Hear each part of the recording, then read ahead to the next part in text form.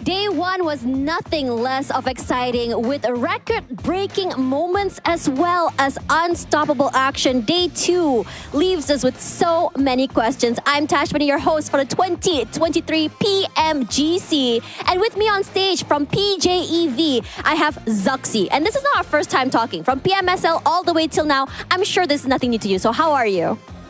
Jadi buat Bagas, apa kabar hari ini? Perasaan aku baik. So Zuxi said that he is fine and he feeling excited for day number 2. Feeling excited for day number 2. Not surprising because you guys are currently on 3rd place. But before we talk about that, let's share your experience from day number 1. What are the ups and the downs for you guys yesterday? Jadi di hari pertama itu apakah permasalahan yang dihadapi oleh Persija EVOS? Permasalahan yang kita hadapin itu cuman lebih tepatnya ke drop spot dari masing-masing tim sih, karena kita ada beberapa tempat yang belum masih menyesuaikan lah. So basically the only problems that we have that we encounter in day number 1 is basically is the drop spot is because of there's a lot of clash between the other team, and they're still trying to get used to the new drop spot that the coach has been tell them to do so. Well, that's right. On day number 1, it's all about trying to figure out understanding or the ice breaking, trying to understand these strats from the other players. Speaking of strats, right now, STE is dominating ladder. So what do you think they're doing that is giving them so much success? Jadi buat hari pertama STE itu sangat-sangat dominasi. Apakah menurut kamu sendiri nih, apakah yang dilakukan STE sampai mereka bisa mencapai hasil yang seperti itu? Menurut aku STE itu salah satu tim yang terkuat, dan aku nggak heran kalau emang STI emang hasilnya sebagus itu di hari pertama. Ya menurut aku well deserved untuk STI lah. Okay, so basically STI is one of the strongest team in this tournament, and actually Zuxi already expected for the result, and STI really deserve to perform really well. Yeah, with a whopping, I think 26 points ahead of the rest of the team, I think that they are definitely a player or they're a team that should be looked out for. So, let's talk a little bit about you guys. So, for today, what do you want to improve on? What are we looking at for PJEV today? Jadi buat hari ini Persija EVOS apa yang bakal diperbarui, apa yang bakal ditunjukin lah? Jadi untuk hari ini paling kita main dengan sekonsisten mungkin dan berusaha untuk tidak no mistake lah. So basically Persija EVOS is trying to play consistent as they can so that they won't do a simple mistake. That's right. And speaking of that, we had record-breaking moments yesterday from STE. We also have A7 who managed to hang into the second spot without a single chicken dinner. Whether or not this will still be the case, let us see as we go into day 2 of 2023 PMGC.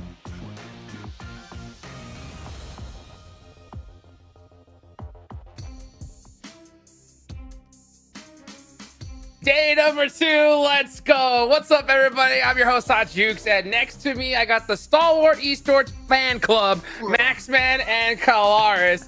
How are you guys feeling today? I mean, yesterday it wasn't even just esports Hot Drinks yesterday, it was absolute cinema, which is why I've got my popcorn with me today. I'm ready for some more Stalwart wins. It's going to happen. Yeah. I think it is going to happen. Yeah. I mean, considering how strong they look, how they were controlling space. Although that being said, I think eventually maybe an Alpha 7 win today as well, considering how great they looked. I'm giving a tip of the hat to your region over there, Hot Jukes.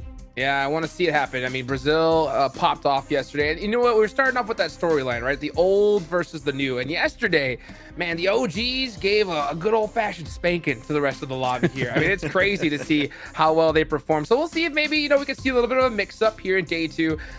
Day 1 is always a little bit of a wash for me, right? I always give that little excuse punch card because you know what? Those nerves definitely kick in. Sometimes it's a little tough for those teams to kind of over-adapt it. But you know what?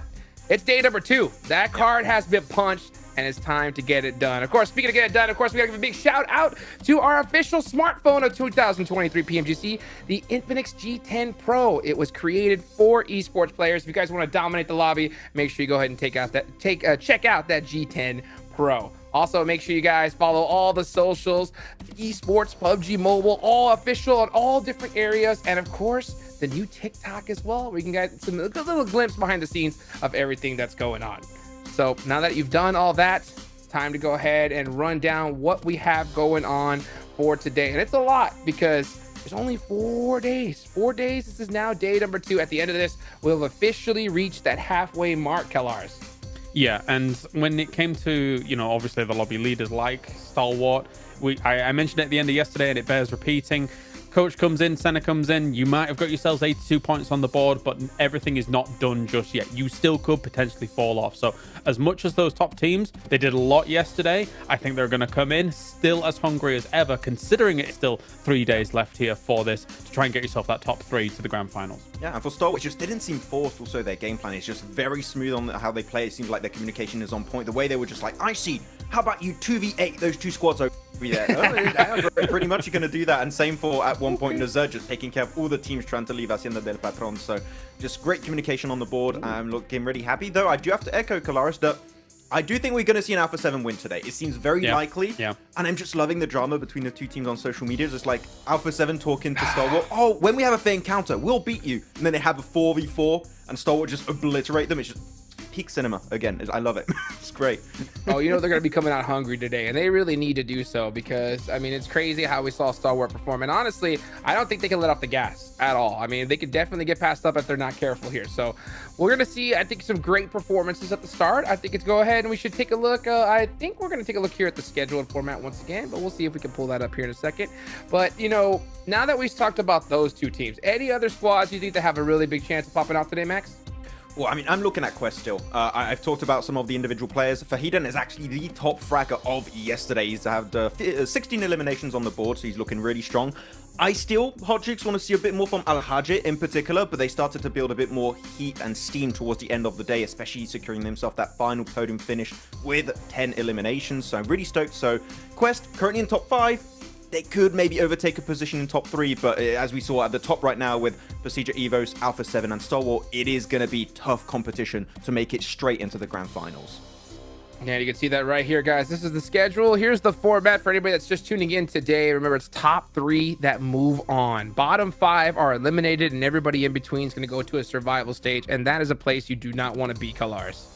No, absolutely not. I mean, it does obviously give you a few more opportunities, right? If, say, for example, your first 4 days don't go your way. I like to look at it as kind of, we're almost in a triple elimination situation here. The fact that you get to go to that survival and you get to go to last chance. So there's still opportunities here for you if you have a little bit of a bad start. And we've seen teams, be slow starters. So those kind of opportunities in survival and last chance are perfect for those teams to try and get some steam on the board. Gladiators, what? No, what? No, continue, Hot Jukes.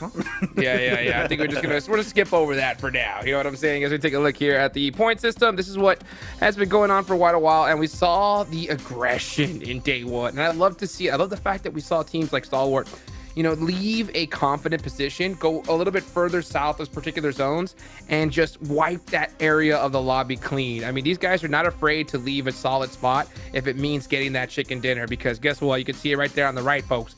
$3 million. That's a whole lot of cheddar here. And teams are going to be hungry for it, Max. Oh, so much cheddar. You can make a quiche with that one. Oh, man, we're going to have a great time. Oh, yeah. Wow, fantastic. But, yeah, I mean, especially you talking about the position Hodrix that Stalwart were playing. I think that one thing that was very important, and you brought it up a few times, Kalaris, too, yesterday, timing is very important. And the teams that are at the top are very proficient at taking their fights at the right time, rotating in positions at the right time. I'm especially looking at Alter Ego that I think had some really nice plays and sent in some positions when off angles would be cleared and they have the chance to go for that win, especially game 2 with that 11 elimination chicken dinner. So I am really stoked to see how other teams in the middle of the pack can start performing today, but it's PMGC, man. All these teams, even the teams at the bottom that had a slower start, still have a chance to climb back up. One team in particular that I saw that really ended the day, I think, pretty good was Rejects, Kalaris. Yeah, obviously 2 second places on the board here with 6 elims and 11 elims coming out from them. I always have kind of mixed feelings about how Rejects is going to perform. I mean, even on a broader spectrum when it comes to esports, right? Because Japan, outside of like fighting games and stuff like that, don't make too many waves here and there. But Rejects has certainly proven that they're able to hang internationally here in PUBG Mobile. So I'm hoping to see a little bit more from them because, again, if you're able to just convert one of those into chicken dinners, both of those second places, by the way, were against PMGC Evos. So, you're going up against some big dogs when it comes to trying to wrestle that chicken dinner away from them. Speaking of big dogs, we can take a look here at the overall rankings. This is where everybody's standing out after day number 1. Remember, after today, we'll have officially reached that halfway mark. Top 3 is the goal, and I mean, there are a lot of teams that can still pass them up here, Max. Yeah, and there's going to be a lot of opportunities for all these squads, right? We only played 1 of the 4 days, so we're not even halfway done. We will be there at the end of today. That means there's a lot of opportunities for these teams to catch up if they had a rougher start. Though, as always, we do have to set the storyline straight, which is you still continue moving forward if you are in the top 11. Bottom 5, which currently the cutoff point would be Gladiators, Falcon, Xia, and also Aegon I8. They're done, okay? So we need to see a comeback from those teams. Also, the teams that are just above that limit, so your Mad Balls, Jumba, Melise, not safe at all. So that bottom of the rankings need to start to have that big comeback because, man, top 5, ending it on the first week of PMGC and your adventure is done for the year, that's tough. Oh, that's going to hurt big time. Yeah, and I'm shocked to see Gladiators there at that bottom 5. You know, I talked to Kitsune yesterday at the start of the day. He said that he was going to be able to get it done, but I'll tell you what, we saw some people swing yesterday, so I can definitely understand why some teams struggled, but you can't let off the gas, and that is Stalwart right there, automatically at the top. Alpha 7 though could get that chicken dinner today though, Cal. Wait a minute. Average damage of Stalwart. That's ridiculous. 1.9k damage across the 6 games we had. That is insane coming out from them. Of course, you know, I think if we were to have Alpha 7 here in a vacuum outside of just having Stalwart available at all, we'd be like, oh my god, 1.6k damage. This is ridiculous. But Stalwart had an unbelievably blinding day yesterday. 46 limbs, man. I mean, how are you supposed to compete with that? They're almost 30 points ahead of second place after just 6 games. That's insane. If you take all of their points and you divide them by the number of matches played, they're averaging about 14 points per match, which we say normally, no, 9, 10, that's really good. In PMGC, you would expect that to be lower, but no, they are at 14 average points per match when you're combining placement points and those 46 eliminations so far. So Kings of consistency so far, 100%, and I'm really hyped to see if they can continue. Though, as I did mention, Quest do have Fahidan currently as the top fragger of this league stage. I do still want to see Alhaji up there, though.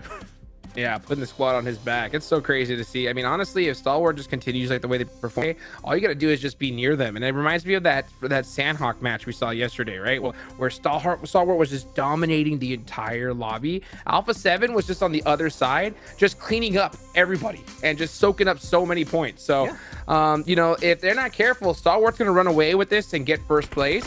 And at the end of the day, that'll only leave 2 more slots left that teams are going to be able to fight over here, Max. Yeah, and it could be 2 Indonesian teams because we're talking about the teams that got wins yesterday, right? Hot Cheeks, you got, of course, Stalwart getting half of those to their lonesome. And then you have Indonesia, Persija Evos getting 2 of those wins and Alter Ego doing 1 chicken dinner also on match number 2 with those 11 eliminations. Actually, on this score finish right here, they did really well.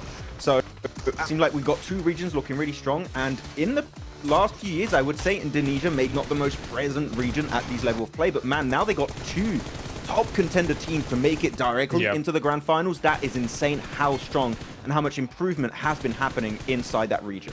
Yeah, they're standout. I mean, Alter Ego, right? Like, of course, yeah, they got themselves a win, but I would expect more wins in these 4 days, no problem. Like, considering, you know, the kind of power they're bringing. Whilst we take a look at these highlights as well, one thing that I did also want to mention here, Hot Jukes, is I can't believe I'm about to say this, but I'm really impressed with the Xavier. Right. That's really funny to Max what's happening? because normally I'm a naysayer. But you know what? They came out of hot drop situations. They got 4th, 2nd, 4ths, left, right, and center. I mean, I do expect also D Xavier to put wins on the board in the next 3 days. Okay, all right, I like to hear that. I like to hear that little bit of a mix-up. But you know what, Max, man, I'm going to ask you a similar question, right? You know, obviously, Stalwart just cast a huge blanket over yesterday, right, as far as storyline-wise. But are there any other teams, right, besides them, besides Alpha 7, that you think that we should keep an eye on today?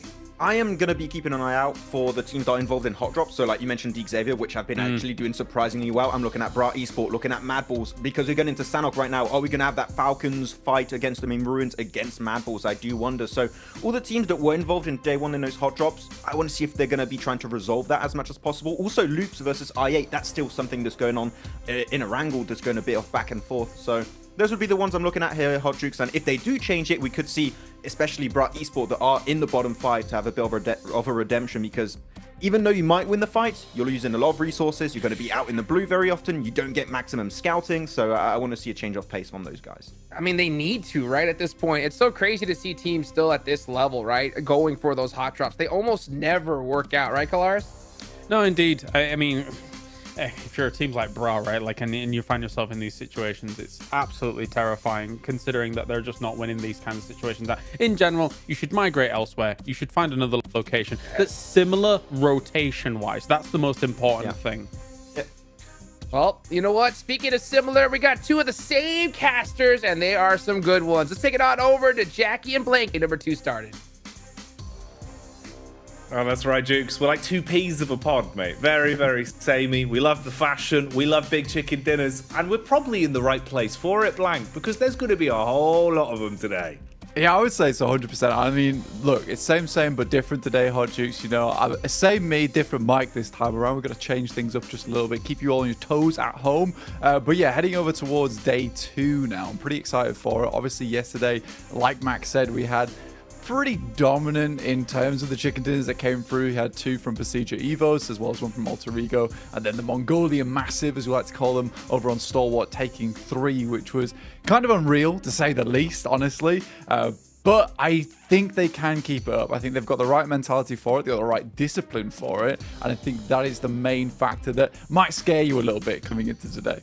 Oh, massively so. I think for Stalwart, obviously, we'll see how the games go, but everything looked very drilled. You could see the way they respected their coach, the way it was quite methodical, high-octane moments that were instantly brought back down to understanding they needed to be calm about it. They're playing for the tournament. They're not playing for the day, which is the smart way to approach it in a grand stage like this. But like the Des was saying, we saw so much talent from a lot of our teams across the board, and staking a claim for chicken dinners, well, that was Alpha 7's territory multiple times. They just fell short in the dying moments, right? When you're looking at those 2v2s, those 2v1s, where again, a few of those were actually versus Stalwart as well. So interesting story there to see how that will go.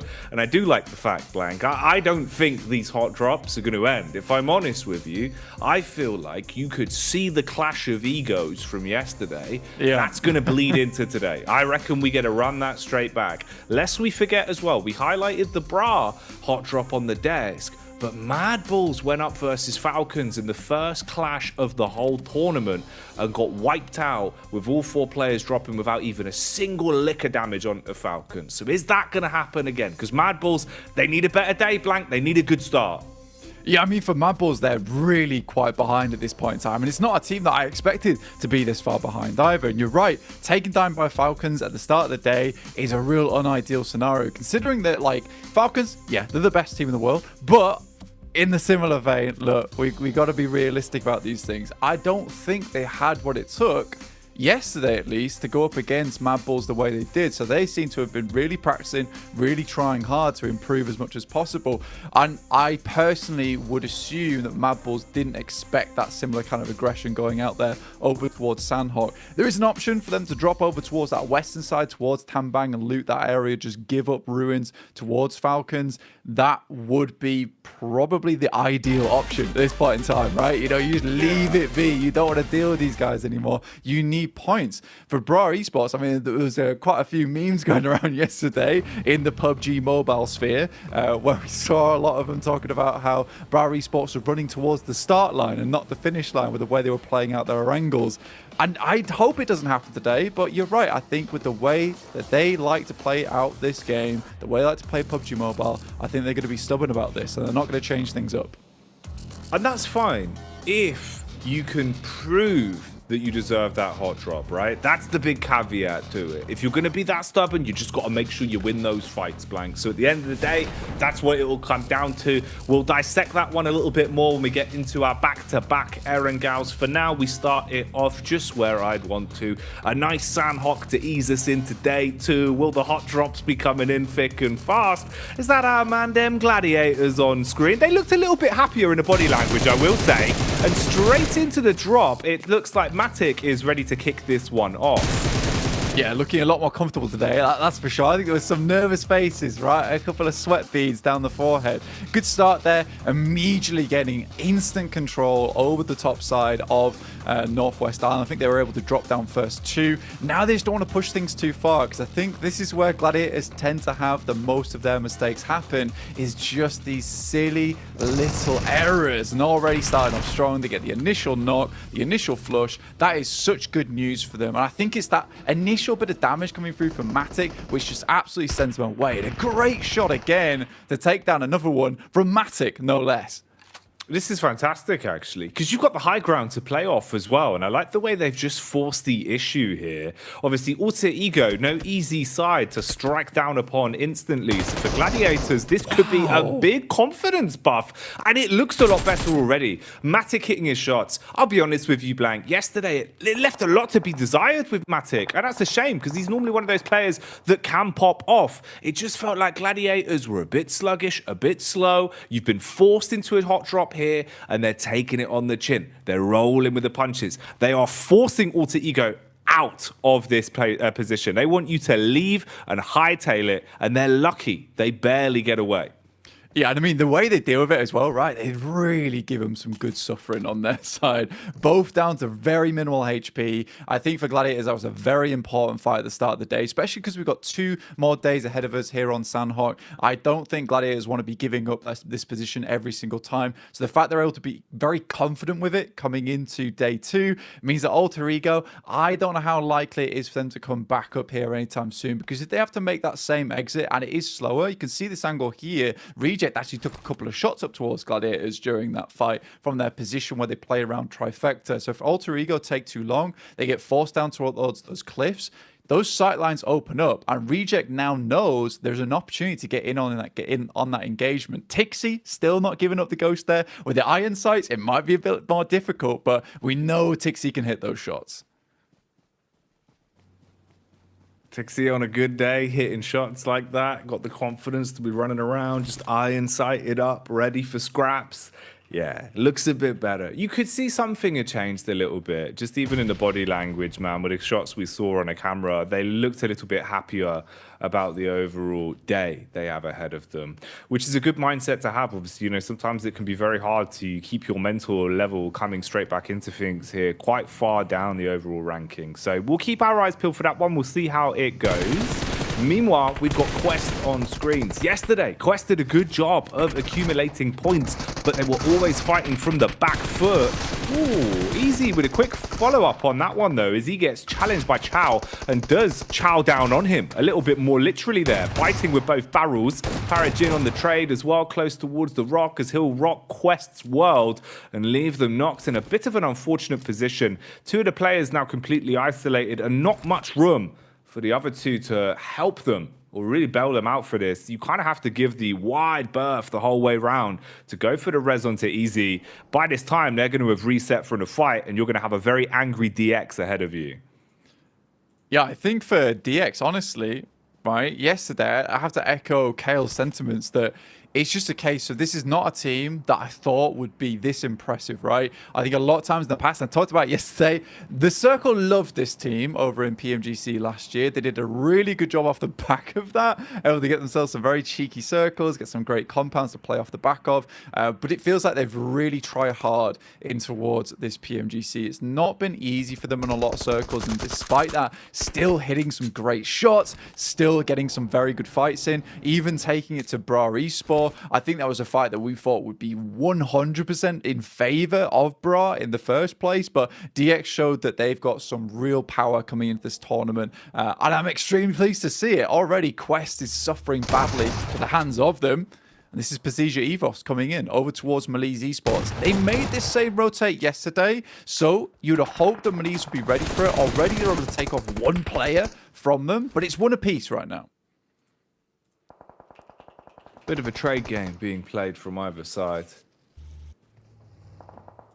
Just taking pot shots where they can. Evos overall as well. I really loved the confidence they have in their full squad. I think that was one of the more interesting things, is how they're able to rotate this roster out from substitute to substitute and gel so easily with it. You know, it's not always the same squad. It's not always Luxy and Zuxy that are in the driving seat to really pop off and be that duo.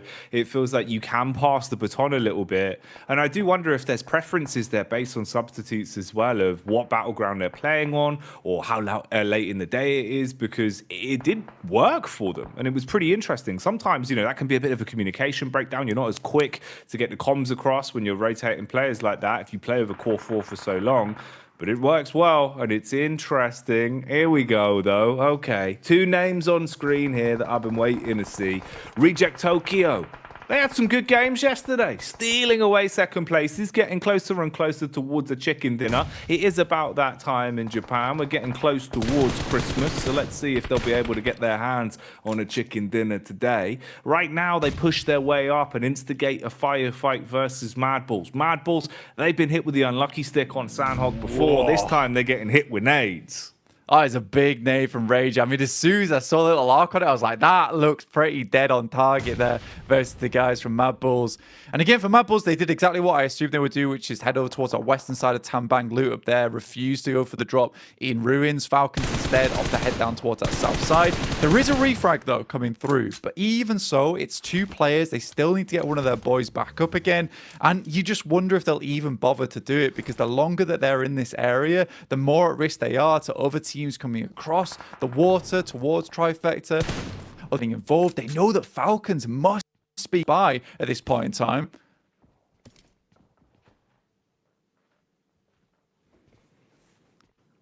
How's it going to go for Falcons as well? Are they going to be able to swoop in, cause a bit of carnage? This is a nice little establishing shot, actually, seeing the lay of the land between how far back Alter Ego were pushed from Gladiators in the initial clash. All 4 still alive for Gladiators, of course, after they stole away a few elim points to start things. Bra Esports on our screens now, though, and these are some big names all surrounding one another. Up on top of the hill, you've got Starwalt, the Mongolian side, that proved just how powerful they can be on the battleground yesterday. This man in particular, Nerzed, he was an absolute warlord, Blank. He was armed to the teeth. It felt like he was basically just obliterating anyone. We saw him taking on 1v3s, 1v4s, and doing it whilst grinning. He was very calm about it. Yeah, it was so easy for him, and it looked like just another day in the park for Stalwart a lot of times, and that's what was scary. Tops also, 2k damage at the end of the day. You barely see that one time in the entirety of a league stage over in PMPL. He did it here on the first day of PMGC League stage, in what is the group of death. So for Tops, that was some unreal gameplay. I love to see the way that he uses that prone position to really lock on with that M4, and I think the fact that he is so accurate with that thing and hitting headshots. That is what I was most surprised about the stats yesterday. The amount of headshots this guy hits is sort of insane, and it's the reason why he's able to put people down so quickly, is he just takes off the dome, dude. So for Stalwart, they're a very scary team overall. It's not just Nerzed, it's every single player on that squad. Nerzed's just kind of that wild dog in front that allows the rest of the team to gain so much control off the back of it. Oh, he got that dog in him. He does. He loves it, dude. You see the aggression, right? Whenever a fight kicks off, it's the way that he just kind of beelines it to the front line. He's like this barricade that just sort of goes up, holds it down whilst causing commotion.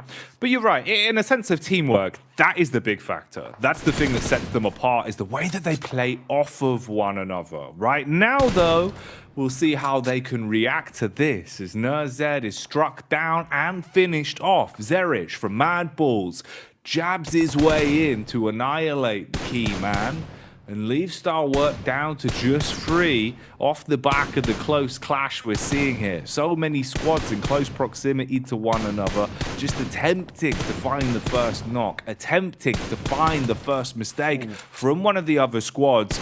Loops there, lucky to be alive, and that's a big name for him as well. Ayala yesterday, it felt like he was really popping off, Blank, in close range combat especially. He was very confident with his flicks. Yeah, Isle, a big-time vet here coming through from Team Queso, now over on Loops Esports. I mean, he did a lot for them. Really was able to push their boundaries to the limit, get them into a lot of awkward scenarios, and then out of those awkward scenarios as well. So I love that play from Isle, and the rest of Loops Esports certainly are able to rep that legendary name within Americas. Really, really good stuff. For Stalwart, like you said, losing Nurzed is not ideal. However, they have this really interesting gameplay where once they lose one of their players, they instantly buckle up, turn into a salvage mission type of mode, and then just try and get as far into these games as possible. Because I think for Stalwart, if they have 4 players, they're happy to pop off. They understand, though, that here on Sandhawk, you need a little bit more pressure. You sort of need those 4 players to give you a chance towards that end game. So right now, it looks like they're going to be looking for a couple more elimination points and then just see how far they can push those placement points. As long as they keep that buffer at the top, they're going to be really safe going forward, Jackie. And it's going to make it nigh on impossible to leapfrog them. And I think that's what's terrifying about Stalwart, is just their ability to pump points every game. Now, this is crazy from Tops, currently looking for a 1v3, and that nade could be absolutely devastating. Dude, this is wild. The sheer level of confidence he had. And look at the timing on it as well. They've even called for the double nade. They were doing this yesterday. It's really hard to synergize this as effectively as they've been doing it. But they're really confident in holding the pin, waiting for the call, double nading at the same time, dealing enough damage to get the knock off the back of it. Action still throwing nades in through the windows and blowing Tiamba to pieces. You've now got to push in to try and clear out in close range. Molotov as well. So the utility massively paying dividends here. And they clean up. That's beautiful. They've just mopped them up like a spilled drink. Yeah, the utility usage is absolutely nutty over towards this side of Stalwart. Every single bit of utility has a reasoning and a value behind it. I mean, that particular building is a little bit rough to get rid of because a lot of times players can just dip in towards that back room and then jump back out again once you bait the nade out. But a fantastic lineup, like I said, with the double nade.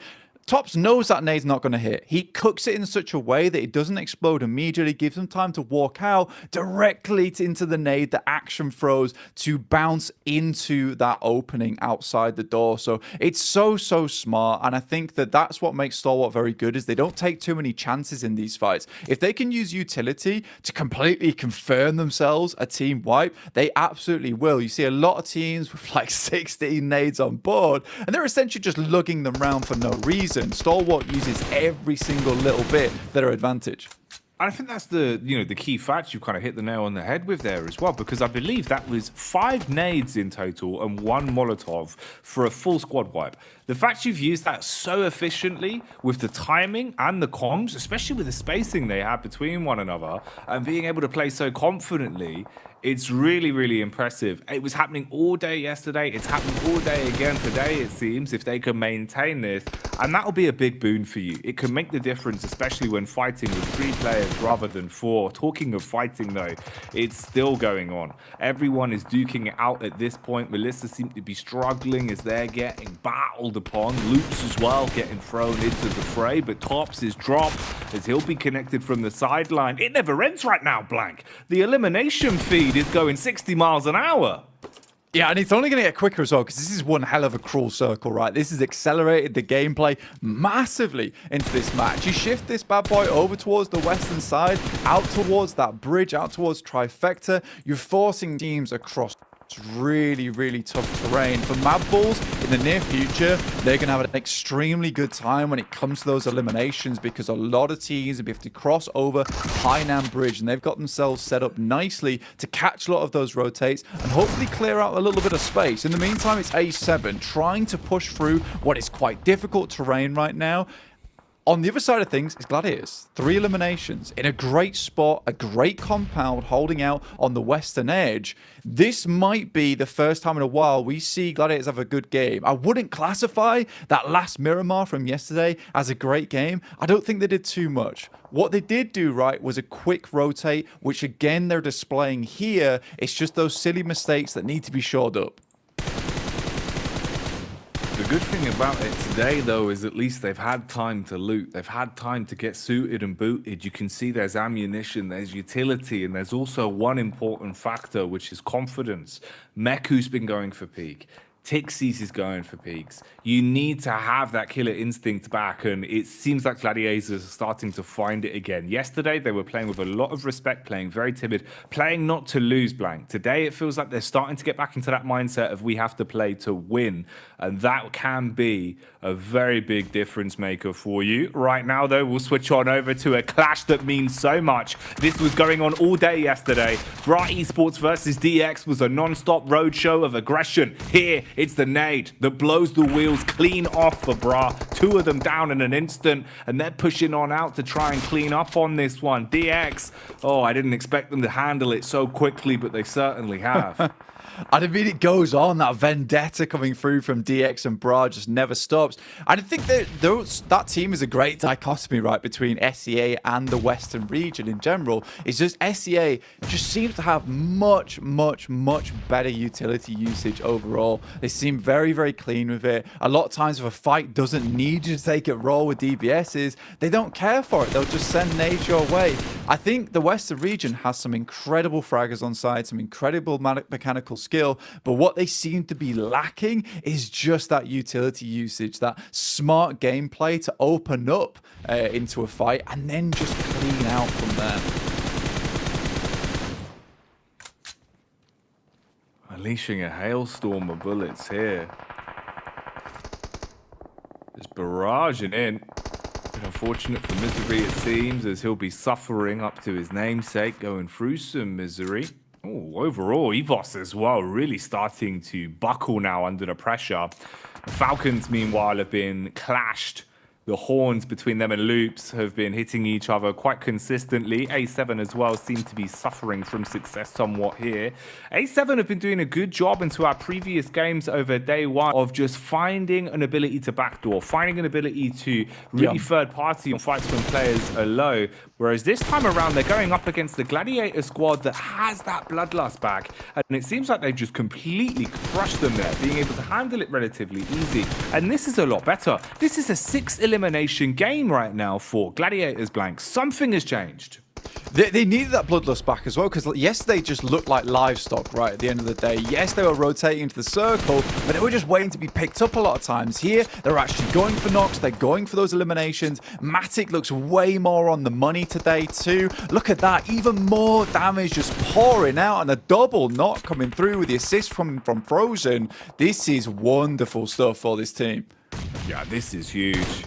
It's also insult to injury as they've been able to find mad balls and really quite cut their way through them, leaving them in a bit of an awful position here as Frozen, basically down in a ditch, needs to try and hold back the oncoming assailants that are the Gladiators. The chainmail is firmly suited onto them today, and it seems like the swords are sharpened. You've got a close grouping of teams off towards the wayside as well. This is really the only one clash that they've got to get through cleanly. If they can find their way past Frozen and do it without sustaining too much damage or being forced to use too many meds on a repair, they're going to be content with this one. You'll have a nice clean path, good edge to work with in terms of the zone as well. Frozen, he's got nades to play with. Dashes back one, single Molotov in the pocket, and then it's just down to the rifle to defend himself. Meanwhile, Meku, scouting out towards the coastline, has found his way onto Zuxi, who's just been swimming along, trying to stay alive as the last man for EVOS blank, but he is barely alive at this point. Yeah, just trying to stay out the sightlines from I8 as well as Gladiators is not an easy experience for them. I like the Gladiators are playing it a little bit slower, right? Trying to play it safe over towards Frozen and Teak. They know how quickly a Sandhawk can turn around if you lose one player, if you take things a little bit too risky. And I think right now with them holding a lot of this western side, they had a cracking start over towards this fight too, with them taking 2 players off Falcons, 1 player off Mad Balls. They effectively cleaned out the entirety of this southwest edge that they can now just play around with. Great little bobbler there coming through from Matic, who again has been on an absolute tear today recently. A Matic coming alive is the difference for this, man. It really is. You could see it at the beginning, Blank, right? Instantly, when he's dropped and swung, looking for a fight versus just tucking in, it means the world of difference. And Gladiators, they're just not calming down. They are shoveling coal into the engine at this point. 11 eliminations as of right now topping everyone else by half, it seems, with their overall collective tally. But how far can they push this one? Rejects ahead of them, loops off to the wayside. Zuxi hiding in plain sight with a DBS. They're going to push him. Oh, they gave him the 1v1s as well, Blank. If the timing was slightly more off on that, he could have taken down both of them and left them in a risky position. Instead, it will be the reset off the back of the res. I get very fortunate here. The fact that there's not a lot of teams watching over towards the north side, because pretty much everyone's dead in this circle other than these players over towards the east in trifecta. It gives them that free rotate across the bridge with the circle leaving a little bit of it still in with that cover. It's so important for i8. Gladiators on the other hand, what a game from them so far. This has been absolutely huge. Like you said, Matic getting into the swing of things at the start of this game was so important to them. Meku takes down Chief. They got a good tag over towards Ayala, so they know he's in this position, and even more damage coming over towards i8. They know they need to switch round though. This is a 4v3. There's one player already down on Gladiators. Oh, Meku drops. Blade coming out like the human hatchet, wants to cut his way through them, and the clash for Gladiators finally ends. They were entertaining us, but it's over. No survival now as we're down to the final 3 and Gladiators aren't in the runnings anymore. Loops with a solo dolo. A man that has been proving his gun skill is incredible, but you'd have to go above and beyond in a spot like this. i8 as well, playing good squad gameplay right now, playing off each other's contact very cleanly. For Reject Tokyo, they're getting rejected from this final zone as another one's been put back into the dirt. 2 solos now versus i8, and i8 not having the greatest of days yesterday. They need to step things up in terms of performance. They look a lot stronger here. Yes, they get a little bit fortunate on this circle, but they bide their time. They wait to move in. Ayala, though, crawling through the smoke here. No nades on either Loops or Reject, and all the nades to play with for i8. Really, they just need to start clearing out spaces that might seem a danger, but you don't want to get too close. Blade already takes 1 hit. He's down, looking for the flush too, and Ayala is in relative safety. He's got smoke to work with on this. Pin pulled on the nade though, that's going to be coming in. If the arc is nice on it, it could connect, but it goes too far. A 3-pointer when he just needed to get it straight in the hoop. Ayala, that one's going to take him down though. Loops out of commission. Lufa with a peek. Good timing, hits 1, forces it out into a 1v1, a winnable situation for Reject. They've had so many second places. Can they finally get themselves a chicken dinner on the board? Pushing up close as the shotgun's pulled out. 2 clean pumps, but it will stop him. Reject Tokyo crumble at the end as i8 claim it. Mate, Lufa looked like he almost had it there as well. A great push against it. Knew he would be pulling out the nade soon. Wanted to head in. Maybe if he waited a little bit longer for the nade pin to be pulled on that situation, he could have got it. But so close, yet so far from that chicken dinner once again for Reject. A lot of good games here, a lot of good players, a lot of good teams that were able to pop up in this match. You know, Gladiators with their abundance of eliminations there look so much better, so important for them in terms of momentum on the start of the game for today. You know, Sandhawk could have been a real throwaway for them, particularly with Alter Ego still hot dropping, and that's going to give them a whole bunch of confidence. i8 similarly, this was an important game for them. Yesterday just wasn't going the way they wanted. With a win here, more confidence on board. So I think we're going to see some different names today, Jackie. I think some teams have gone away, done some research, and come back feeling a little bit rejuvenated. It feels that way. You know, we were speculating about the fact that adapting on the day is never easy because you're constantly in the thick of it. The cycle continues, right? A battleground to a couple minutes break, battleground to a couple minutes break. It's hard to break those habits. It's hard to adjust that quickly, but having time to eat as a team, go to the hotel, sleep, everyone come back fresh. You can see the changes for Gladiators. You can see the changes for some of our other teams now feeling a little bit more confident, feeling a little bit more like they're ready to fight, Blank, because yesterday it was all about respect. You can't have that much respect for other teams anymore. We need to see people playing their own game and playing to win, not playing to lose. Exactly. And I think that this distance travel metric, although we don't really talk about it too often, it's actually really important here for Gladiators. 18,000, pretty high above most of these other teams within the lobby that were able to get towards our top placing, and that's purely because of a nice fast rotation coming through from them, which is a lovely adjustment that we're seeing coming into this start of the day. A beautiful first game though to get us into it. It set the pace, it set the tone, so let's get back over to the dulcet tones of the desk that'll get you up to speed with what you just saw. That's how you get started today. Akon with a clutch chicken dinner, and they were all the way at the bottom of the leaderboards with only 4 points. In all honesty, I don't think they could have gotten a chicken dinner at a better time here. The start of day number 2, that is going to just fill them with that confidence going into the rest here of Group Green, Maxman. Yeah, exactly. Boost up that confidence right here. 10 eliminations too. And we mentioned as individual players, right, Falak, he was going to be so important to win these games. And he was really impactful taking those engages against Gladiators, clearing off the off angles as they transition. And one thing that I really enjoyed, Hot Jukes, this game in particular for Aegon IA, is that they didn't take unnecessary fights. They're like, okay, this fight's happening in Trifecta, there's Reject, the Xavier, Loops.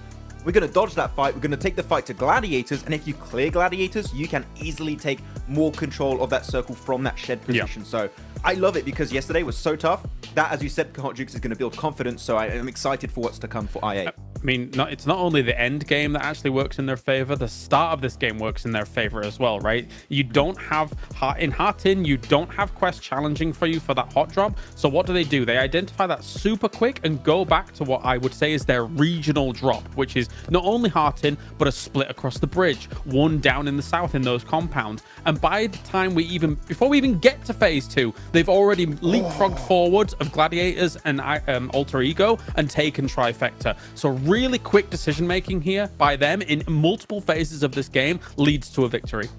Bam, and a huge one indeed. You can see in the overall rankings, they've rocket launched themselves all the way up to 12th place. They are now in the running of it. Another good performance here, and we could see them even go for that top 3 position, that automatic, progression into the next stage. So, hey, I gotta also give it to Gladiators as well, Maxman, right? I mean, these guys were on that cutoff, and they were able to put some points on the board at the right time. It's still interesting that Gladiators versus Alter Ego is still happening on the Northwestern Island. I thought after yesterday they would give up on it, but Alter Ego, maybe seeing Gladiators at the bottom of the rankings, thought, okay, we're going to keep hot dropping Gladiators, and if possible, we can clear this drop for the survival stage or the grand finals, depending on where they end to go. So it's a good strategy that they're going for, but man, Gladiators came out swinging, and especially Kalaris, we are very critical about them, but here they did actually a really quick rotation away from the Northwestern Island, entering on the Western Bridge. This is one of the quickest rotations we've seen yet from Gladiators. I hope we can see a continuation of that for the next games. Quicker than snail's pace, but I would still like to see even faster. I'm going to be real with you. Like, there's still, I think, opportunities for them to have a little bit more control. I mean, it worked out here, right? Because the circle is so close to the river and they're able to kind of get across and kind of have that hold. But if the circle's moving away from that location, like, then, you've got to be a bit more swift on your feet. Got to reach even further beyond. And speaking of further beyond, Alter Ego, right? Dropping down 2 placements right there since they went out so early. Alpha 7, obviously, with the top Erangel performances. And Alter Ego are going to be playing in these next Erangel matches. So hopefully we can see them bounce back here, Colors. Yeah, absolutely. Absolutely. I mean, there is a good opportunity and a good wealth of chances for them, considering now Sandhawk really isn't the focus here of the games, is what we're saying. We're talking about, like, it being only one Sandhawk. You can use that to kind of disrupt your opponents around you a little bit or try and mess around with the lobby as a whole. Erangel and Miramar, that is your bread and butter here. And yeah, I expect them to come back too. Yeah, now they got all that chaos out the way. Now they can kind of just get focused, chill back, relax, and just get it done in Erangel. And they really need to, because we talked about at the start, and it's the reality of it. After today, we have reached that halfway mark. Only 2 more days left to go. And we don't want another situation, Maxman, where someone doesn't make it due to just 1 point. Yeah, I mean, tiebreaker is always going to come in the equation, right, Hot Jukes? So it's going to be a tough one at the bottom of the rankings. Also, for the grand finals, right, you're going to have potentially 2 tiebreakers happening throughout this league stage. So it's going to be a rough one. Though, if I want to bring the conversation back to Erangel and what's going to be happening here, I'm going to look again at hot drops. I know we talked about them quite a bit, but it's still important, right? Bra versus Xavier. Is I8 versus Loops going to happen? I want to see Loops go back for that shelter split. I think that was a really good secondary drop. You're not taking the fight to I8. It was good. It's not worth it. Well, are they going to split? We'll find out here as we go ahead and take it on over to our casters. Hot drop, hot drop, hot drop, hot drop. I hope it happens, honestly. So do I. I'm going to be living for it, dude. I think that would be sick. Because it's just one of those where you could tell the way they were approaching it yesterday, Blank. I don't think there is a single brain cell of them going, we'll give this up if we lose it. I think the full grey matter is latched into, we deserve this drop spot. Yeah, it's all up in the head, and all that's going on over there is just plans upon plans of how to make that hot drop work, how to force the Xavier out, because Bra is not really working with any idea of retreat or cowardice at this point in time. They're going to keep hitting it up every single moment, and I think it's going to hurt them in the long run. I really do, and I hope it's a case that we see Bra take an alternate drop spot here, give up on Pachinki, because at the moment all they're doing is just causing problems for themselves. If you look at them at the moment in the overall rankings, currently stuck down in 15th place. They'd be going home. If we ended things now, they'd be going home. They wouldn't even go through to survival stage. And again, it's a case of like, you can't really have this mentality either of, look, if we go to survival stage, at least we'll have Pachinki drop, right? That's probably not the case. It's not a great idea to have. Like, it feels like PMGC for Bra Esports means that we get to live in Pachinki, and that's their prize. That's what they want. That's what they want to get their hands on. And I just don't think this is the right mentality to have in PMGC. We saw something very similar happen there from Mad Bulls. Quick adjustment from them, head over towards Tambang. That Ruins drop has been their home for a long time, yet they're still ready to give it up for a chance to get into PMGC. Well, I think that really is kind of the proof in the pudding, right? It's one of those where at a certain point you have to realize, is your tournament life, is your overall opportunity of what you can make of this over the next 4 days worth the ego challenge of going, we will just keep fighting it until we win it cleanly? Because in each and every one of those games, man, you're seeing them, like, you know, at times getting 4 eliminations and then just going out to the blue. That can't be happening, Blank. You know, that seems silly. That seems silly at a point like this. So either win it cleanly or drop into it, have a trade, give it up, rotate out, do something else, because it can't continue like this. Also, there's quite a lot of loot in Pachinki, man. Maybe we can work something out. Let's broker like a peace deal, because this can't keep happening.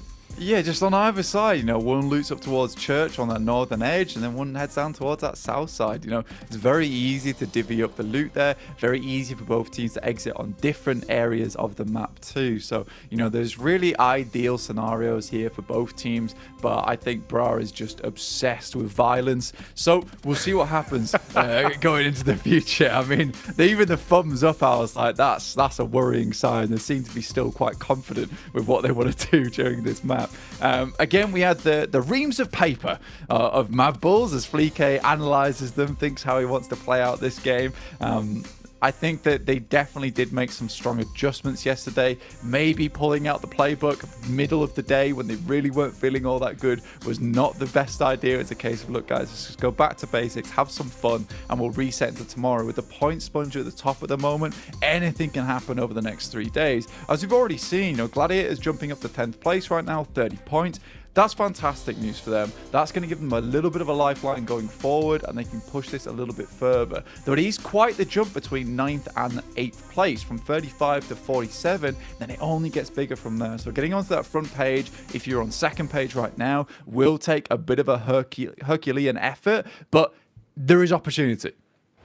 There is. There's chances, there's opportunity, and there's many games ahead of you. If you're just joining us, we're kicking off our first of 3 Erengaus, back to back to back. Now, yesterday, this is where we saw some utter shenanigans time and time again. Is it going to be the same sort of situation, or will things be different here for day 2 of Group Green? Group Green, rather. Whoa, Blank. Let's get it. I thought you were going to drop it at Black and be like, I'm going to save you, bro. I've got the rope. I've got the rope, dude. It's not green. It's fully brown. We're all good to go. Don't worry about it. But we're heading over towards Orango to start things up on our back-to-back, like you say, Jackie. Pasija Evos right now, 3rd place. Great stuff from the Indonesian squad. Like you say, I think that the important thing you brought up was the fact that this team gels any format they want to bring to the table in terms of their roster, so they can switch people in and out depending on what they want to get done. Right now, I feel like what they tend to do here on Erangel is they like to feel a Luxian, Zuxi, Misery, Redface roster. That works out quite well for them. So we'll see what they're able to do with this. Heading up towards Yasnai, we know they have this clean 2 themselves. It gives them a real good opportunity going forward. Obviously, some of their rotations do have to be fairly quick off the bat, but they've got no problem there. Boy, oh boy. The group of death and fake colors. That's what we're in right now. Oh, you mean made-up colors? We're creating a whole new genre. A whole new world. But this is something we've seen time and time again. As we're back to the basics on this one, Pra Esport up against DX. It's not stopping, which means we're probably going to get it for another 2 games in a row as well. So let's see who can pick up the first. I think in a total tally right now, I'd say they're about 1-1, and then there was one game that no one really won. So I'd say we're at 1 apiece at the minute between these two.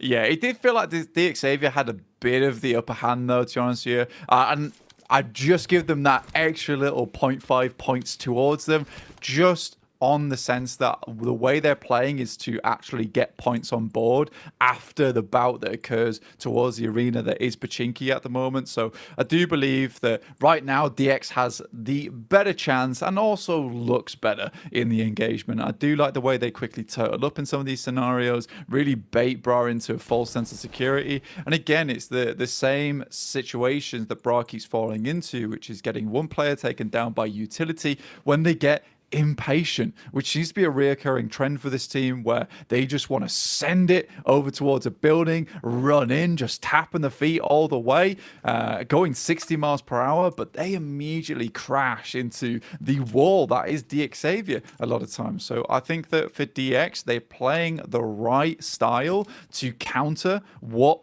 Bra is currently bringing to the table over in Pachinki. I love the observers aren't even bothering with it right now. They know that it's going to go on for a while, so let's show a little bit more of the map, which I always like to see.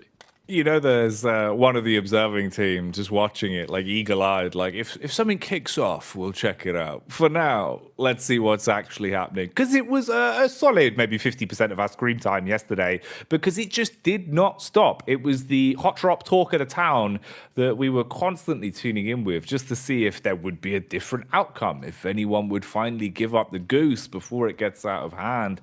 This time around, it's a little bit more fragmented. We've already brought esports starting to double back and give up the space that's taken. So actually willing to not fight to their demise, willing to rotate off. That's an adaptation we did not see yesterday. Here we go. That's that single brain cell going, no, bad idea, bad Leave idea. now, leave now, escape. So yeah, good job to them. And it does feel like, yeah, they've taken the northern side. They went towards church. They got some loot on board. And Ruins is fairly free a lot of times at the start of this game. It's not the greatest loot in the world, let's be honest. If anyone's headed towards Ruins in chat, you know, you tell me it's horrid, but it'll get you forward. With the little bit of loot they've already got on board from Pachinki at the start there, it certainly should be enough to push them into the rest of the game. They also understand that it's not a bad time to be leaving if they're already on that northern side, particularly because we did get that circle very hard up towards that northwest, supporting both Gladiators as well as A7, who are currently on your screen. Right now, this is the team with some of the highest average damage in the entirety of the lobby, doing extremely good for themselves. Revo still a force to be reckoned with after many, many moons of these tournaments. He's doing really, really well, and I respect that he has not let up in terms of that momentum.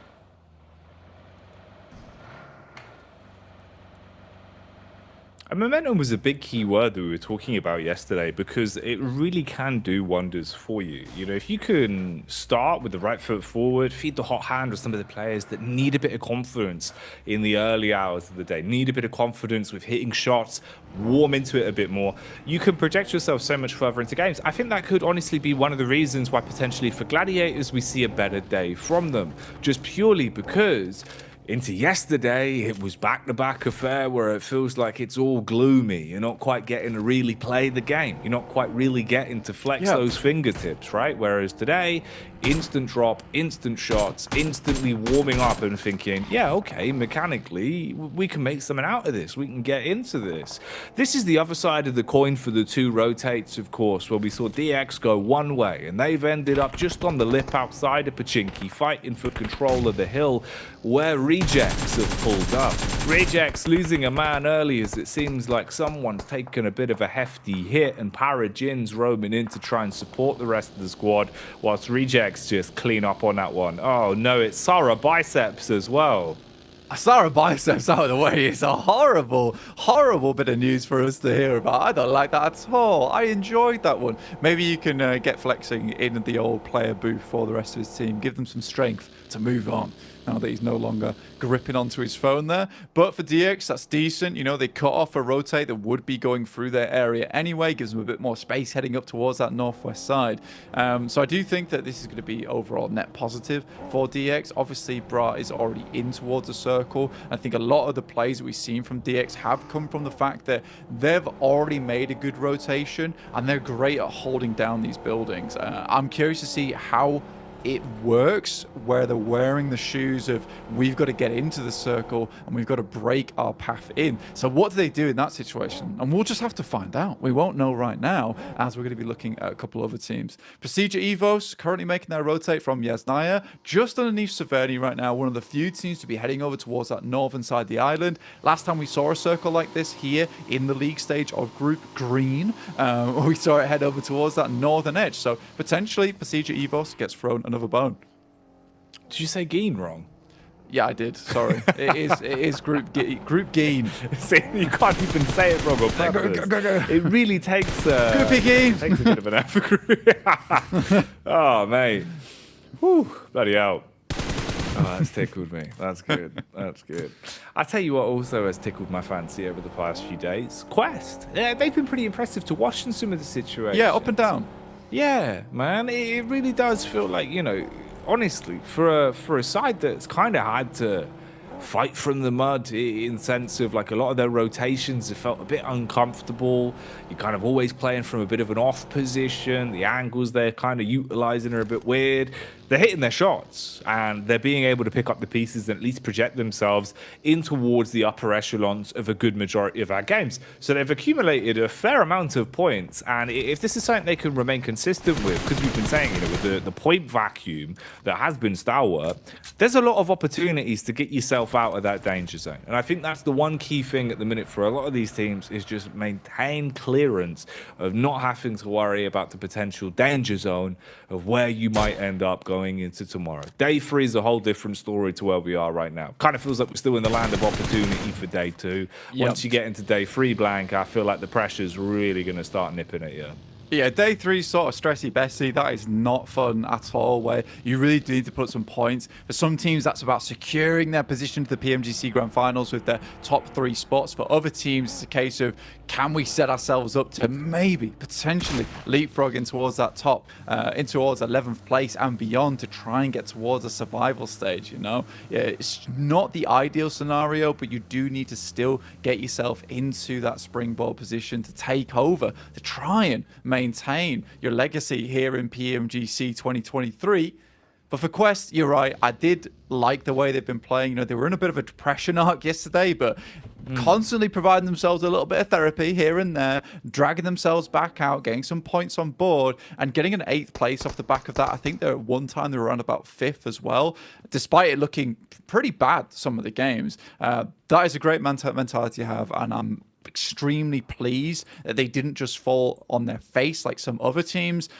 You're right, though, there was some real gloomy scenarios for some of these other squads in the lobby where it was just so impossible to pull themselves out of that quagmire. I mean, Gladiators in particular, but it looks like that they've had a full reset coming today and another great rotation from them. I mean, we look at where they are currently on the map. Yesterday, they just sat around in the compound that currently Bra is holding in, and then they've just sent directly up towards shooting range this time around. You know, they decided that the circle goes even a little bit north. It's better to have a pretty rubbish position on the northern side that you can potentially hold out for later to break inwards than it is just to let the game happen. It's a lot more proactive. And I think that's really the one thing that we could ask for from them. You know, we wanted to see a change. We wanted to see them trying to play to their strengths. And at least this is a stepping stone. This is a starting point. Oh, man. That is deadly. Wow. Rosemary and co. Just absolutely ready. Lip ripping on the P because they're ready to just bully him, really. Guess I won't peek that. Yeah, he's just given up. fair play. That's one way to handle it. Okay, Falcons going for a little bit of a crash here as well, it seems, as they're trying to force out control of the compound.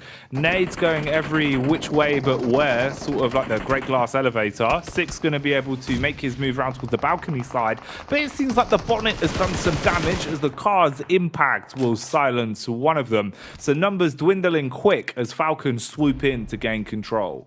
Yeah, I think Six is just a real ideal player on that squad. But look at this, Tiamba actually decide that after QZZ got absolutely obliterated on its peak around the rock, they just sent in. They decided they don't want teams thinking that they're an easy target. Even with their slow but wide rotates, they don't want teams thinking that they can just be held out every single time. So a nice little crash there, and a little bit out of character there for Tiamba, for a team that likes to play their way in towards very much that late game and then starting getting involved with a lot of these fights. That's a really nice play, and it's very promising to me for the future of this team. Currently in 11th place, not a huge amount of points on board, but they were consistently putting up points yesterday. They weren't huge points, but they have kept themselves in the running.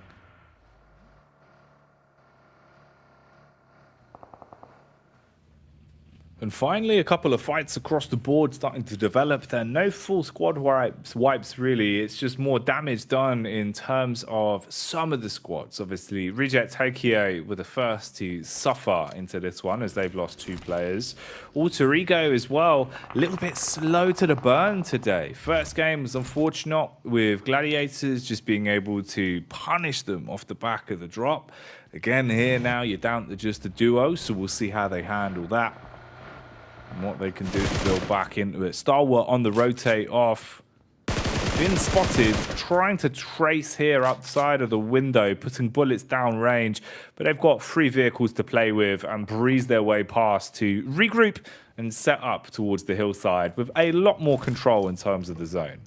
Yeah, man, you just want to get into position for this team at this point. Icy's already scouting ahead, providing a little bit of a base camp to get towards in the future. And for Stalwart, they don't really want to fight Malise from that position. If they can get up towards this spot, towards this compound, now they're playing on an even footing where they're both on this ridge. Stalwart even opts to head a little bit further into the circle, get ahead of Malise Esports, who have been really stuck on this eastern side. Pazija Ethos, they've held a very central position for a long time. We saw them being one of the first teams to head over towards this northern side very early on from Yasnaya. It has paid dividends, currently in a nice spot to play out the rest of their game, while some of their players are still just having a little bit of scout around, just having a cheeky peek, see what they can see. Currently, I think loops have been spotted for them. We're up towards the northern edge.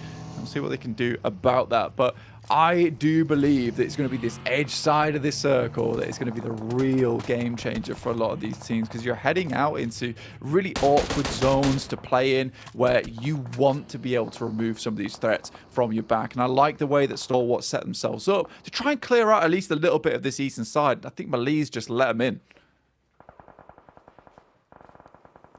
Open the door, see if they can slam it on them afterwards. Everyone's on the move now as well, encroaching closer towards the latest circle. Gladiators could be in a bit of a position to punish here as well. This will be a bit of an interesting watch, actually, with the squads that are coming over. It's Quest that are on our screens here, though, and Bra Esports going up in a puff of smoke, mate. That's a full squad wipe in a matter of seconds. First to go down. So even when they don't clash to the death for control of Pachinki, it still goes wrong. Quest threw that bullet before they walked in the room. I mean, Bra just instantly fall down. That is depressing news for Bra. Again, another 0-point game on Erangel. And their prospects going into the PMGC Grand Finals or even survival stage are looking pretty slim now. Kitsune does take a knock on that northwest side, but Falcons just taking on absolutely everybody at the moment, just pecking their way through the order towards the top of the tables. A7 go down, Mafioso out, leaving them at 3 players. For a team that wants to be chasing for that first place spot to really secure their position towards the finals, that's not ideal. That's not fun at all. No, something's got to start changing soon. Got to get back into the groove of things because time is ticking away, not just in the game, but in the grand scheme of things here for day 2. And of course, that's the halfway mark. Once this one's all said and done, your opportunity There's a far lot less than it was just at the start of yesterday. Nades in the back pocket here for Falcons. Being shot down, though, from the distance. Redface getting stuck in to see what he can do to assist his teammates that are up close. You've got Lufa off towards the distance inside of the tree line as well, looking to pepper where possible, playing around a single smoke. You've got a little bit of utility in the back pocket for Falcons, but doing too much on this is really just at the mercy of the other side. If Evos give you time to breathe, they have backed off and let the fight reset a little bit, but you've got to waste a lot of defensive utility to shroud yourself from Alpha 7. Alpha 7, that honestly, Blank, this is probably the game where they want to come alive. They were good on the Erangels, so if they can start farming up those points again here, they'll be licking their lips. And with Stalwart on this eastern side just caught in an absolute mess of teams at the moment, it's going to be hard for them to push through. They're practically surrounded. They're like the kid being bullied in the playground. And honestly, I don't know how easy it's going to be for them to get out. So far, there's been some banging nades from Quest over towards Mad Balls, but finally, they clap back just a little bit. Zerich is out, the main man himself. So now just 3 players versus 3 as more nades just pour through the window. Luckily, box compound, you can play in pretty much all 3 buildings with 2 stories on each, makes it a bit hard to predict exactly where these players are going to be. Oh, straight through the smoke, shots landing as Fleek at least finds one to slow down the oncoming assailants of Quest. Frozen assisting as well, connects back onto Easy.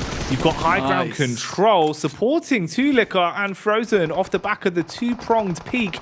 They farm their way through them. So Quest stopped dead in their tracks on that one with only 5 eliminations to their name here on the first outing of Erangel. And for Mad Balls, at least, Blank, a fight they had to survive. They needed to weather the storm on that one. You can reset from it. They've got a bit of spacing. They won't be thrown into another fight anytime soon. Then they can start to beeline it towards the zone. But the fight across the board does not end. Stalwart still locked into a clash of combat. A7, they've been trying to shut this one down for quite some time, and finally they push up with a DBS, and we see a connection onto the face. Double nades thrown out as well to buy a little bit of spacing. Yeah, A7's been balling up. They've been taking the punches, but they've been rolling with them as well. It's been really nice to see. Matic, though, a long-range shot there over towards one of the players from A7 is beautiful. But still, with 2 players up, there is still a chance for A7. They keep dropping smokes over towards Carrillo, but I don't think Pazija Evos is going to let up. This is where Gladiators could let out the Lion's Roar, though, and maybe go for themselves a third party. The question is, was that first game enough of a confidence booster to give them that idea? How much confidence is in the tank across the board? What's going to affect the outcome on this one? Tiamba running through the smokes, firing warning shots off as they're able to pick their way through some of their last remaining members to shut down another squad. Meanwhile, you've still got aggression coming out, though.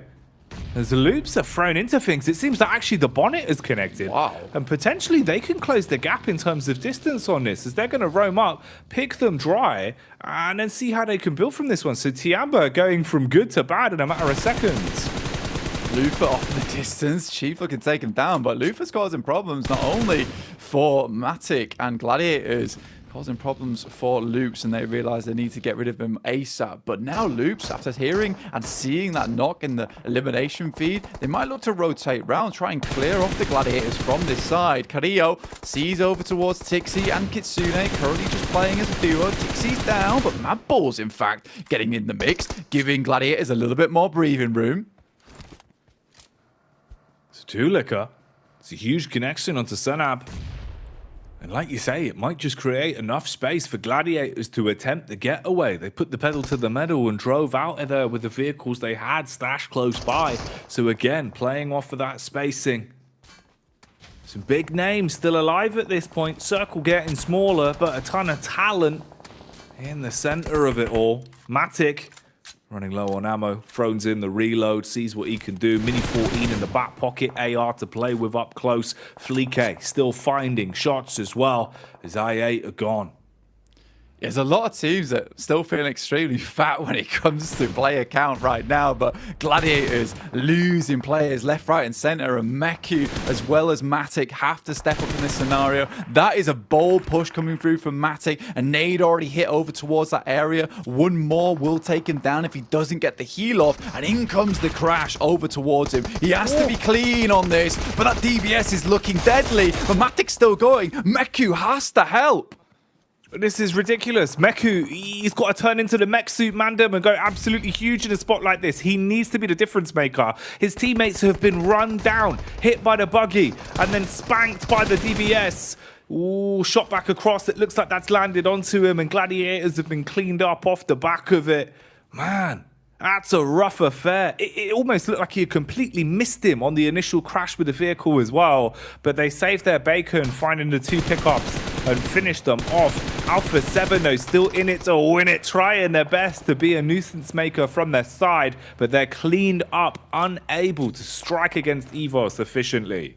And look at that, Alpha 7 dropping into 4th place now with Procedure Evos in 2nd. And quietly but consistently, Loops has managed to get themselves into a 3rd place with 7 eliminations on this game. We can't count the Mad Bulls though. 7 eliminations of their own. They've really had a good step up here. And from some very similar locations where they have been held out, where they have been breakneck through. Like, I think this is good news for the Mad Bulls. They're doing quite well off the back of it. Procedure Evos, long way to go. Loops currently holding the high ground, going to be tough to push up towards them. Chief already hitting a nasty shot over towards Luxy, will lay him down.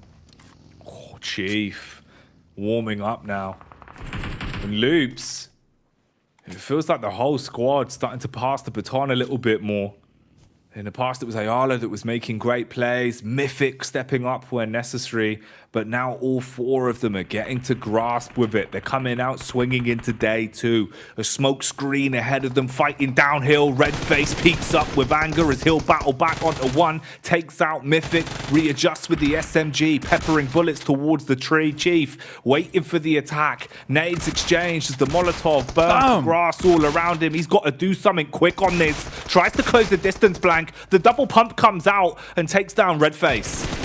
I mean, that was a nice play there from him, trying to get the nade, trying to get the utility through, but I think Redface, with the mechanical skill he's got on board, probably could have just gone for the dry fight there between him, but a lot of players on that side from Loops does make a lot of commotion happen. Mad Bulls looking for some more, though. Zuxi gets knocked out there from them. Just misery now from Procedure Evos, trying to push this game as far as they can, but it is Chief, once again, to lock it down on this upper side. The big chieftain, he's got the lay of the land right now. Everyone is following his rules. He is giving it the big one. Nerzed with a nade as well, dashing it out, and they're feeling the pain. DX just getting demolished right now. Tops and Nerzed blank. They want to top those stats once again. The crash comes in. Look at him go. He's an absolute lunatic. He is in their grill. Up front and personal, has a shotgun to work with, gets sent around the side though and is dealt. Honestly though, the confidence coming through from this lad is off the charts. It's almost unacceptable behavior what he's pulling out here. Frozen peeks out for a second, but now position known. 3 teams remaining, 2 at 4 players alive, but DX all trapped in the shack. It's not looking too happy. I go lucky for this team, and Mad Bulls right at the bottom of the hill. They've got a long climb upwards. Let's see if they can pull it off. Mad Bulls, they're low on util. They don't have too much to work with in terms of defensive utility. You're looking at the smoke count and it's at a dead 0. DX grouped up, all of them together. Sure, that can be effective for trades, but a single nade could blow their hopes and dreams away in a spot like this. Chief and Co. watching downhill as well. Loops, they've got a good split here. Nice comms, able to focus on both team pushes at once so they can put bullets down range onto Mad Bulls from a distance with the DMRs and keep DX trapped in position, playing this one out to try and take them down in a raw team fight if they can finish Mad Bulls. Circle moves down the hill though. A great little blessing for both the Mad Bulls and DX. But like you say, a nade could spell absolute disaster for the guys on DX. There's still 12 in the back pocket. 5 Molotov to burn them out of position. For Mad Bulls, they're slowly but surely just losing more members. Try to go in for the rescue, for the save over towards Tulika, but Loops still aren't having none of it. They have got such good control over this map, just absolutely clutching both teams by the neck right now. So hard to do anything. Tulika gets licked up. Man's gone for good on that one. And it gets a whole lot harder to play off the back of this now. Mad Bulls, numbers dwindling. DX, they've been sitting pretty this entire time, just playing off of one another. A single nade could be the difference of you being even in this situation at all anymore. Lamborghini was the only one that had pushed slightly further forward, but now they're starting to fan out a little bit, trying to encroach a little bit more out of their comfort zone. Chiefs' attention taken by Mad Bulls. All the time in the world on this one.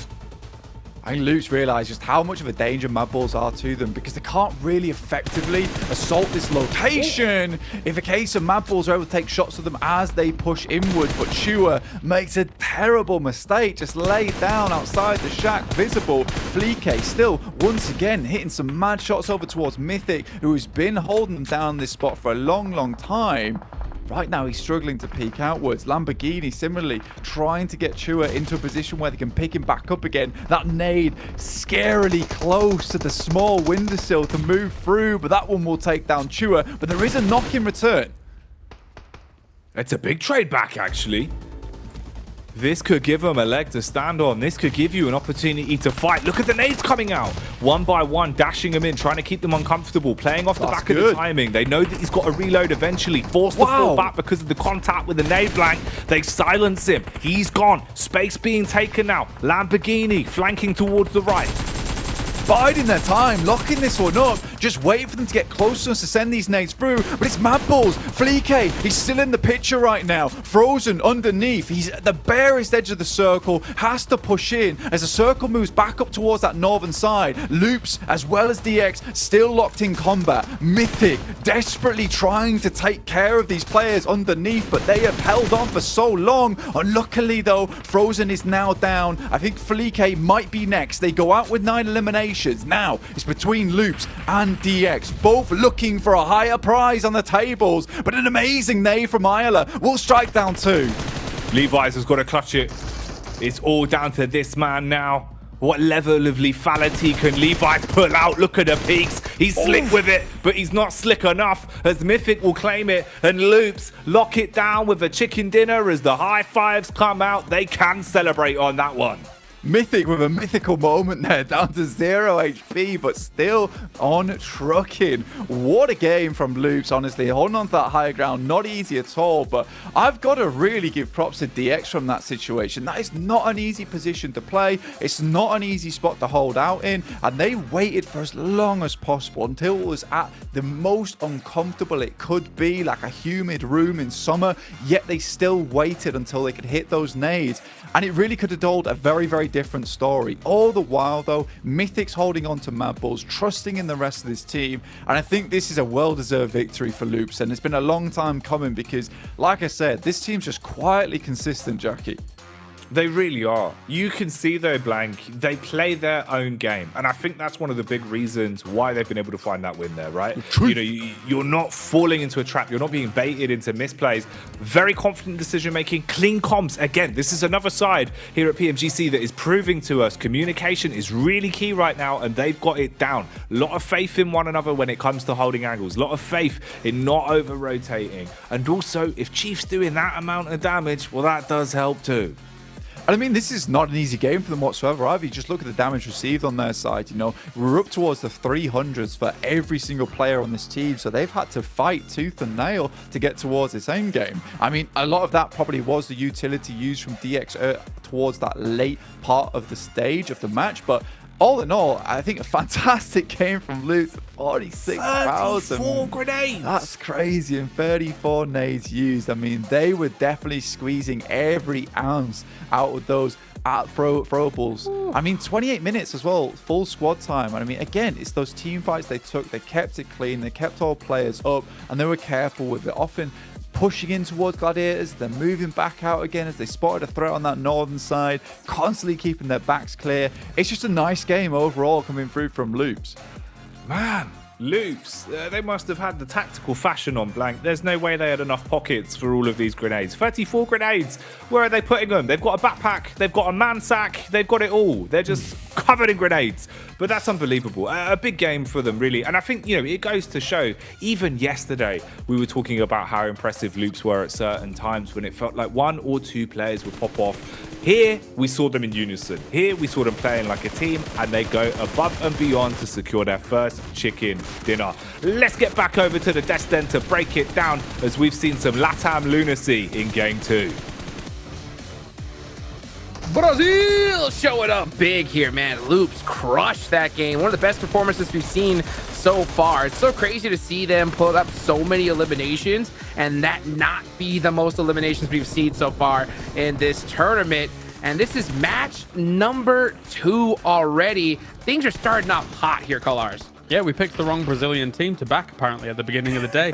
Obviously, we were all on the Alpha 7 hype train, but I mean, Loops on Erangel looks fantastic. Whether it's them having to deal with that military drop, where they didn't have to deal with it this time around, but they went back to that shelter split that we were hoping for. The plane path kind of warranted that, as it were, and they are patient about it here to be able to play downhill into a very open area against the rest of these teams. Yeah. They knew where to go and they knew when to go. I love it. Yeah, and the way you play Crash Site is just hide the cars, right? And the moment that other teams do not have any good position to play from, you start to use the cars to flex out and get those multi-angles. And Mythic in particular had such key angles. The moment that Mad Balls were obliterated on the southern edge, you can start to flex out against Xavier and make sure you're going to secure every single one of those eliminations. So, I mean, I have to echo your sentiment here, Kalaris. On Erangel, they are so damn scary to deal with that I think we're going to see more wins like this from them. Man, I would have liked to see Mad Bulls leave Xavier alive to actually fight Loops out. I think that they kind of hamstringed him a little bit with that one particular knock from Flique. Right. But at the end of the day, right, they still put up some major points on the board. So take a look at the overall rankings, and Loops moving up to 2nd place, starting to catch up to Stalwart after that performance here, Cal. That's huge. That is huge here. And as you say, what you were saying about Mad Bulls, I kind of echo that sentiment as well. I mean, if you think about some of these scenarios that go down, you've got to be a little bit concerned when trying to move through terrain that is very difficult to move through, right? And one way to do that is be stealthy, be sneaky, don't take those shots. Try and move away from the idea of drawing attention to yourself and maybe getting away with a little bit more. It's a tough decision to make, though, in that kind of scenario.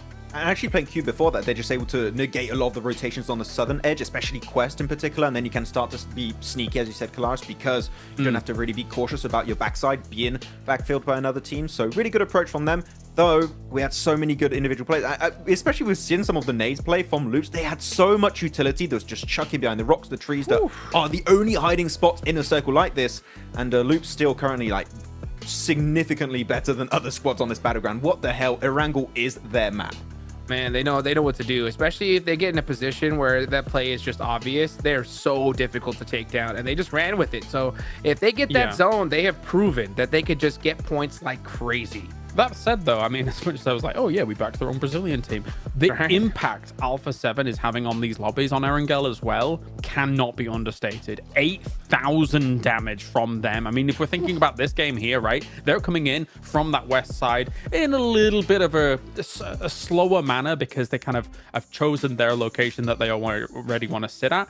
But the fact that they're doing so much damage to the rest of the lobby here means that their influence is sending shockwaves through these games on Erangel. So you've got to be careful of just Brazil in general, apparently, on Erangel. And if you're not just looking at the elimination and damage side of things, you're looking at Stalwart. Very, very slow rotation this game, leaving Novo very late, I think on phase 2, phase 3 shift, very far away out in the blue zone. But by doing so, they're like, okay, we're seeing the circle going already north of the riverside. Let's go for the wide wrap east towards Yasnai Polyana, enter from the eastern edge.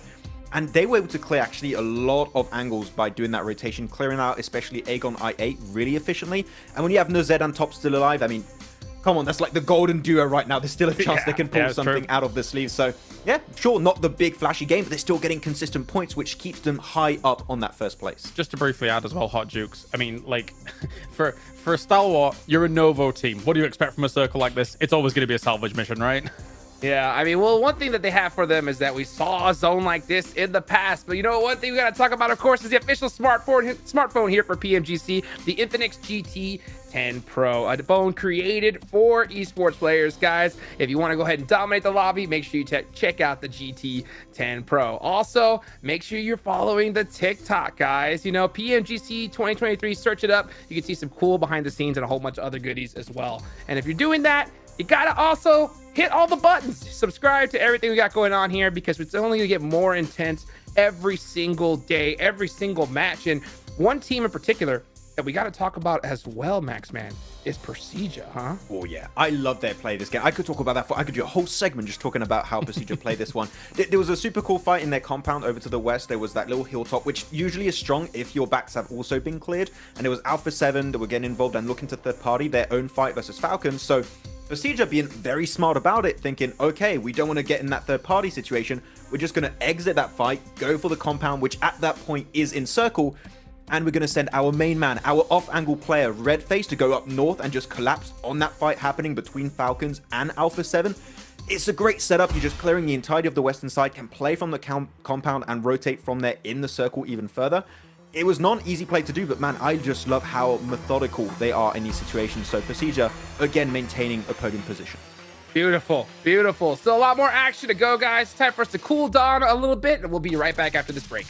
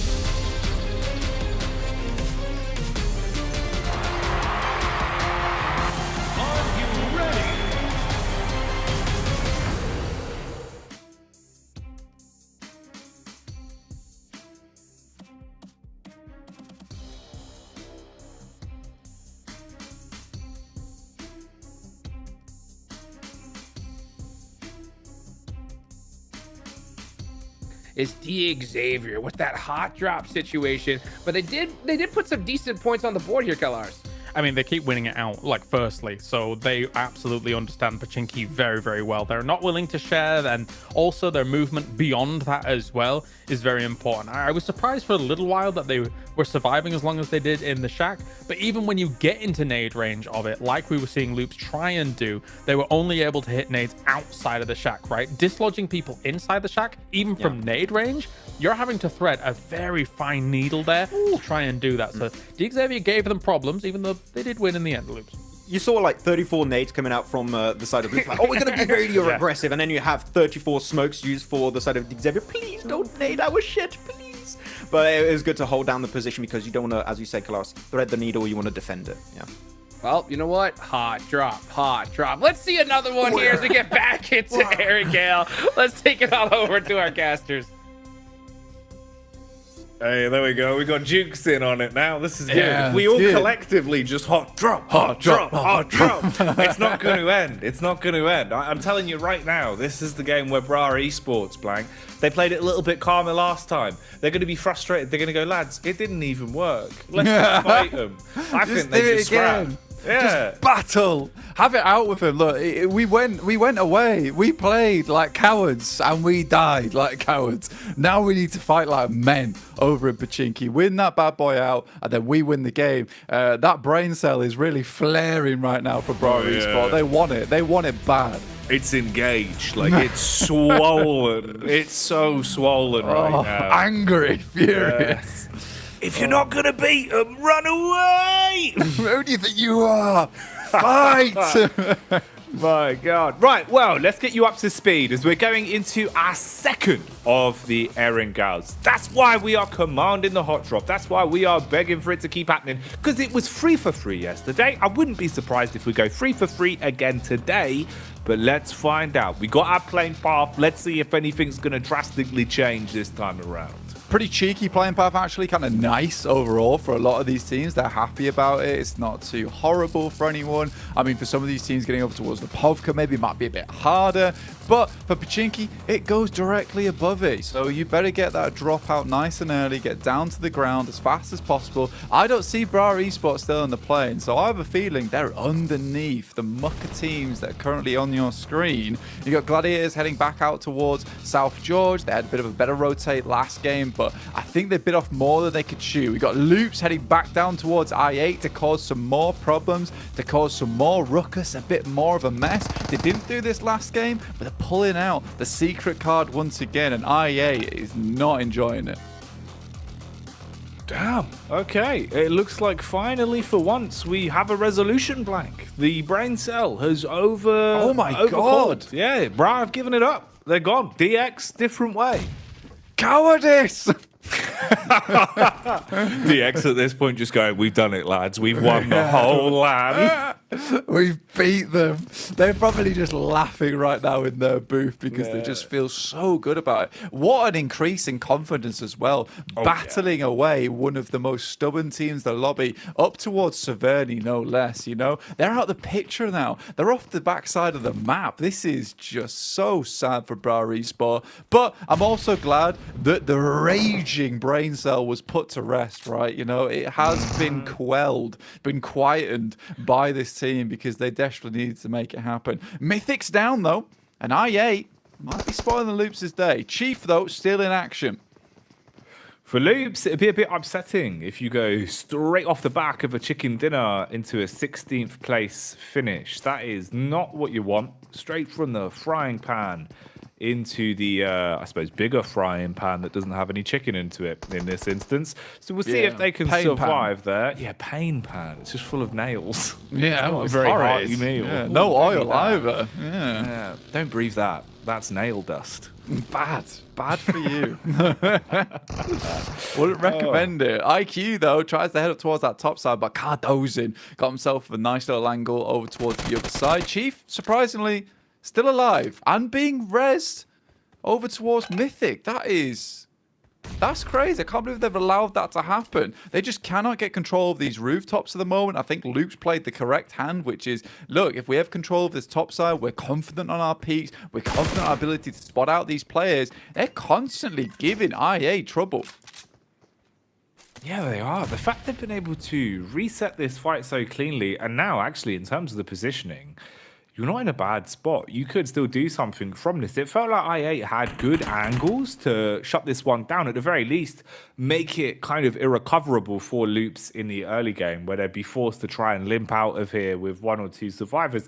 Instead, getting Mythic back up, you can still play off the back of this. You've got a wide berth of players as well in terms of the angles now covered, all of them with high ground control. Ooh, this feels like the dominoes could tumble quite quickly here, Blank. So I8 need to be very smart with their decision making, especially if they want the flank from Blade to basically be the backstab. Ideally, you probably want to buddy up on this one. Try and play the duos, because there's just so many angles watching you. Yeah, it's difficult right now. UZM tries to even get through the building, is having a tough time of it. And I think that this fight is actually extremely important between both of these teams, with IA actually having a semi-decent match at the start of the day, only to be taken down here on Erangel with one of our first potential Sosnovka finishes on the circle. That's going to be brutal for you. This is one of the times where you really desperately want to be a military team. Right now, they just cannot find any of these openings. Loops, though, taking it a little bit closer to them, grouped up towards this western building, looking to potentially take the fight to IA, who have all got themselves turtled up inside this building. One pump shotgun available. That might be the game changer, but in comes the nade. It's Falak downstairs. Wow. Oh, I was expecting him to be first contact, but the nade is the opener. A can opener, if you will, as it takes the top off quite cleanly. And now Mythic aggressing with it. Oh, he's going for the finish as well. Trying to find the player that was knocked. Shuts him down with one pump off the back of the shot. There's the readjustment from Falak as he'll swing, clearing out the corridor with a sweep. Oh, bit of a misplay though on the adjustment. Blank goes running through the door, turns tail, gets assaulted because of it. Cardozo now as well, re-aggressing into the hallway, gets the reload off on the DBS, has a good understanding of where everyone is and lands the flick on the repeak. How did that go so wrong so quickly? Mate, Chief's little jump out the window was tremendous, bro. But to be fair, you saw 2 players. He checked the room, no one was in it, and the play right there was for him to maybe wait for it, but I didn't have too many options. Great peek up there coming through from Chief, getting them down in that situation. You've got to love that coming through from Loops. What a orchestrated play in the heat of the moment, no less. And now Loops have control of a very, very nice bit of space of the map, in accordance with this circle where most teams already are trying to barrel their way through to this South Island. No one's really thinking this is going to drop back up towards that northern side. It could, but most teams are looking to cement themselves down towards Sosnovka itself. Interesting start to the day, and Loops once again prove exactly why they're currently in second place, catching up to Stalwart.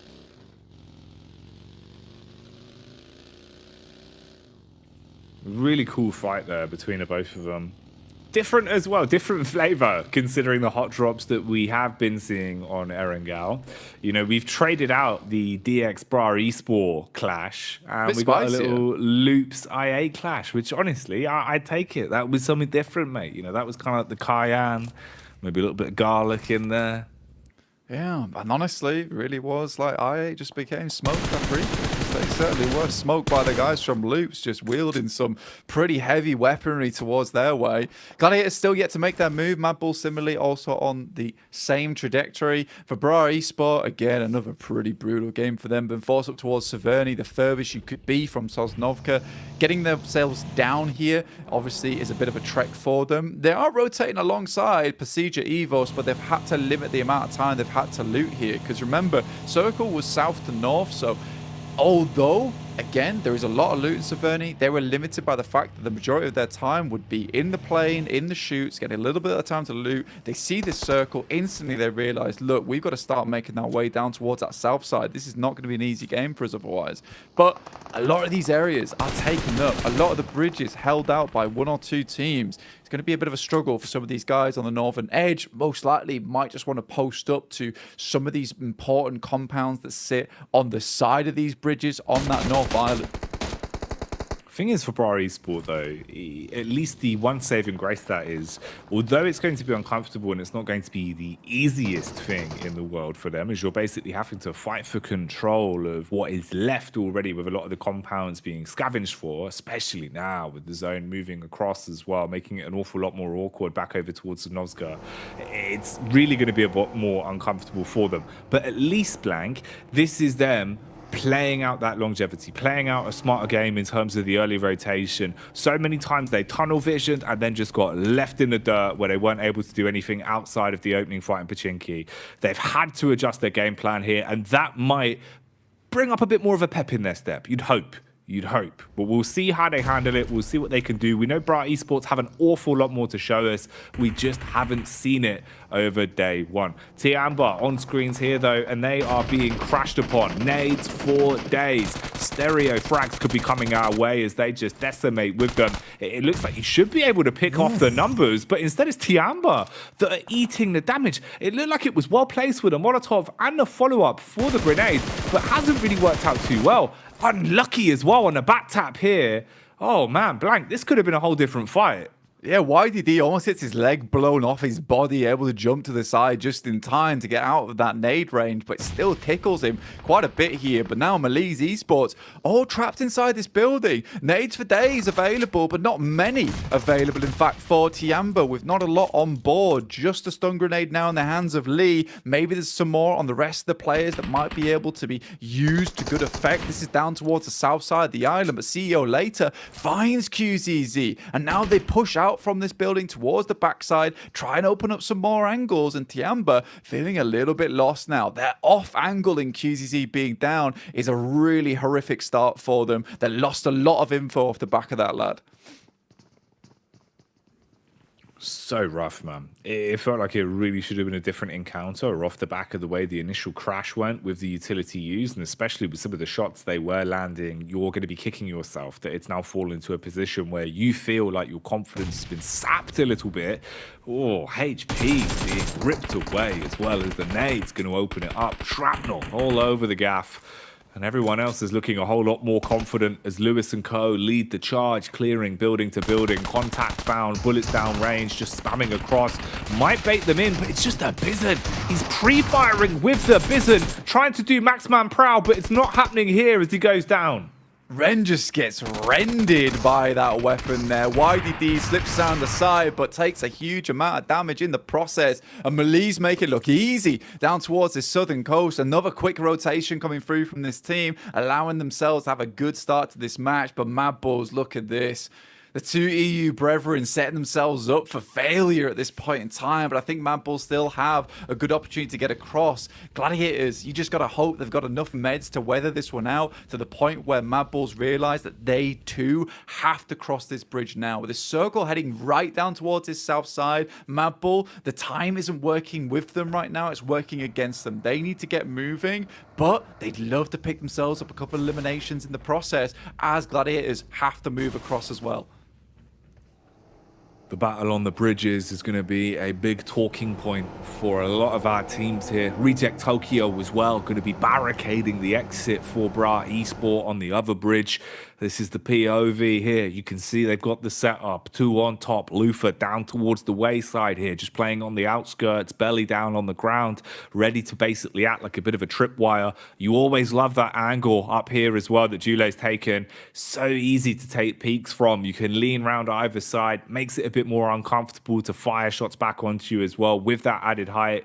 Could be a big factor for Reject Tokyo. And we know, man, in these fights, Blank, it feels like they go full Hail Mary. They do not do anything by halves, does Reject Tokyo. No, they commit to it, and you got to respect that from the Japanese team, is that they've got an idea, they want to play it out. It doesn't always work out the way they want it to, but they really do try and get it done to the best of their capability. And I think that's how you improve at the game as well, right? You know, you're playing at this high level of gameplay with all these teams. You have to commit to a play. If it doesn't work out, at least you've got mistakes that can be fixed out in future. Could jump out of the vehicle, tries to find some shots over towards Tospic, but Kane might be the prime target as he barrels his way across the bridge, but Reject just a little bit too slow on the trigger there. Looks a bit disjointed. They couldn't hold their setup any longer, knowing the zone was coming in and wanting to prioritize survivability over the scrap. So they give up the positions they had, but they might have unknowingly ran into a squad that's been waiting for them. It's Evo's. Luxy first to fall. Zuxi bonneted as well. So the twins going down. Now you're going to be struggling to project yourself further into this one, but a sneaky maneuver from Redface. Couldn't quite prioritize the targets though. Baited by the vehicle as he'll be hitting the car rather than the player. And then it's slowed down, slammed to the ground as Julo will clash back onto it. And it is just misery. Looking to try and make a play from this one. Luxy at least could still help him, but it depends on the spacing. They're quite far away from one another. Luxy, he could be running straight into the crosshairs of the two right ahead of him. Regin Ocio jumps in a vehicle as well. Smoke's going up. Some wild movement in the vehicles right now. Luxy goes down. And I think that practically all of these eliminations have just been by the vehicle's bonnet. There's one final player off the distance in misery for Pasija Evos, but I think it might just be all over for this team. In the meantime, look where Gladiators have got themselves to, all the way on that northeast side. That is one hell of a send for this team. They're going to try and lock down any squad trying to get on that northeastern side. And what a hellish, brutal, nasty old circle we've got here, where it moves down into the water, playing off that coastal edge. In some way, Gladiators move through the hail of bullets and the storm that's occurring on this northwest side to get themselves a pretty sound position, honestly. Misery.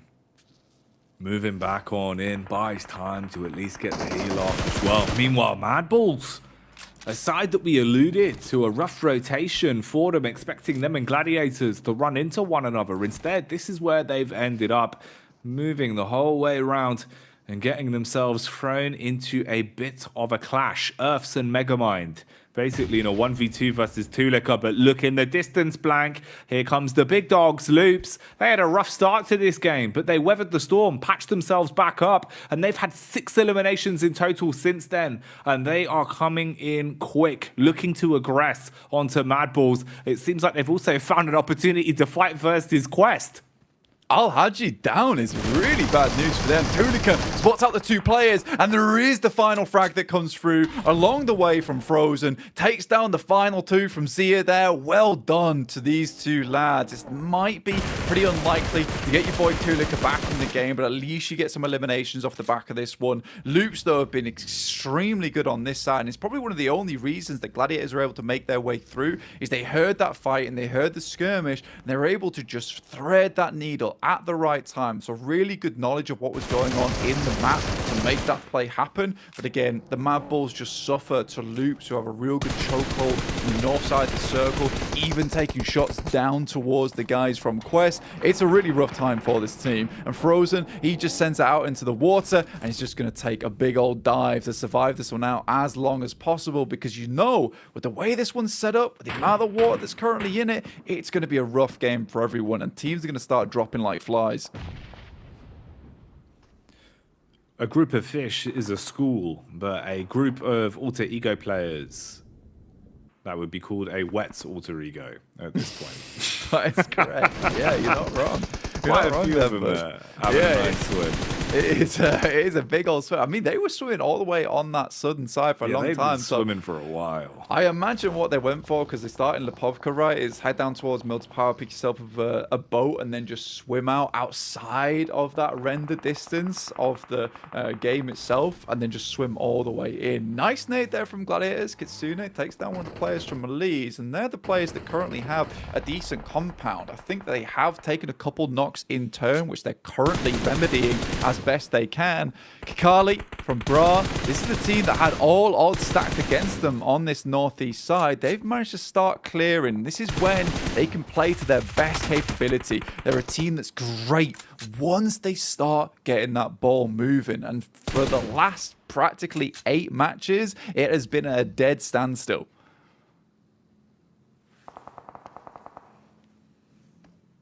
Zone moving in as well. Oh, okay. This is going to be interesting then. Let's see how this goes. Obviously, an awful lot of it basically being that blue liquid So the H2O claiming a lot of the landmass, making it harder for these sides to have any real map geometry to play around from. The DMRs finding opportunities to strike again as well. As Misery peeks up, puts a couple of bullets down range on Bra. Will at least slow Kakali down. Leaving him lifeless on the hillside, low HP. If he wants to go for the res, his teammate will be baited in. Meanwhile, he's got to medkit himself back up as well, so won't really be able to take the fight. And this angle is being watched by Coursera, so they're aware of his positioning now. And they've got the firepower for it.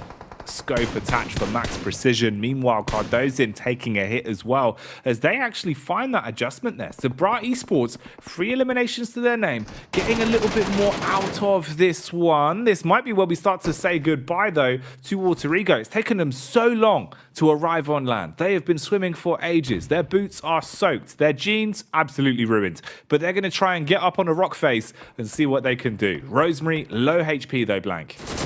Yeah, mate, honestly, at this point in time with those wet clothes or soaked clothes, it's feeling heavier and heavier getting back into this match because I don't think they expected the circle to come this far down towards the south side. They sort of hoped this would be an open area where they could slowly move in towards the hills on that northern edge and play a more relatively fair Sosnovka circle. Last player from Pasija Evos will go down in Zuxi. That stalwart picking them up. Have been relatively quiet today, yet still putting up points here and there. You know, they got up to 96 points. They started the day on 82. It's not bad at all. And currently playing from that northeast edge. And I think when you give a little bit of space to stalwart, even if it requires them to push through teams, really hamper a lot of squads, this is where they really do thrive a lot.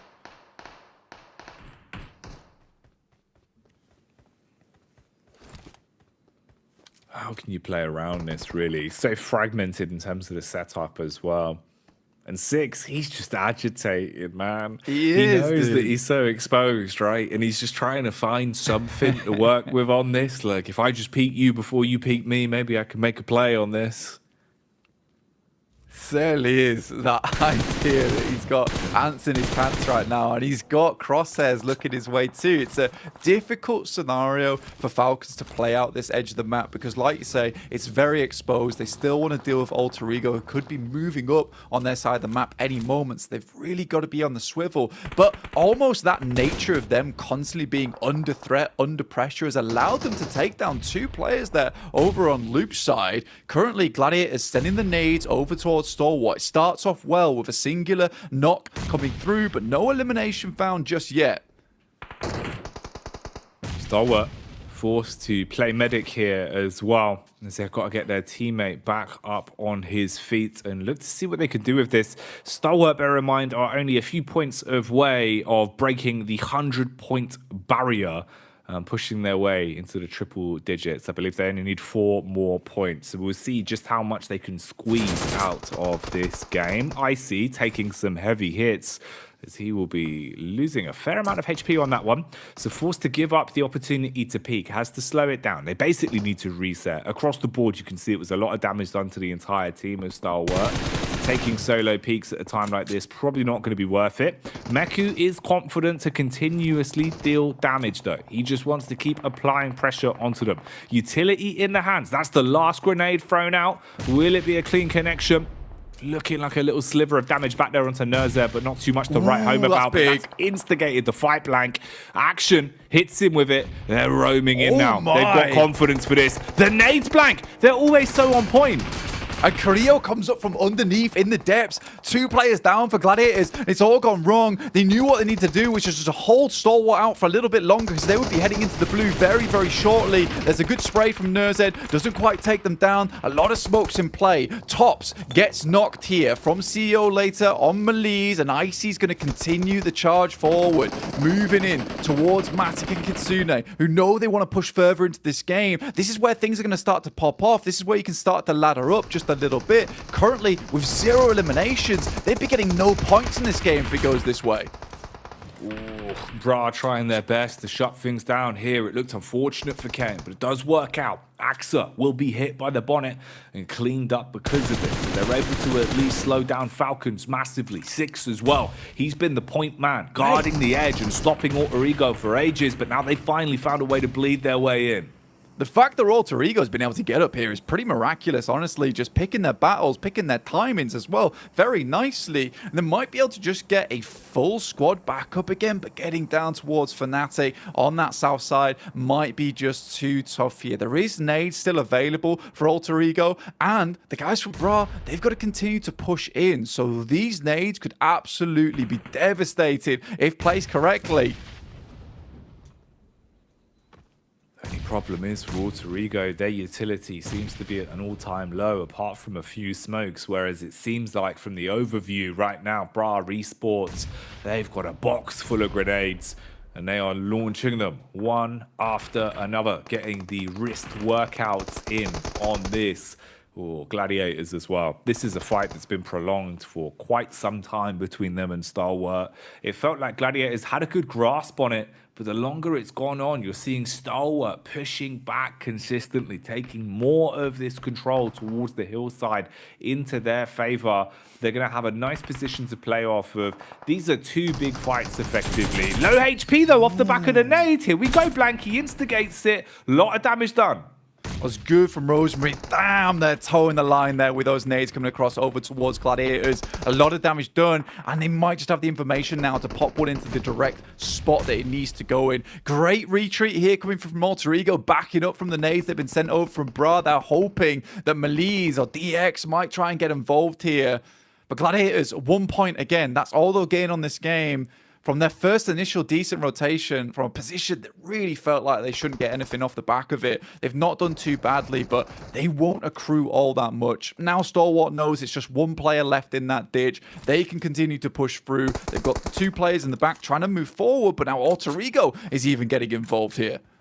Mafioso's armed himself as well and saw an opportunity to take the peak onto the backline of Gladiators. Of course, this has kind of given away his surprise angle. So Stalwart at least know where he is and can try and shroud themselves, make sure their backs are kept hidden from that angle towards the beach. Parajin, though, with an unexpected peek through the window, able to at least inflict a little bit of damage and make it more uncomfortable. Mafioso's back on the move as well. Matic again eats a Molotov as he's turned into a barbecue gladiator. That's the second time they've been mollied here as well. It's so uncomfortable.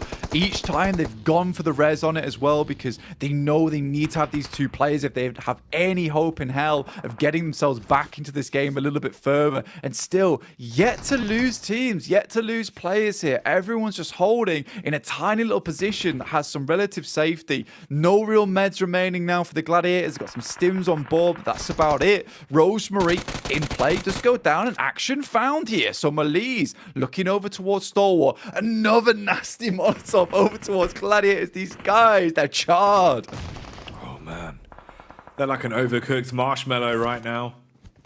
Going to be far too burnt. Not gooey in the middle. Not what you want to be in. Nurzed, though. You can see, even just with the way he postures himself into any of these games, he's always looking for the next encounter. He's always thinking 2 steps ahead in terms of the fights. Action, though, might have bit off a little bit more than he can chew as he's baited into the peak. Poser with a few shots down range. Here we go. Alter Ego. They've snuck the whole way up. They got into the face of Bra, but it's not going to work. The shotty does not cleave its way through them. They're finished off. Now DX feel like they're confident enough to instigate the fight versus the weakened team. So nades going over. Lamborghini ready with 4 in the back pocket. He wants to blow them to bits. We know that DX have good nades, Blank. They've always had great synergy on their timing with these double nades. Is it going to be able to obliterate Bra here? Oh, Matic just peeks out for too long, tries to finish off the remaining players there from Stalwart, but I think he could have bided his time. They were sort of in a position that was going to lead them directly towards that end game.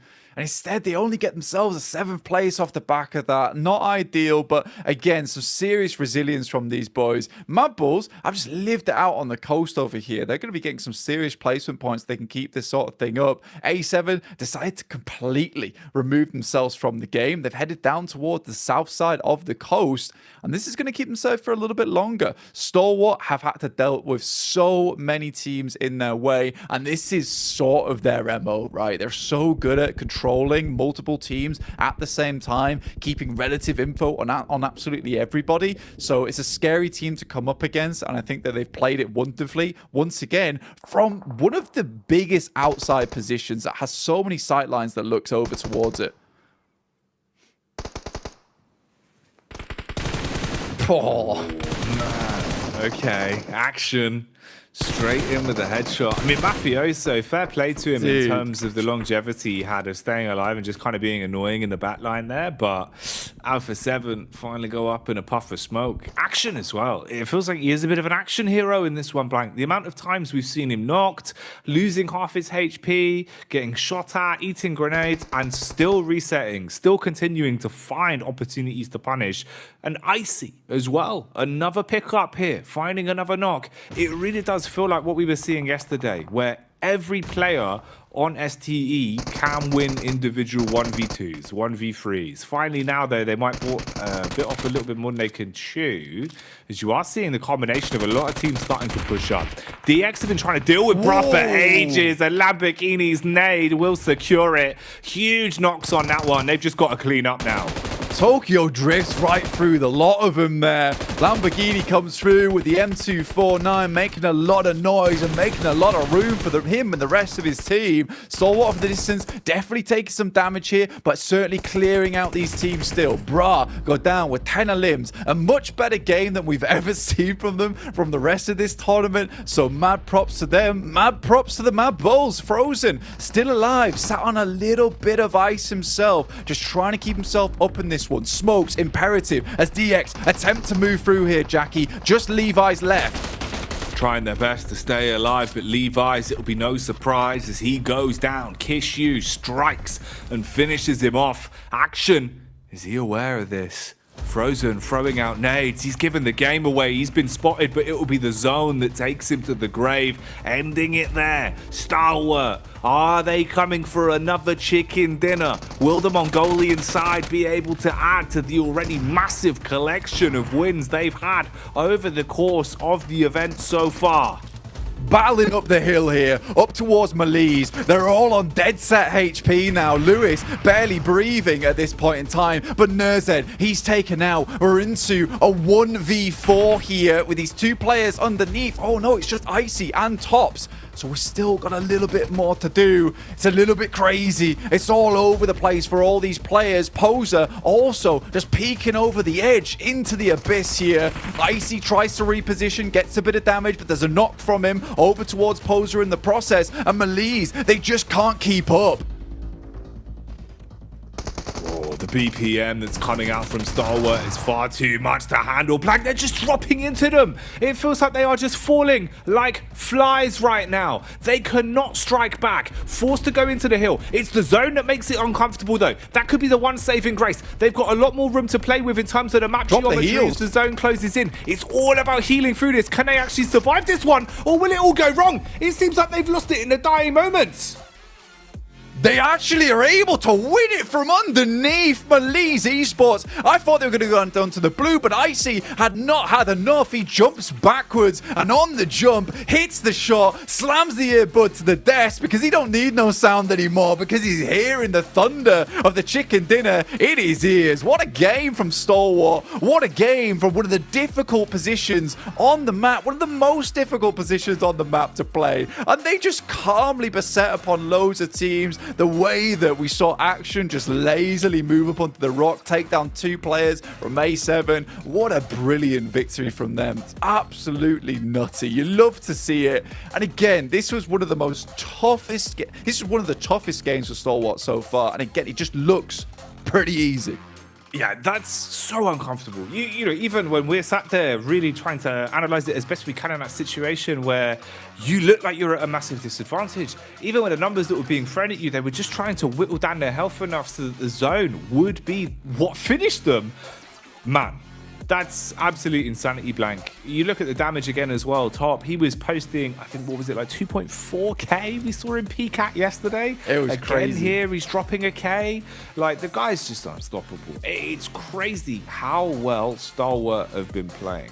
The fact that they find themselves 3 chicken dinners yesterday, another chicken dinner today, the human embodiment of the point vacuum, Blank. I don't know how else we can sum it up, right? Yeah, they were just sucking away at these points. And honestly, why not? You know, fill themselves up to the brim because they deserve them. They deserve every single one of these points. Yes, it drops over towards the Sosnovka Island and they drop in Novo, so they had a good chance at making it happen. But where they entered from was so difficult to pull off. The amount of teams taking shots at them, the way they took care of Gladiators. You know, that was an interesting fight overall for Gladiators because I do think that Gladiators made a good play to get towards that spot. They had 4 players. They knew what they had to do there, which was to delay Stalwart as much as possible. So when the blue came in, it was going to be rough for them. But in the end, Stalwart just used that idea that they're so good at gathering information to grab all the utility and just send those nades over. In the meantime, we're going to send you over like a grenade over to the desk. Misery for the rest of the lobby. Goodness gracious, what a game. This is insane. Stalwart with another crazy performance, and with a, and I quote, I think I heard Kalara say, use the word silly circle about 9 times. What do you think about that zone, Cal? Yeah, that's a good way to describe it here, Hot Jukes. Thank you, Calaris. I mean, let's be real. Stalwart, yes, okay, they're a Novo and it's a military finish to a degree, in inverted commas. I like the AMR link, that's very nice. They came to the cliffs late and then at the very last moment had to hit the shots of the Malise dropping onto the next cliff above them and were able to do that as well here. Otherwise, they kind of bleed out to the blue. But another Stalwart win. That's 4 in 9 games, Hot Jukes. Unbelievable, Max. Yeah, if you don't believe in Stalwart at this point, I don't know what would make you believe in Stalwart, okay? They've already showed, like, top tier, S tier plus gameplay, okay? It's just Stalwart, just so good. In circles where, you said it right, Kadar, city circles, again, just to reiterate the point, they are still able to find a sense of consistency. And despite Top being clearly MVP of this game in terms of damage and eliminations, I also want to talk about action. He's got so many strong angles down below to make sure that also the solo of Mad Balls were not going to pose a threat to their location. So action was just setting up the team so efficiently, step after step after step. So man, they already were in first place with a significant lead here, Hot Jukes, and they're just going to make an even bigger lead, it seems. Obviously, as well, like there was a trash talk video released just before today's games as well, and Progisa was saying instantly, they were asked, you know, who's the biggest threat in the lobby? Stalwart. No hesitation, nothing whatsoever. What a surprise. 116 points in 9 games. Oh, but Xavier, Mao pushed up in top 3. I mean, they have been also consistent on this map, and especially now with the hot drop not happening anymore inside of Pachinki, this is actually going to give them even more opportunities to reach that late game and frag out hard. Like, they got 41 eliminations on 25 placement points. Xavier are a threat, especially with Lamborghini hitting some of those sick nades, Hot Jukes, so he's just able to carve his way in that circle. Oh yeah, man. I mean, I love the way that they were pushing up to it. Unfortunately, not able to make it all the way to the end because it was a tough circle. I mean, it's crazy that Stalwart, I mean, actually got their drop location, right, as a final circle, and that's insane. And it's so crazy to see a team that lands so far south on Sosnovka dominate this tournament. The first team to hit 3 digits. It's absolutely ridiculous, you know. But you know, another thing is, Kalaris, you know, you know, they gave up the hot drop. We were doing the chant. They gave it up, but they actually put some points on the board. You know, they are an aggressive team. They are relatively stubborn in some of their tendencies, but it's good to see that kind of mature decision making come to the forefront this early in a tournament. You could, in theory, just bash your head against the wall here over and over again. But the major problem is Xavier was performing well on other battlegrounds as well. So there's no reason for them to ever leave. And in fact, Xavier, in theory, if that hot drop did continue, could just be more aggressive on that push. Even if they lose out on that, you just wound them a little bit. And then in future potential scenarios in the tournament, you don't have to deal with them. And it's so much better too because now they're not taking the fight. They dropped on the complete opposite side of the map, right? They dropped in Severny on that 2 split of Alpha 7, so they had to regroup. But it goes to show that just not taking the fight, they can clearly make those rotations work out. And the fact that they have the resources at the end, they can start popping off and maybe not get the win, but at least have consistent points so they can avoid being in the bottom 5. So great change from Brian. I just hope we're going to see that happen throughout the rest of this league stage now. We should. I mean, honestly, if this wasn't like a massive wake-up call for them, I don't know what it is. I mean, the fact that they landed in the complete opposite side of the map and efficiently were able to push through, that's how they're going to get points. And this is why we keep talking about avoid the hot drops at all location, at all costs. And we did see that right there. So good for them. Another team, right? We saw Melise were able to get a very, very close game towards the end. They almost won that one, Max. Yeah, and they were just holding down on the compound. They sent it really early. We're talking phase 1. They sent it towards that compound and just stay there for the entirety of the match. And very good on them. They just hold on to their resources. They know that nades on those cliff positions are going to be very, very important to make that transition later on. And the smokes too, to just make sure you can't get naded from those teams at the cliff side. So yeah, good hold down. Passive until they had to start being aggressive, which is what is kind of their motto right now for the side of Melise. They just chill until they have to start fragging out. Can't quite get the win, but it is just a valiant effort in a very silly circle again. Yeah, I mean, this is starting to get a little bit crazy. Stalwart are going to start running away with this. I mean, we thought Loops was going to be able to catch up to them really quickly, but again, they just put down a crazy performance, Colares. So what do you think that's going to impact on the rest of the lobby? Do you think teams are going to start avoiding them, maybe give it to them a little bit harder? What do you think? I think if you're Stalwart, especially on Erangel, you could start... Yeah, I mean, I don't think personally they will deviate from their game plan. I think they are absolutely just going to play exactly the same way every single game. However, in theory, you could start hurting people that drop slightly north of you on Erangel, right? Like, because they're almost, well, they are at this point, they're guaranteed to go through into at least the survival stage, never mind the idea of like going to the grand final. But my eyes for Stalwart would turn attention towards what's happening in Milta, what's happening in Farm, right? If you think about where Rejects are, if you think about where Tiamba is, those are the potential barrier teams that could then cause you a little bit of hindrance as you're trying to rotate through into that main island. But I mean, this is a far stretch. This is just all theory because I don't think they'll deviate from their normal plan. I don't even think they're going to change that much because they go for the late rotations. If a team could be an issue, just like, okay, we're going to wait until phase 2, phase 3 in the blue zone and then going to start rotating. I don't know who would be so stubborn to hold a Brinch. So they're just like, okay, we're just going to keep playing our usual game and just maybe get an easy sailing into the finals, because that's what's going on right now. Is just who's going to take up away that first place away from Stalwart. As of right now, I can't see anyone really doing that. Well, as a team, I definitely want to see in the finals. You know, we got a lot more left to go, guys. Let's go ahead and bring it on over to our casters. Oh, that's right. Our last of the 3 Erangels before we ease into 2 back-to-back Miramars to round out day 2. Now, Blank, this kind of is getting towards like last chance saloon territory, right, for the end of the day here for Group Green. This is where you need to condense some points if you haven't really been able to build any, because we know who's been taking them all, shoveling them into a big backpack. Yeah, they've been really stealing a lot of these points in the lobby at the moment of Stalwart. They don't really care about anyone else in terms of how much points they want to grab. They'll have all of them. Yes, please, and thank you. It's getting so ridiculous in terms of like where those points are leading to right now on the overall rankings. If we just take a quick peek right now, 116 points for Stalwart. That's first place. Now I'm going to read you a points total from another team, 66 points. That's third place. Doesn't really make much sense, does it? I mean, that's almost halfway behind what this team has been able to pull out. I think that you could be close to saying this team is fairly qualified, at least into the survival stage, no matter what happens going forward from now. Yeah, I mean, you'd hope, right? Something absolutely miraculous would really have to happen. And honestly, I think it's one of those where unless they start just coming bottom 16 every single game, and even then, I feel like maybe there's a chance. So we'll see. But the way Stalwart are playing it, it feels like they are very, very comfortable at the minute.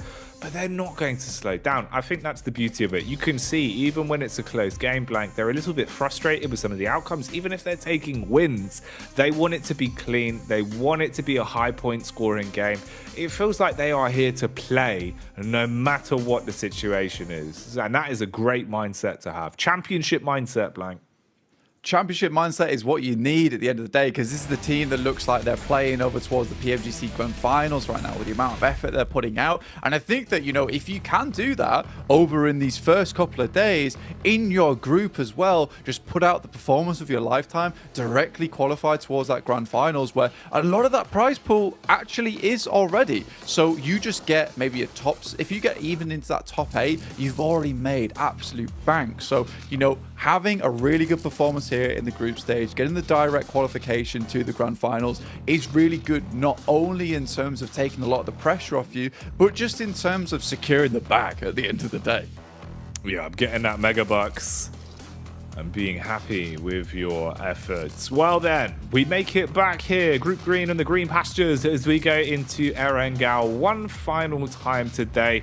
3 of them a day. There's always room for adaptation. There's always room for aggression. We've seen some of the hot drops starting to resolve themselves again here. Bra Esports not wanting to clash versus DX, as they will take 2 different drops off the get-go. Yeah, I mean, the boys on the desk are talking about it's just a case of, like, even if they want to go back to Pachinki now, it's a case where the Xavier are playing so well that they just accelerate the gameplay over in that position of the map, give them a real hard time, and just make it never worth to come back towards that position in the future, which I really enjoy overall. So this is great news for DX, you know, slightly less good news for BRA, but at the same time, you look at that last match, how many eliminations did BRA get?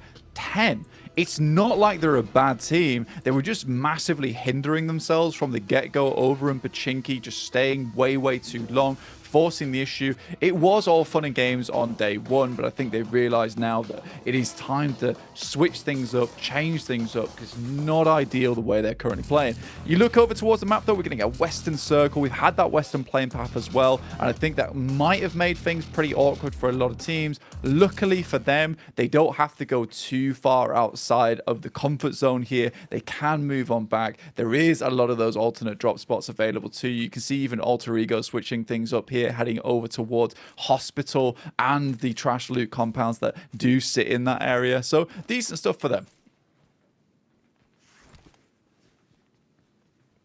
It's been nice to see as well, at least, that the gap towards the upper echelons is closing a little bit. We're starting to see some of our better squads accumulating a few more points. Reject Tokyo as well, doing a good job of actually maintaining quite a high placement, all things considered. It seems like, again, even today, Blank, you know, kind of always the bridesmaid, never the bride, you know? They're always being able to make it into that top 2 position, but not quite close out the games. It's unfortunate for them, but consistency is key, and as long as they can just maintain this, close it out with a good day of play, who knows what tomorrow will hold for them. Similar things can be said about A7's run yesterday. At the minute, though, it feels like they've petered off a little bit in terms of almost that snappy decision making. It felt like yesterday it was very cleanly cut in terms of the way that they'd be able to flank around other teams, find back doors into fights where they would really pick people off and kind of add extra eliminations to their tally that almost at times you're thinking, how on earth have they even sort of squirreled those away? Today been a little bit quieter. Feels like they've been targeted a bit more by some of the other squads as well. So something to keep our eyes on. Gladiators on screens now, though, of course, looking a little bit better, but how far can they take it, Blank? How far can we see them ascend today? Because getting a little bit better still isn't going to be enough. Yeah, I think for Gladiators in particular, like, today has been not so bad for them at all, right? You know, they've been able to get some good rotations in. And I think if you look at the overall point scoring from them, you could be somewhat a little bit disappointed from what's occurred. But if you are a fan of the Gladiators, I think you can sort of rejoice at this moment, because the matter of the fact is that they're actually doing some decent plays now. They're making some good rotations. They look like they're less in their own heads, right? You know, they're not living in their own heads rent-free anymore. They're definitely making some more smooth plays. They're opting for going for some of these engagements. There's still that hint of indecision in there, though, Jackie, and that's the one thing that does scare me just a little bit. But I appreciate that it wasn't a case of yesterday was just mad bad. And then you get into today and it's more of the same. But it looks like they have had that full reset, had a big breakfast, and come in feeling a little bit more lively here into today, which I am always happy to see. Looking at the map though, at the moment, we are having a fair few teams already towards the center of this map, you know, mainly because of that playing path and the circle itself. So not a lot of teams will have to breach through. And this is going to give some of these squads a really good chance to get into a decent location early on in the game and start controlling areas, these maps.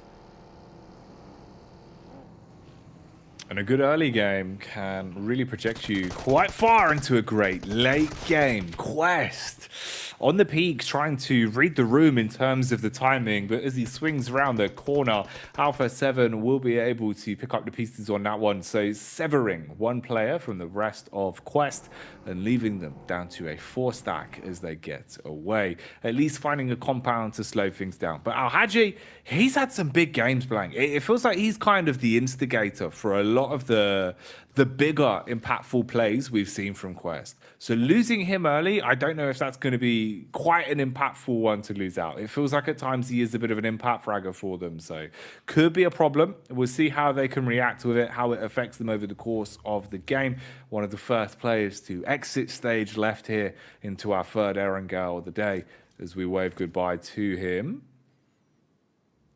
I mean, you were mentioning AA7 as well, and I think they're a good team to bring up because they were doing fantastically well during that first day, right? They were doing lovely, and I was very, very pleased to see how they were playing, and it wasn't a case of they were getting outclassed or outmatched by some of these other squads who have a bit more of a pedigree, right, in terms of that ability. They certainly are a team that's been together for a long, long time now as A7. They've proved themselves in several different tournaments over the years, but I think the issue they're running into now is that mechanical ability alone is just not carrying them through. There's teams like Stalwart now that used to be very focused over towards that macro play with having those 2 good players in action and top be able to take a lot of names with them.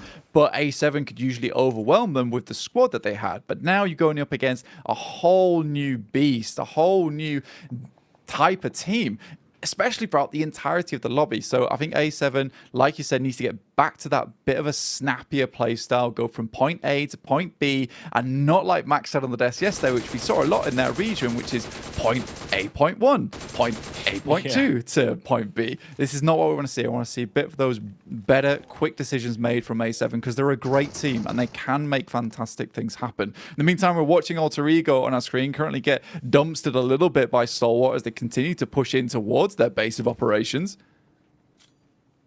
As per usual, of course, it was Nerzed in such an advanced position, just kind of, you know, given so much room to play off the leash as well, right? In the way that if he wants to make a play, kind of comes it across, instantly just goes for it. The team seems to support it wholeheartedly, knowing that they've got a lot of faith in him in terms of the individual mechanics. Yeah.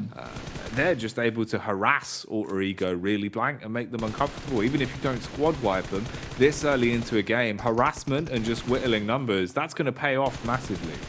Yeah, it's a play style that you kind of have to cultivate before you come into this tournament, though, right? And I think that is just the confidence factor coming through from Stalwart, because you look at Stalwart, you look at Bra Esport, they try and go for the same thing in a way where they're the bullies of the lobby. They will just crunch you out of position with sheer overwhelming force. The issue is if you try and play that same gameplay when your team just cannot match up to some of these squads in the lobby, you cannot push into the circle, you cannot find those cracks in the armor of other teams, and you just slowly get pushed out onto the edge a lot of times. So you need to know that you are the best before you come into this tournament to pull that kind of thing off. And if you can't do it on the first day, you have to quickly readjust. I think the readjust maybe came in a little bit too slow for Bra Esport and they had to swallow their pride a little bit earlier, but now at least they are back on the path to at least a survival stage finish for themselves. But for Stalwart, that playstyle is just working absolute wonders for them so far.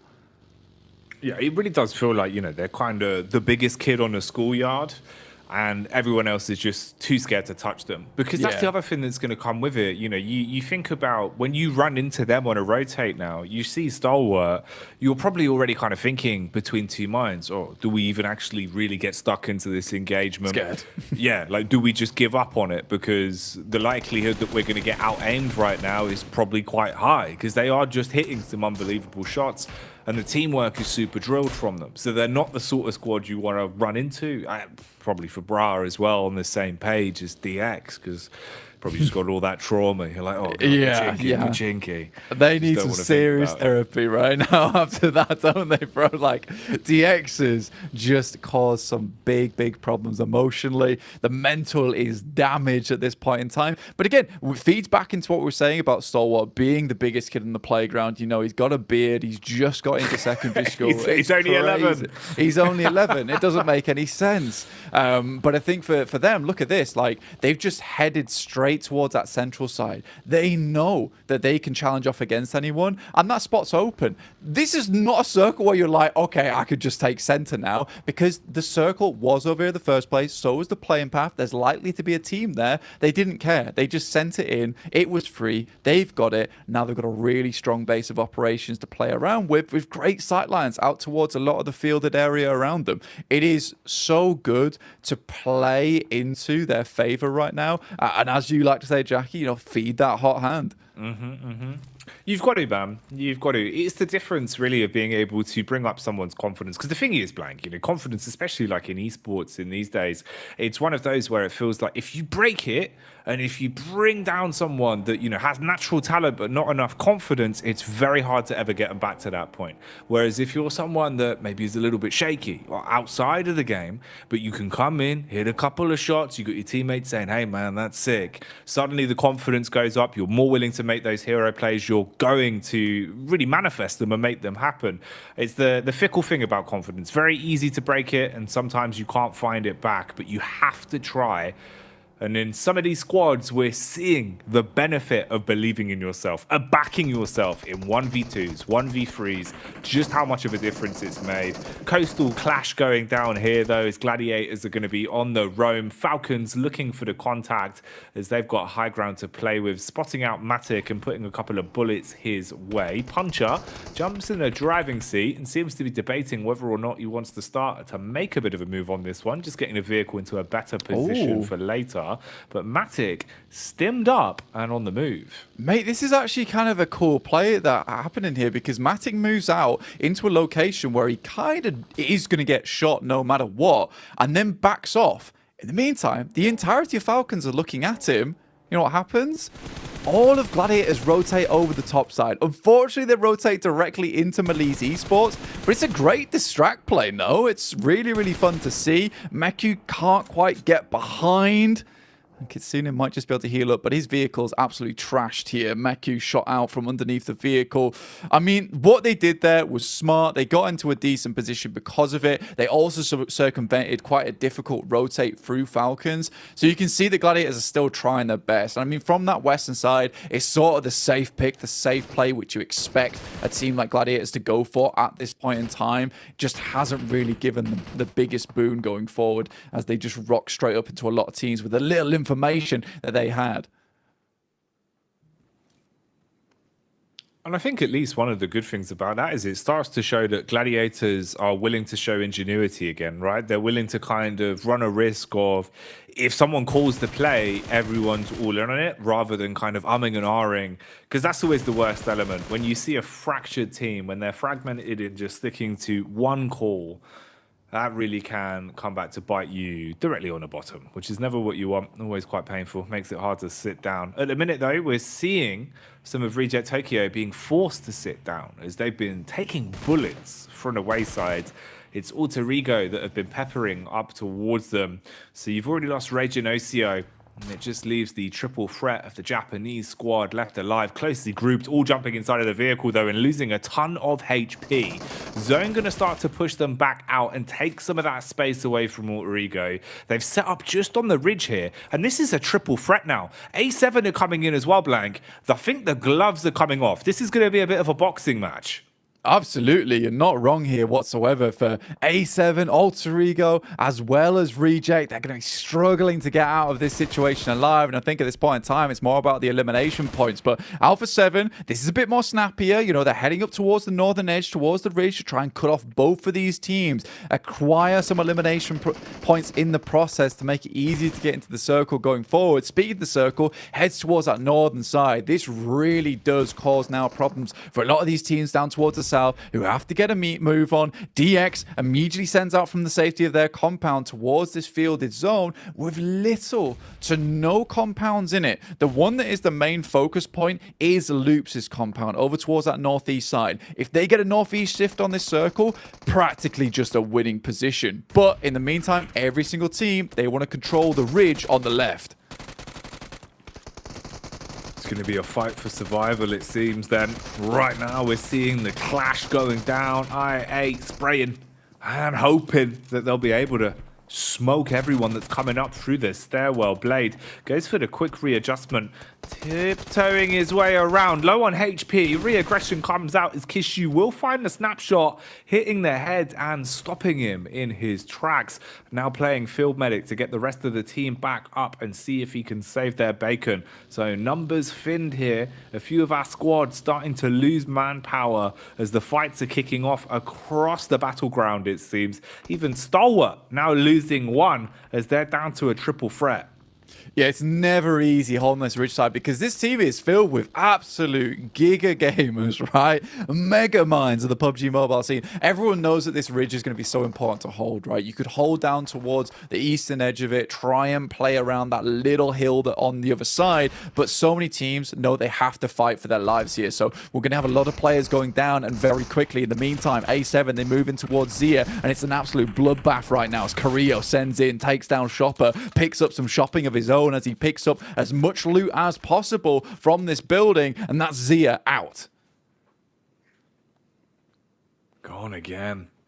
I've had some really unlucky games over the course of the past 2 days. It's felt like just haven't been able to find too much to add any real points to their tally.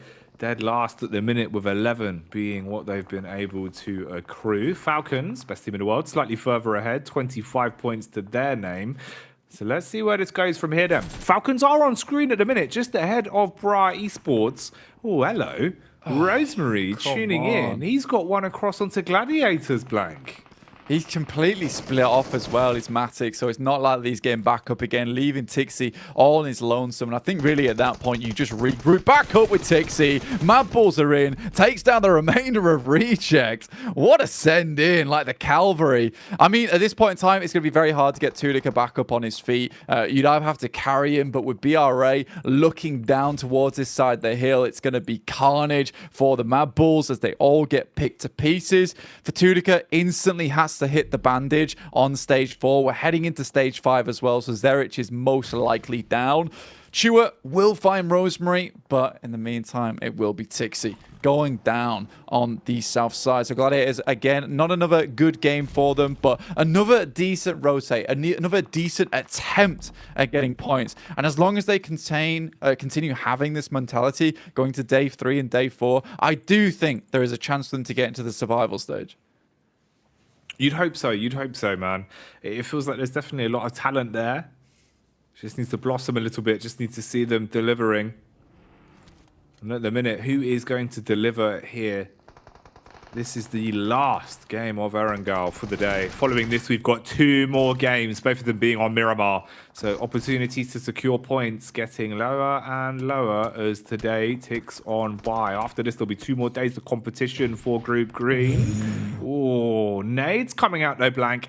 And that's going to be obscene. Red face as well. Look at him. That killer instinct's kicked in. He knows that he can aggress now. Utility in the back pocket as well, but he's taken a hefty hit, Blank. Second guesses it. Tries to backpedal, but Tiamba, they hold their ground. The cornfield is burning, but they're hotter. You're right. He should have just held his ground there in that situation. Backing off was not the right play. Yes, he had the angles coming through from Misery and Zuxi, but they're really struggling to hit this one out. I like this from Loops, right? You know, this is a winning compound they currently have on the northeast side, but they hear themselves a third party. They send down towards the south, try and clean it up. They want the game to be easier for themselves in the long run, and they're not afraid to take some risks to make that happen. In the meantime, BRA, Toxic, will take down Fleek, last remaining member coming through for the Mad Bulls, and once again, we're seeing BRA rev themselves up for another good game because they didn't go to Pachinki. That's all it took. The one adaptation. Not sticking to that over-arrogance, not sticking to that confidence of we need our primary drop. All it took was a couple of small adjustments, and already they're starting to actually find opportunities to amass points. Is it too little, too late? Only time will tell. They have to set the pace in every game and try and project themselves as far as they can over the course of the next couple days. And you can see with the spacing here, they found a few opportunities to backstab and deal damage onto Stalwart, at least softening them up once again. Even Icy eating bullets with the UMP from a distance as he's left in a bit of a rough spot. And Kane's got good eyes on him as well. Relatively nice lay of the land from the high ground they've got here. They know they can't be flanked from the back with their backs turned towards the blue. And they've got a little bit of map geometry. So it's not looking too bad for Bra right now, Blank. Yeah, I mean, Kane has to keep tabs on quite a few things at the moment, which is why he's hurrying Toxic up towards his position, right? He needs him to hold over towards Falcons whilst he can spot down towards Stalwarts, clean out the rest of those players. DX out, kind of a surprising turn of events there, considering they were able to get up towards that top side. Sorry, that was Pasija Evos. We've both got quite demonic logos. It's a problem for me at the moment. Yeah. I feel you on it. I'm okay with that because this does mean that eventually we might have the BRA DX rematch in this match, which is always lovely to see. And we'll see if BRA can, in fact, come out on top this time, regain some of that pride, some of that confidence, some of the glory into the PMGC League stage. Alpha 7, though, comfortably sat on this northern edge. Loops took a bit of a risk. They took a knock because of it, and Tiamba still pushing forward. It's just QZZ, though, and Ayala desperately trying to keep his boy alive. Ayala. We've been saying it all day, but specifically yesterday as well, he was really good when it came down to hitting a mark when he needed to. In this instance, prioritizes dealing damage towards the vehicles, blowing up the engine block, making it unusable. So Tiamba can't find a quick rotate. Nade? Ooh, that was actually pretty clean. Thought he was going to get it through the window there, Blank. Trade back at damage, though. These are filthy peaks. Look at the way that he's crouching into this as well. It's like a rhythm game. I mean, QZZ is not one to be ever underestimated. This lad played on Nova back in the day was an absolute killer for them.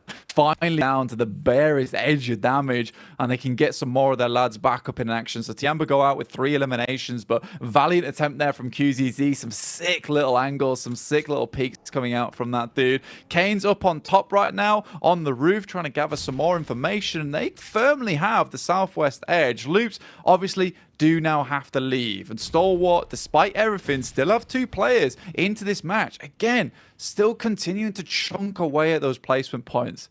DX, though, did they just love the Shaq or something? It's like, is this their, like, MO? Shaq gameplay? Man, it's the Love Shack, Blank. I mean, they're all in there. They're chilling. Yeah, B52 in right now. Living it large. Let's see how long they're going to be content, though. Is there going to be a new landlord in town? Someone's going to come in, slam the lease down, tell them they're being evicted. We'll find out. Right now, a bit of a move.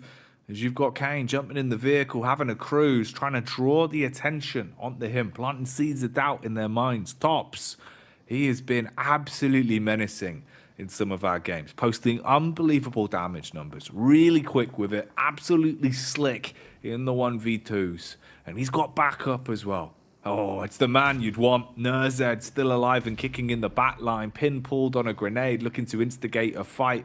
Kakali just trying to understand and assess where exactly everyone is. Meanwhile, we can see the Love Shack still in play for DX as Loops are on the move.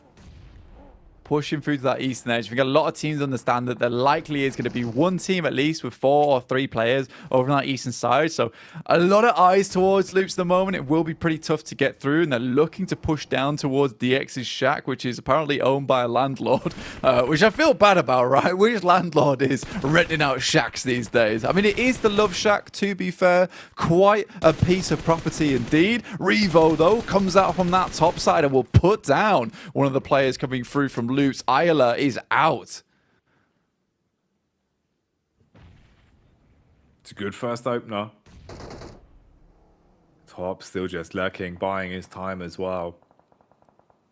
We're getting ever closer to the possibility of Bra Esports path eventually crossing DX.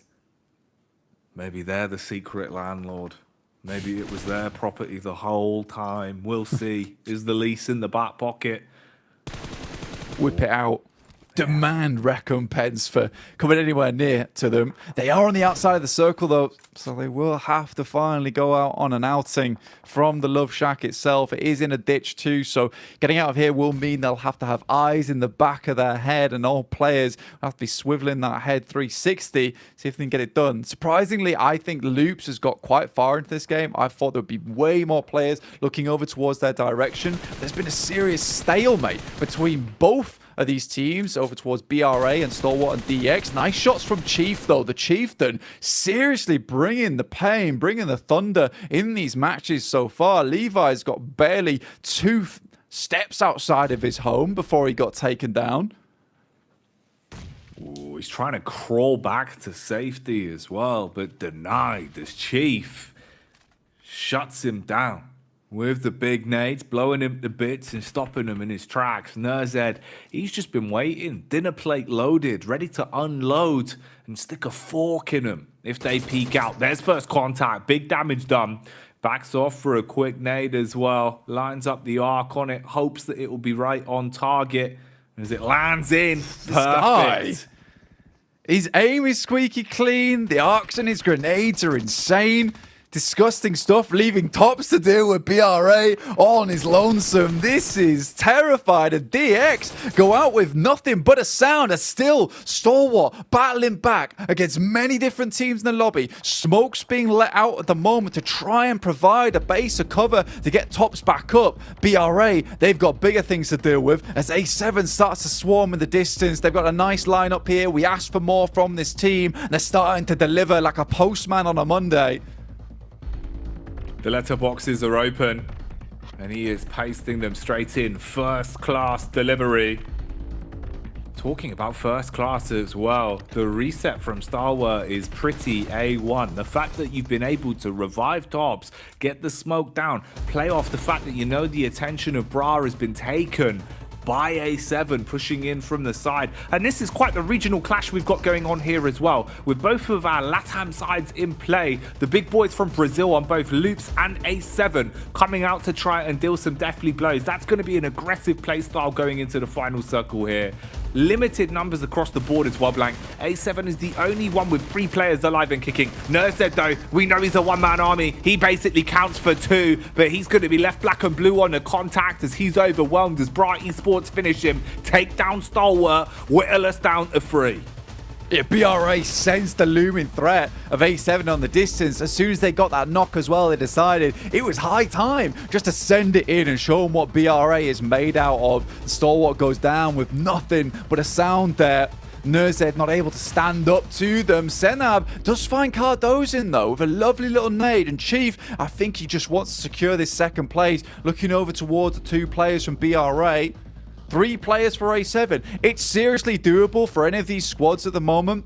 Chief could pull off something absolutely crazy. I wouldn't be surprised to see it with the way he's been playing today. Something's changed though for A7. They're starting to kick it into second gear. The way they're playing, it's a little bit more aggressive. They're taking fights, they're swinging into these encounters. And it seems that they want to lop their head off. They want to claim success on this one. Chief trying to stay alive and keep his nose clean. Nades detonating all around him. How far can you push this? Can Chief somehow steal away an upset on this one. Here's the first contact. Goes for the peek-in versus Bra. Drawing the attention as well now, Blank. Now the other squad is also going to hone in on this. A7 are aware of what's going on. Follow up on the repeat doesn't work. Coursera shuts it down. All thrown into this then. A 1v1 towards the finish. And it will be A7 to take themselves another little victory here. Finally picking one up for themselves. Great stuff for them. They're super pleased with it. It's a much better game for them as well. I think that they've been experiencing this all day today, where for all their games, it's just not felt as good as it did yesterday. And they've just shored up a lot of those problems, which I think were just mainly based in the macro, right? Their gun skill is good. They can trust themselves on that. They just need to hit those points a little bit quicker. I think the way they set themselves up there on the north side of that ridge too was just really quite nice. Loop set themselves up for a good game. If that went over towards that northeast side, I think that could have been absolutely a Loop's win. I also respect the fact that as soon as they see the circle not moving towards them and leaving even their compound still in, right? But they expect it to move away. They start clearing out players down towards the south side to give them a better chance of getting into that game. It's really nice seeing these two Brazilian teams step up massively into this tournament. No, it is. It's sick that we got them both in the final circle on that one. But, you know, like you're saying, over the course of the entire event, we've seen a lot from them that's been impressive. We've seen individuals popping off. We've seen the team as a whole playing some great PUBG Mobile. And I think it's been very fun to see the different sorts of flavor that both of them have brought out. You know, there was a lot of word on the street that A7 would be a powerhouse. I was hoping to see some good signs from Loops, and both teams have delivered. So we couldn't really ask for more. Better for Bra Esports as well. That's got to be a talking point, right, Blank? They've given up the ego challenge of constantly fighting for control of Pachinki, and it has worked wonders for them. They're getting points now. And that's what they need desperately. And what we need desperately as well is the beautiful boys over on the desk to break this one all down. Brazil, here we go, man. Alpha 7 get the win. Hey, you guys predicted it at the start of the day, and it finally happened. I mean, man, we're starting to see Brazil pop off here as the day goes on, Kalars. It was a matter of time. It was a matter of time, and here they are. I mean, likewise, Loops was also able to survive very long into this game, but Alpha 7 towards the end, controlling that northwest side of these circles and being able to kind of greet any comer to their terrain very strongly. I gave them a little run for the money towards the end. I thought maybe it could have gone their way, but nope. Alpha 7 on lockdown. If you're very silent right now, you can just hear like 7 Worlds Gaming screaming like, oh, there you go. You can hear it. Oh, yeah. Is 7? He's still there? What? But yeah, what a presence. We're having really similar echoes to last year, right, Hodrix, where we saw Brazil on the first day of the Grand Finals, first, second, third place. And we expect Influence Rage to also do well in their group. So, man, we've got top contenders from the region and another 20 points on board. And finally, the win that has been converted. Loops and Alpha 7 are just making Brazil proud. Oh, yeah, they are, man. I'll tell you, one team that's always making everybody proud of Stalwart. It's so crazy to see them just consistently put points on the board, even when you think they're done for, right? They still stack 10 points. It's ridiculous. It's just Top and the Z is like, Top, you're going to clear that team. The Z, you're going to clear that team. Got it. So we're going to 1v4 both of us together at the same time. And it actually works out. They survive, Kalaris, I would say, way longer than many of us would initially expect, because especially they hold on to that utility really late so they can just get some strong angles, smoke out to go for the res too. So they are very smart as to how they use their resources to just make into, it seems like top 5 every time. When they do not get a win, it's a top 5. I don't know how it keeps happening. Similar to the circle from the last game, it's silly. All right, that's it. That's what I'm going to leave it at. It's silly.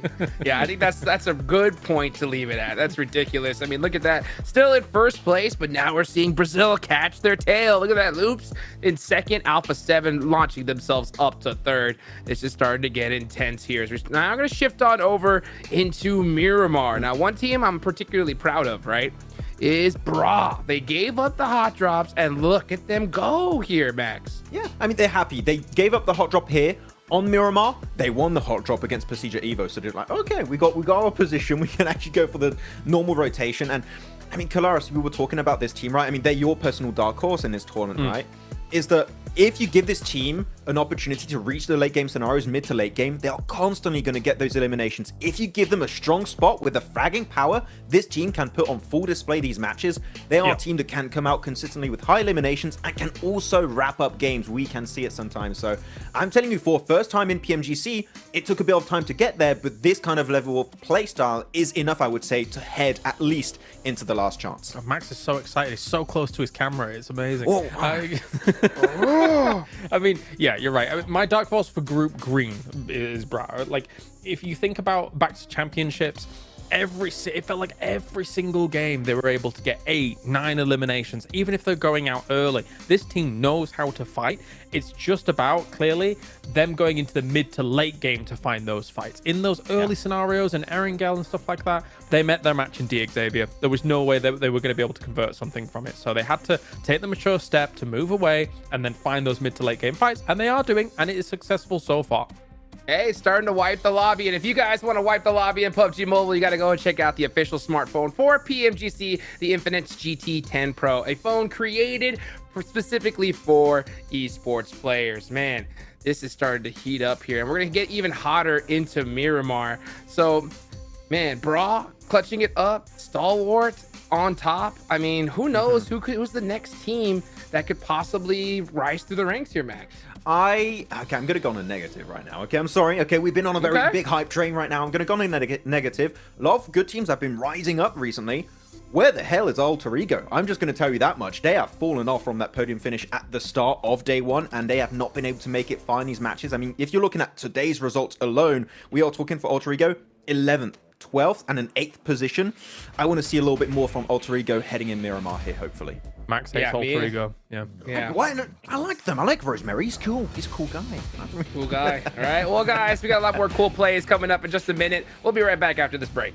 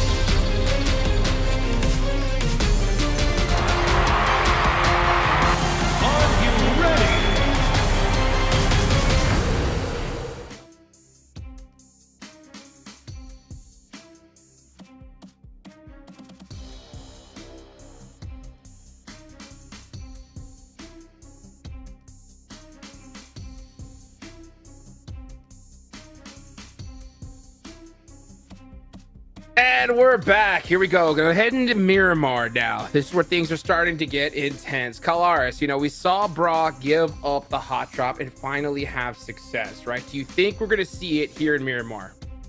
I think that they're going to be able to rotate from Picardo quite happily. I think that they're going to be able to take some of those decent mid-game fights once again. They're good in these foothills on Miramar where you have so many circles kind of focusing down on. So I expect good things from them to be able to bump out of at least that bottom 5 elimination spot here in Group Green. Well, let's see if they can do it. We're about to head into Miramar. Let's go ahead and take it on over to our casters. All right, all done with the Erangels, moving into the Miramar madness. 2 games left to go for the second day of Group Green blank. I'm interested to see how this is going to go, man. It feels like Miramar from yesterday. It's kind of a bit of a blur already. Yeah, dude, I think it was definitely an interesting couple of matches we saw in Miramar. They went by really fast, honestly, because we got some pretty quick winners on the board, and we saw Stalwart able to take their 3rd chicken dinner on this map. I'm genuinely curious, just as much as the boys, about like how well is BRA going to be able to do on this map, because obviously yesterday they started to perform just a little bit better, a little bit tighter on Miramar itself. But today they've actually had some good games on Erangel, right? They're coming into this feeling pretty decent about themselves. They're feeling fairly happy. And this is a great moment for them to keep pumping up those numbers, because they have climbed significantly, honestly, over the past couple of games. If you remember, they were pretty much dead 16th at one point. Now they're 11th, technically into that survival stage with 42 points. So they're not too far behind a lot of these teams. Honestly, though, like the guys on this were saying, Jackie, I think my main concern at the moment is Alter Ego. With 1 chicken dinner, the only team really to drop so low from that top 3 position down to 9th place now at 55 points. So really not accruing much of anything today. Despite, look at that, man. Rosemary actually doing quite a lot of damage for the team. That's what I mean. It does feel like, you know, Alter Ego, they're being able to find themselves in situations where they should find points, they should find eliminations, they're dealing damage, they're surviving late into games. I just don't quite know what's gone wrong for him. You know, yesterday maybe the difference was there was a little bit more backup as well supporting Rosemary. Today it does kind of feel like at times it is just sort of Rosemary that's being the one to sort of put bullets down range and give them a leg to stand on. Who knows, mate? Maybe we'll see it change here. You know what I mean? Change of scenery, change of mindset, come in fresh, not for the mad balls. Very unlucky. Straight in, not ideal. That is super unfortunate. I mean, Mad Bull's about to go for a bit of a long drop here as well, because obviously they dropped down towards Impala here on Miramar, so they've had to really go for the long parachute across. They dropped down in some unfortunate areas around Malise, who have just chased them down. Currently, Zerich is even being chased down by some of the players there on Malise Esports. I don't think that he's going to make it out alive anytime soon either, so pretty crazy for them overall. Mad Bulls looking over towards Pasija Evos in the distance. It's a tough game. It's a tough game. They had to alternate a little bit here, drop over towards the north side of Los Leones. Not likely to get over towards their original drop spot. The vehicles in this area are pretty sparse, so fairly rough overall. For BRA, though, this is the game to watch for them. I think if you've got focus on anyone, it should be this team, because they are certainly making the climb at the moment. And Gladiators dropping back down to 13th place. That little bit of fire we saw from them early on seems to be dimming, sputtering, just embers left remaining. And also, I mean, you know, when you look at it for what it is, right, on our right-hand side, Skyscraper, you can see with Bright Esports all the way down in 11th for 42 points. If they wanted to try and overtake, let's say, Reject, that's only about the difference of 20 points or so. It really isn't that big of a gap, right? It's close enough where, yeah, you pick up a chicken dinner, you play a great game, it could be there. So the possibility to shake things up, especially towards day 3, day 4, for some of the teams that start to get all of the problems solved, figure out any of the issues with adjustments they need to make with their play style, with even confidence for some of our Tides. Going into day 3 and day 4, there's a chance for some big leapfrogging to happen. But that's something we can speculate more towards the future on. For now, we'll stick to the facts. We'll stick with what we know and what's been happening over the course of the day. Get the lay of the land here in terms of where our teams have spread out from. Gladiators a little bit more fragmented as well. They've been a little bit more willing to play the buddy system. Meku and Matic have looked like they've had kind of that drive back to instigate some of the fights. it'd be interesting to see if Mad Balls can really turn this one around as well, because of course you've been hit again with a massively unlucky start. You lose a player from the get-go. You're feeling probably uncomfortable. It's Miramar. It's taken a while to get here. What can they do about it? First team to lose a player. Let's see if they can reset, because they need some points, man. Not in a bad spot overall. 10th place is 10th place, but they're not really gaining, Blank. That's what worries me. It feels like, you could stagnate quite easily.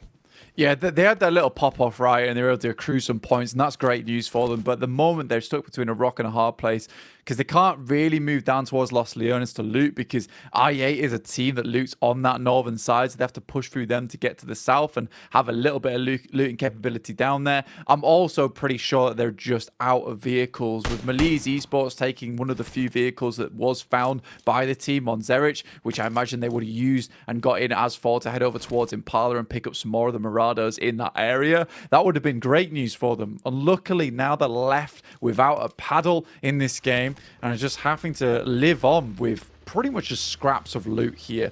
It would be really unfortunate for Mad Balls to go down early in this game because they just have a bare nothing to work with going into the future. Pazija Evos looks like they're just completely surrounding them right now. And it's going to be super hard to leave because the doors are just locked on all fronts.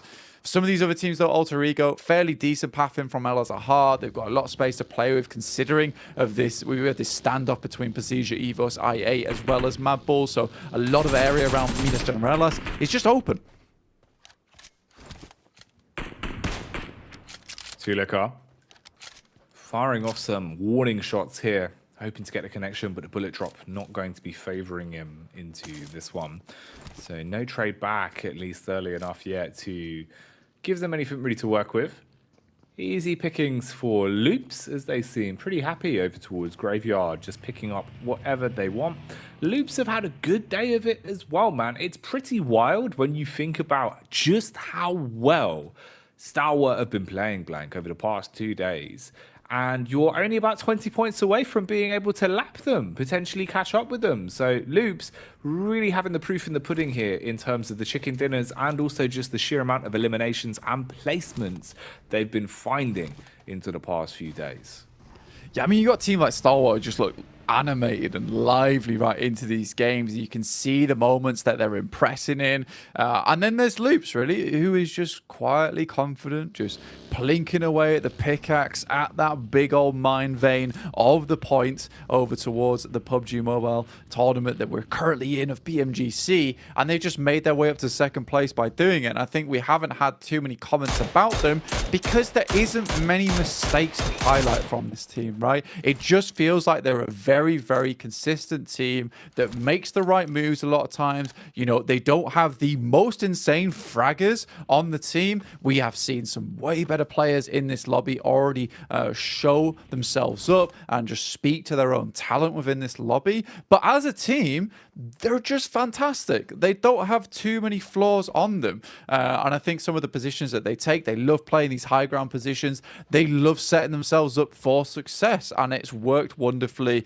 You know, it's taken a little bit of time because that's typically how it does work for a team that just plays consistently, plays to win these games, plays to get those placement points and just a good amount of eliminations each game. But now they're second place. And like you say, in a position to take over versus Stalwart. And that would be impressive, man. It really would be if they were able to, you know, have a huge game of it here. Because remember, obviously, you know, this is still one game away from the last game of the day here. We have another Miramar after this. So opportunities to accrue the last few points of the day are there. You just have to write the history books. You've got to be the one that put the best foot forward and walk away with any additional benefit. All the squads on the move now as the zone will adjust itself. We start to see everyone swarming down, trying to get center circle as quick as possible. Awful lot of opportunities for clashes here. Quest, it always feels like they get unlucky on their rotates and they are thrown into a fight that 9 times out of 10 they don't fancy being in. At least here, being able to match the pace, seem to have a relatively clear pathway into the zone. Gladiators on the move as well as they'll start to arrive on the scene. Yeah, I think for Quest, they've got a pretty base operations that they go for every single game. And I think that's kind of what's putting them in some awkward positions. Like, there does seem to be some good adjustments from a lot of these teams in terms of how they want to rotate in, what's going to be open, how they want to play it out. And I think that Quest does have that to a rudimentary degree in terms of like stage 1, stage 2. But once it gets beyond that, I think that's where they really start to struggle just a little bit of like being able to work with things on the fly, figure out what rotations would work in this situation. That I just think some of the other teams in this lobby have a better grasp of. One of those teams in particular, I think, is very good at this. And again, I'm as surprised as Kale is about this team, which is DXavier. They're very good at identifying some really good rotational paths in that end game, where a lot of teams do struggle to find their way in. DXavier's been looking for these decent little avenues to be able to just slide their way in, find a good spot and play from there. One thing I don't like about that team at the moment, though, is just the insistence to drop into one position, play a shack, and just be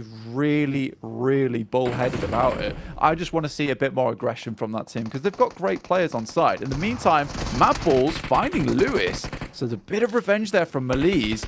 Again, right now we've got Quest on our screen versus Reject. Kante goes for one, doesn't find it. Reject trading at least versus Quest here relatively efficiently, man. Kante, yeah, that's not what you want. Feeling like Dante on that one as he was going through the 7 rings of hell, burning brightly from the Molotov. Ooh, nade straight to the face as well. Poser probably almost knocked off balance from that one. Just ate the grenade straight to the face. It has at least slowed down the clash versus Mad Balls, but Mad Balls, they look a bit hesitant about it. Instead, trying to play on the angles and look for an opportunity to peek. They're taking so much damage, Blank. This is turning on its head. Mad Balls, they could fall through the fingertips quite quickly on this one, unless Fleek or someone can do something miraculous. He is just firing out warning shots, peppering into the walls, dealing damage to the cement, but not cementing an opportunity for Mad Balls to get a grasp on this one. And they've taken so much time with it, they've been able to get back into a better angle. Fleek, at least on the cross there, hits one, and that's an important shot to find. Yeah, really important, because at that point in time, it felt like Malise Esports was going for a reset on that fight. So able to take out another one of those players gives Mad Balls a little bit of an extra edge here in this fight. This is the same team that took down their main man Zerich earlier on in this game to remove that vehicle from them. The fact they've been able to stand up tall again and Malise Esports continue to push the issue, and Mad Balls refuse to be pushed around, but one goes down and Kissu looks for another. One player remaining, it's just Fleek. Around the corner, bouncing into action. Quick switch into the secondary, and Fleek finds the damage, shutting down Kissu, but he is still in a 1 versus 1. Still in a position where if he makes a single wrong move, it could all go wrong. Here's the repeat from the right-hand side.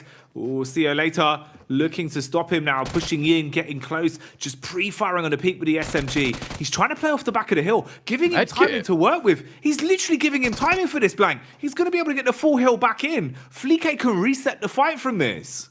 That is massive for them. See you later. Backs off a little bit, gets back round, but the building. This Vector is absolutely deadly. Used to be a really well-used weapon in PUBG Mobile back in the day. Does a lot of damage very quickly, but see you later. Able to hit those headshots, just puts him down with the M4. That is big news for Malise Esports, but what a great hold off by Fleek. Always been kind of the solo god of the team, but he just wasn't meant to be there at the end. But again, really impressive stuff in the meantime. A7 lost 2 players to Gladiators, by the way, down towards the southwest side and via Damar, which I didn't expect at all. Currently, they're the furthest players from the circle itself, so Gladiators do need to get a bit of a move on.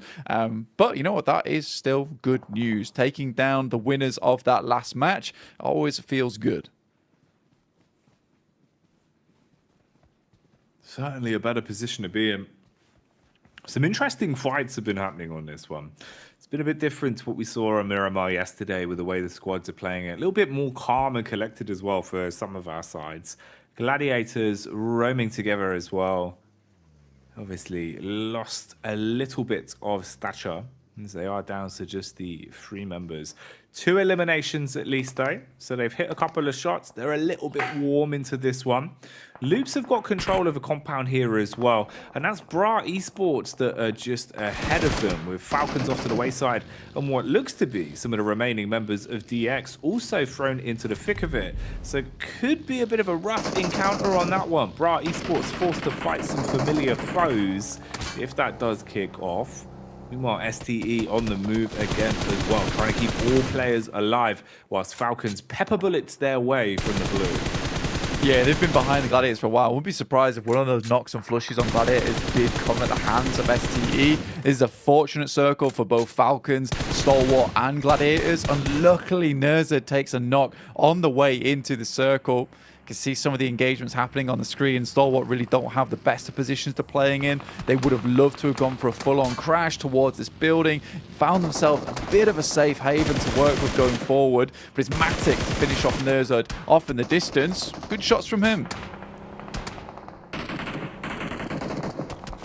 Taking down Nerzed at the best of times as well probably feels like a bit of a win at this point. Yeah. Because of like how sick he's been, man. If you're starting to clash against him, you're probably thinking, all right, sweet, here we go. Getting into the grip of things. Fight's possible now. Yeah, we can build from this. It's doable. It's basically a 4v4 now, now that Nerzed's gone. This is okay. But yeah, so I think for a lot of these teams right now, it's a bit of an awkward circle, honestly, heading up towards that northwest side, pulling away from Los Leones. Not a lot of teams fully committed in. Alter Ego probably the most trapped right now, but there is a decent rotational path outwards. It's a question of whether Alpha 7 spots some of these players. I think Rosemary has a good idea of where one of them is, at least. He spots out Carrillo. There is some shots from the sides. He has to edge himself back behind this tree, but quickly gets a lot more shots at him. Potato's just going to send direct in. How is he alive, Mate, bro? I don't know how he's been able to stay alive for so long here. Even now, finally goes down. As Alter Ego will at least be able to clean up onto him, jumping back into the vehicle and giving up the goose on that one. Feeling a little bit more relief. Senap, though, he's got the DBS and he is clearing out the lower levels. Quick flick as he goes through the door. Oh, look at them. Arriving one by one. The cavalry is on the scene and they want to stop Senap dead in his tracks, taking him down in 14th place as A7 are out on Miramar. Yeah, it was all just way too much for Senap there at the end. Even if he is godly with that DBS, you just cannot handle versus a team that understands versus a shotgun like that. You just got to flood into the room, right? One by one, and then just spray down. It works out. You're likely going to lose at least one fella from the mix, but at least you get the fight finished. Now, Alter Ego, they look to set their sights upon I8 from this top side. This is very interesting to me, and currently still rocking with a full four-man squad. This is good news for Alter Ego. There's still a chance to get into this game, but they have revealed their hand now after that initial spray.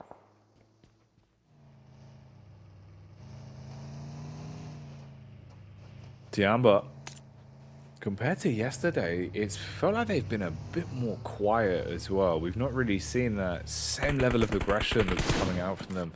They had a couple of nice point scoring games yesterday.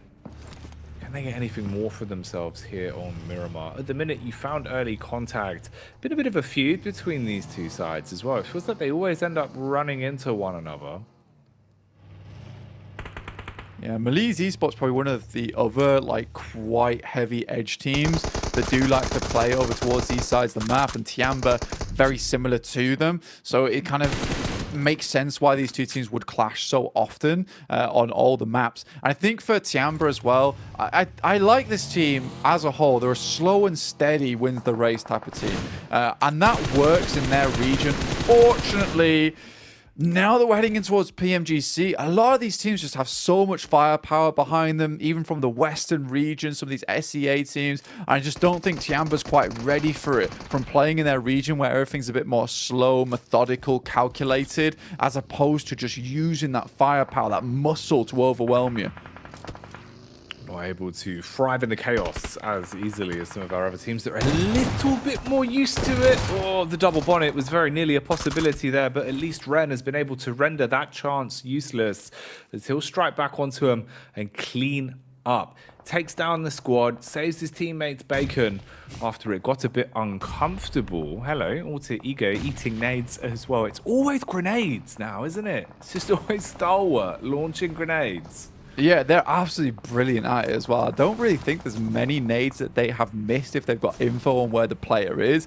I think that was the massive downfall or angle for Gladiators when they played against them, is that they just didn't back off. They held that ground. And once that happened, so it was just like, well, we're very good at tossing these, so have a couple of nades your way and chow down on that, in which case it was pretty much game over from there onwards. Overall, though, for the players and Stalwart, just 2 alive. They do have a concrete to work with, so holding out Alter Ego is their main problem right now, especially with them getting a bit of the circle for themselves.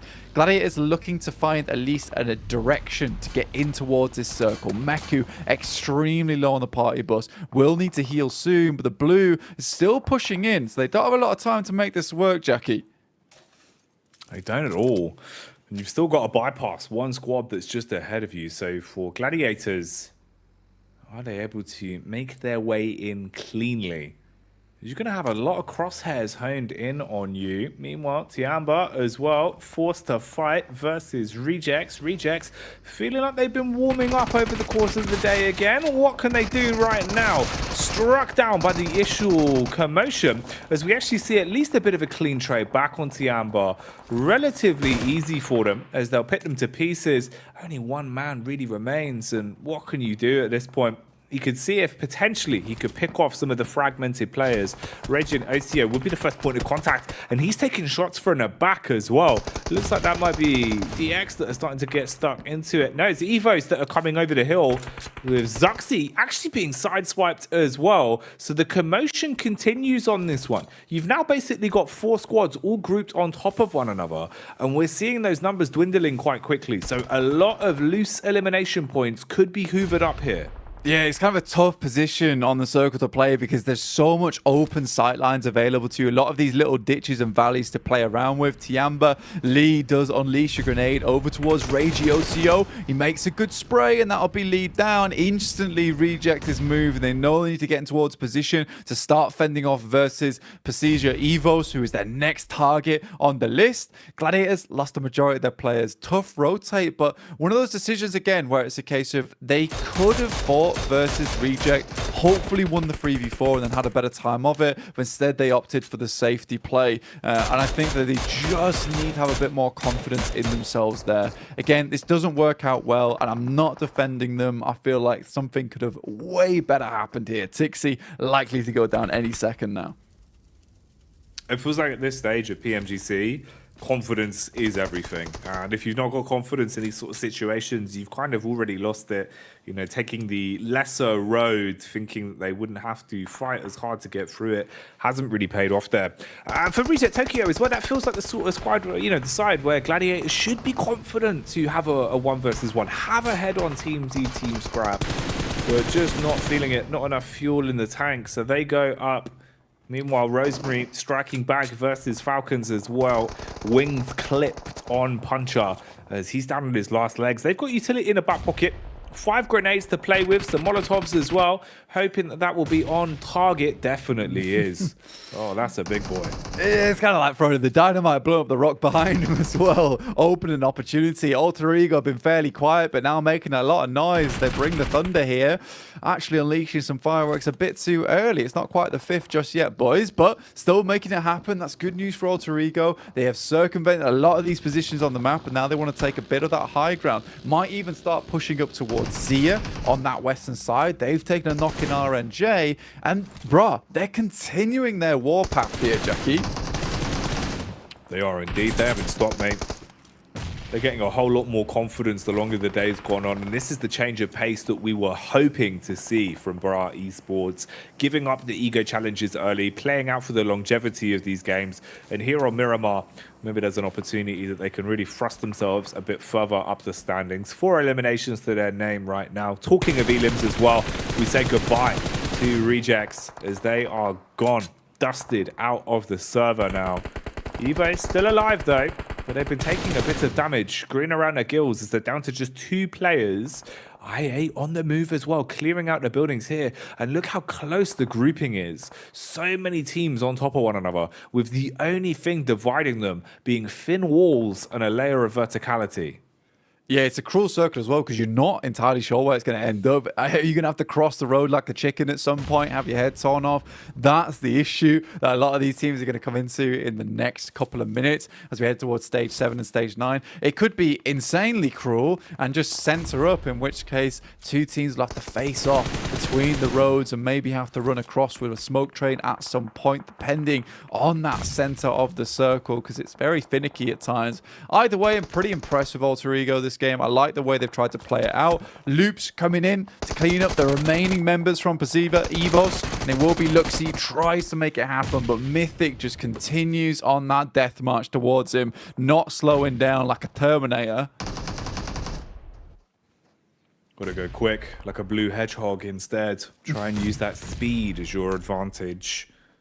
Flanking back round as well, looking to try and reset is ZR, but you're going to run into Alter Ego from this position. Both of them losing numbers now as well, as it seems like the nades will actually be taking them out of commission for good. Readjustment on the peak. Look like Potato is taking pot shots and trying to hold them back. Megamind, wide swing with the nade. They're keeping the pressure on, but it's not really dealing enough damage. That nade certainly will, though. Good trade from Potato. He goes down, sure, but he does a ton of damage to the 3 players' HP bars. So Fnatic is forced into an uncomfortable situation. Survival of the fittest now, where he also needs to deal damage from his little cubby, constantly eating nade after nade, trying to peek out over the top of the smoke. Bullets coming his way. He expires. So will Potato, and Alter Ego are gone. First time in a while we've actually seen Zia do something in these matches as well, so able to rock that one down. I mean, RNJ, he survived from earlier, I think, despite getting knocked quite far away from the rest of his team. Stalwart, again, you know, they're always going to be at least in the top 6. They go down here. Good news. I mean, that's still a fairly decent result for them. They're going to continue pumping those points time and time again, but I would be a little bit worried now if I was thought about my first place position, because Loops is starting to catch up. They've got 4 players in this end lobby, and right now they're picking apart I8 from Aegon. They're also looking for a couple more players on the cards. They've got a nice bit of high ground to play around with. BRA's down on that low ground. If the circle moves off to that eastern side, Loops have an insanely good chance at winning it. You were saying at the start of the game, that's just one good game that Loops need to overtake, to overlap on STE. There's a chance here on this one. Oh, it's certainly doable, mate. With how they've been playing today, especially Blank, and the fact you've already got 4 eliminations, you get a couple more elims, you get a couple more under the belt. Suddenly you're thinking about the placement. Suddenly you're trying to see just how far you can take it. If you were to get a chicken dinner out of this, they could definitely guarantee themselves that leapfrog, take first place. And for Stalwart, I don't know if they even know what second looks like at this point. It feels like they've been in the driving seat for so damn long, since day 1 started, all the way back at the beginning. So this would be a bit of a shock for them. We'll see how it goes, though. We won't get ahead of ourselves. Right now, we still have 5 squads alive and kicking. The interesting one is the fact that one of them is Zia. You know, and you're not sort of saying any disrespect when we're saying, yeah, this is the first time we've seen them do something, because to be honest with you, Blank, it feels like they really have been sluggish. They've not been delivering. But into this game, they're hitting shots. They're picking up squad wipes. They're actually being able to find themselves a few points to play with and some elims under the belt. It's impressive from them. But how far does that go? Here with the timing, it's Loops that strike. Backstab onto Blade as they're able to snatch that one away. And Mythic closing the gap now. A lot of space being taken away. Loops, are they going to go full lunatic mode? Can you secure something here? Close down the play versus I8, put them in the bin, and set yourself into the final 4. Yeah, because they need some psycho plays if they want to make this one happen, because they have to get rid of I8 now. If they want to start pushing over towards that western side where it looks like the circle's starting to go, they need to deal with this team. In the meantime, Chief, he's dealing with BRA off in the distance, which is sort of surprising to me. Lovely spray down from Tospic, but Chief still keeping the boys from BRA at bay, whilst the rest of the team deal with the remaining members from I8. Perfect time to push as well, as they all get shunted out from the concretes. This is gorgeous from Loops. They have just been going from strength to strength, but now they got to leave. Kakali, the gorgeous little side swipe here, really puts the claw on them. Oh, this is fitting, isn't it, as well?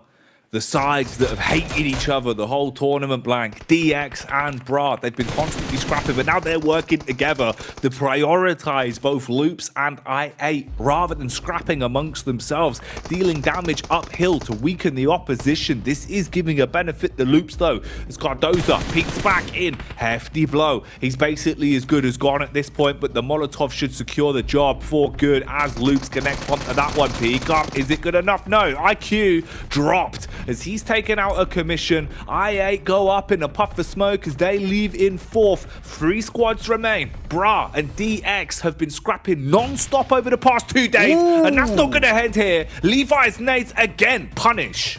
There's hatred coming through from DX at the moment towards BRA. They don't want this team getting a little bit more confidence. They don't want them puffing out their chase, because if they do, they might be back in Pachinki. Loops, though, happy to assist, to help in the endeavor to take down Bra Esport, who have tried their best to stand up today. They're currently in a kneeling stance, but they want to get standing tall. They want to look good in this matchup. There's potential for them still. Levi's crawling away from the blue, and in comes the bombardment. That one looks fairly close. It's just a stun grenade, but Paragin popping down some more smokes. It's Chief once again to take him down. Ayala as well, warming up now with a Mini 14. Man's an absolute menace with it, and on the UMP, he'll slay from far away, forcing him to hit the DECK. DX out in second. Bra Esport trying to stay alive now as Coursera pushes up, closing the gap, wants to be within touching distance of Loops and see if he can snap back. Has the SMG to work with. Cardozin supporting from above as well, waiting for first contact. They're playing around very fine margins of map geometry here. Not a lot of space to work with. Missing a single shot can be the difference of life or death in a situation like this. Cardozin hits the first, takes down Kakali, puts him on his last legs, finished off by Chief. Wipes him with a peak, absolutely annihilates them. They are unstoppable as Loops go lunatic mode and secure the chicken dinner and will leapfrog up to first place. That's an incredible endgame there from Loops. Really, they had it all in the bag from that high ground, but Chief pulls out a maneuver that I don't think anyone saw coming with that wide swing. He was coming around for a long, long time, but it's time for Loops. Honestly, 10 eliminations, I think it's 10 points to the chicken dinner. That sits them so close to Stalwart. And at this point in time, it's Loops looking at the steering wheel of that first place, eyeing it up, asking Stalwart if they want to take a back seat. Man, incredible game from them. Playing really well. And this is the difference in momentum, Blank, right? You know, they're kind of taking this in their stride now, really getting into the groove of things with the way that they've been playing. Man, that's a big game. Get to have a look at the breakdown of the statistics here as well for how Loops are playing. Yeah, it's consistent as well. You know, it's one of those where Loops as a team, they feel like they play off each other very well. It's not one player having to do all the fancy footwork. They're just doing a good job of pound for pound playing some great PUBG Mobile. It kind of feeds back into what we were talking about earlier as well, which is a really nice thing to see on screen displayed by data, which is a case that, like you say, there's no one-star player on this team like we allude to other teams with Nerzed, you've got Bra Esports with Kane, but this is just a really well put together, well-rounded squad that all support one another in that endeavor to get towards the top, to get to the PMGC Grand Finals. I'm excited to see what they can do in the future, and I'm excited to see if Bra Esports can keep this up as well, because they've gone from a kneeling stance to a standing stance now, when yesterday they were fully laid out on the floor. It's crazy to see, but I'm also really proud of this team because they've made some quick adjustments from what was a really humbling first day. Oh, exactly. You know, it's one of those where coming into it, we could have seen them hot dropping again and again and again and again and accepting their fate. Instead, they've opted to change their play style and they're accruing points. Points mean everything right now. One more game to go today, so let's get back over to the desk and break down our first Miramar. Hey, you guys hear that? That's the door opening to first place, man. Loops is on their way. Goodness gracious, what a performance there. I mean, once they got that high ground, nobody really stood a chance. They just cleaned it up with ease. Calaris, Loops is hungry. Stalwart You think they got to start watching their backs now? Absolutely, considering the performance we've seen from Loop so far. Third, first, 10th, but still with 8 eliminations. A third and then a first once again here. They are looking absolutely phenomenal on some of their holds here. And again, they're not over-aggressing too much about some of these fights that they're kind of just holding out on. Admittedly, this circle kind of comes towards their compound, towards those concretes. But they're outside concretes just waiting for teams to kind of slip up a little bit and then pounce on the opportunity when it arises. Yeah, they could have pushed onto Aegon IX's position, but they just wait things out in the wings, wait for them to push, and then they're going to nade, molly their position, and just get easy eliminations along the way. And that is another double-digit game coming out from Loops. When you look at their average eliminations today, they're just over 10. You're looking at their matches played. 6 eliminations, 17, 8, 10, and now 12. What is going on with Loops here, Hotjix? They're on absolute fire. And as you said, that door to first place is now open. Starwater going to be a little bit spooked out. So crazy to think that they have actually a possibility of getting passed up. How they perform so far, it's crazy. Agreed. So Loops, I mean, just popping off today is beautiful to watch. You know, another team that I'm really proud of today is Bra, right? I mean, they had the ability to say, you know what, let's stop the hot drop at Aaron Gale, and it worked out for them. And then in Miramar, that consistency, Max, man, is just beautiful. Yeah, it really is impressive. Bra, like, wait, we can't play in the game more than 15 minutes? What? What? We actually got good survival time? I mean, when you have such a good fragging potential on your squad, of course, that's going to help out tremendously. And now they're just shy of making it on that first page. Another zinger like that is going to be good. But man, that gap between Star and Loops has closed significantly. Brazil going strong. Hot Jukes, I wasn't concerned about Bra. I wasn't concerned in the slight, maybe just a little bit, but Yeah, just a little bit. Just a little, yeah. A little bit. It's crazy to watch, man. They're so close. I mean, the points gap is not that big, you know, from 4th place on down to where Bra is. So they could definitely make a big jump here. And that's what they want to do, because after this game, that's it. We're halfway there for Group Green, and 5 teams are going home. 3 are making it to the big show, CalRs. And right now, Alpha 7 on their tails, but Xavier, man, have been consistent.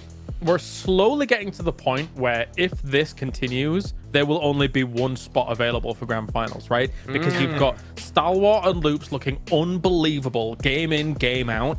But then from third onwards, it's still kind of anyone's game here so far. I mean, you know, huge things can still happen across what is the next game today, as well as 12 games coming up in the next 2 days. But I don't see Stalwart and Loops slowing down. With the way that they're playing, it looks excellent. Their execution is excellent. Though, right now, if you're looking at one of the teams that could compete for that position that Alpha 7 currently are in top 3, Xavier. I mean, we said Alpha 7 were eventually going to get a win. I think Xavier are the next name on that list, are eventually going to be able to wrap up a chicken dinner, because at the start of the tournament yesterday, I would say Parajim was a very standout individual player.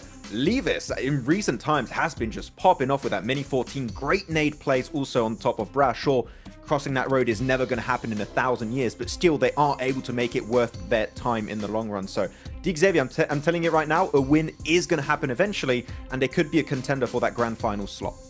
I mean, that's what it really takes, right, to be a championship team, is you got to put consistent points whenever you don't get those circles. And when you do, you have to use it to your full advantage. And Xavier just haven't been in one of those positions to where it's just obvious, right? They're having to really work hard, but they're pushing and grinding here, Max, man. And they're still putting up those points regardless of the situation they're in. Yeah, it's just overall really strong rotations around the map. I just feel like sometimes the circle is a little bit going against them. It's like, all going really well, or going really well. And then the circle just shifts away, like here in particular, having to cross the road. The game before that, having to leave their compound in open fields.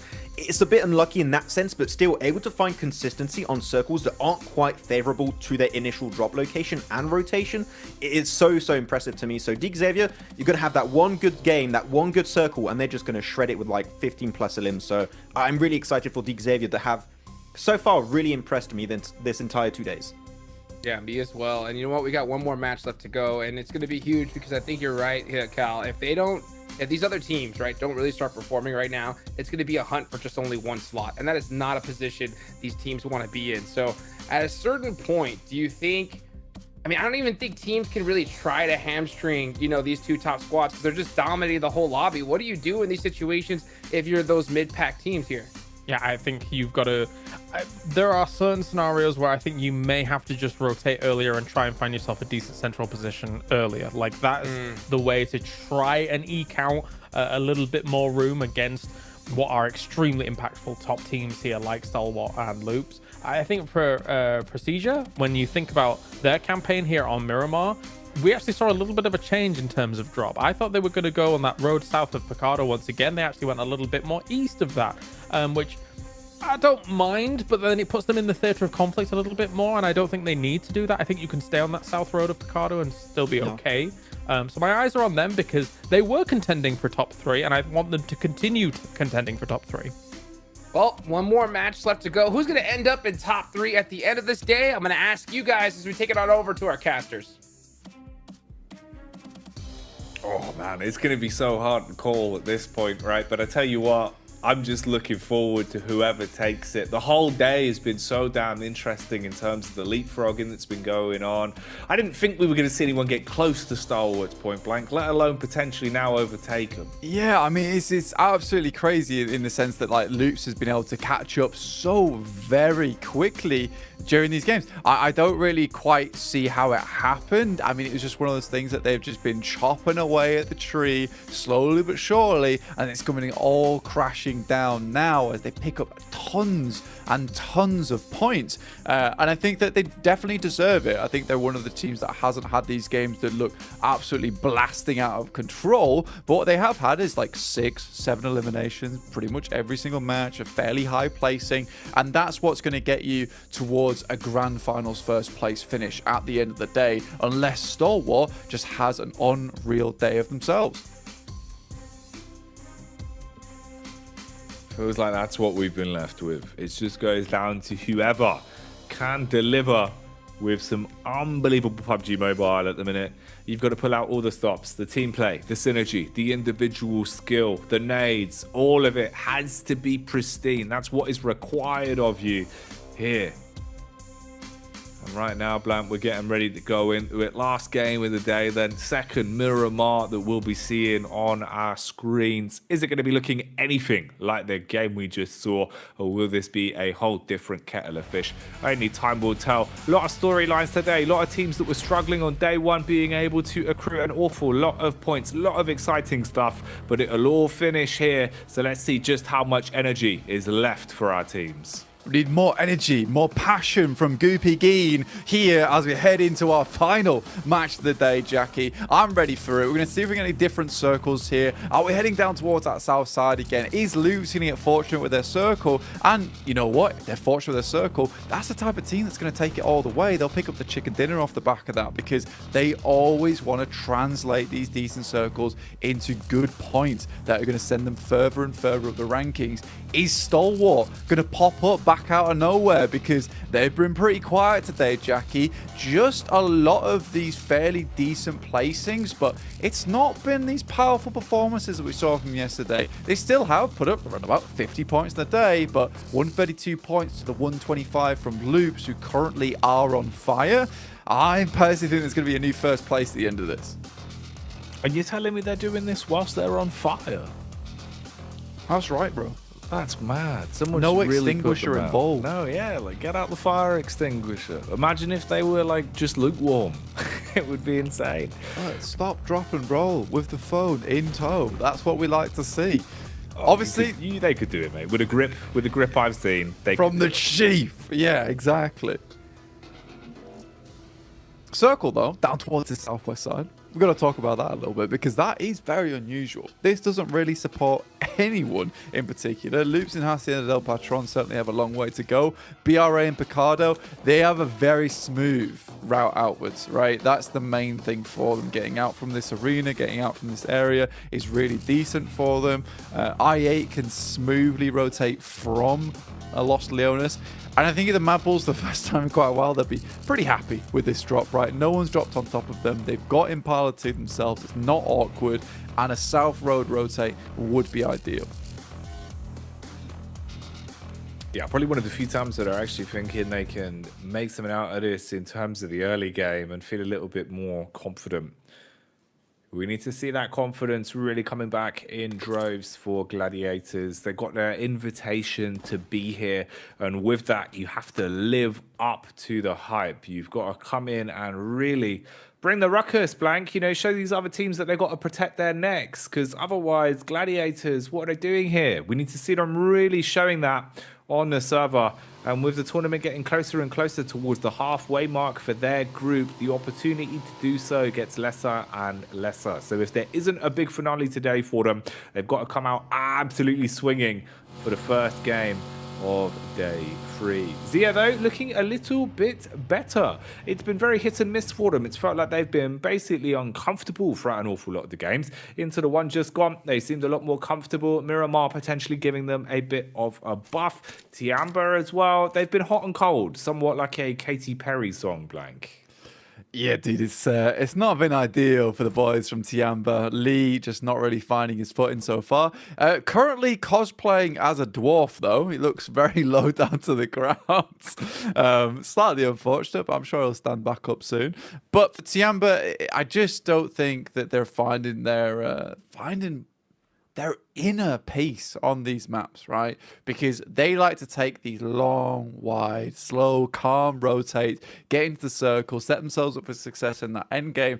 And they sort of do have this similar playstyle through to a team like Loops that like to just slowly rotate in, find these areas of success. But I just don't think they've got that similar type of gun skill that we're seeing from Loops at the moment. They don't have that same clutch potential as this team. So a lot of those fights that are required to win, to find yourself a little opening on the edge to start sweeping and pushing in, it's just not available for a team like Tiamba. And right now, it does sort of feel like QZZ is solo carrying that squad. And it's a little bit heavy for him. I'd like to see teams, players like YDD, who we know is really good as a player, step up a bit more from that team, from PEL. Like, it just doesn't make too much sense for me. But again, Tiamba, we'll see if they can make their way into that 11th place and upwards to get in toward that survival stage. Right now on the edge at 39 points, with Mad Bulls ahead of them with 51 points total. It's always doable, always achievable. You've just got to be the one that finds the point yourself. Never leave it up to other teams to decide your fate when it comes down to the survival stage.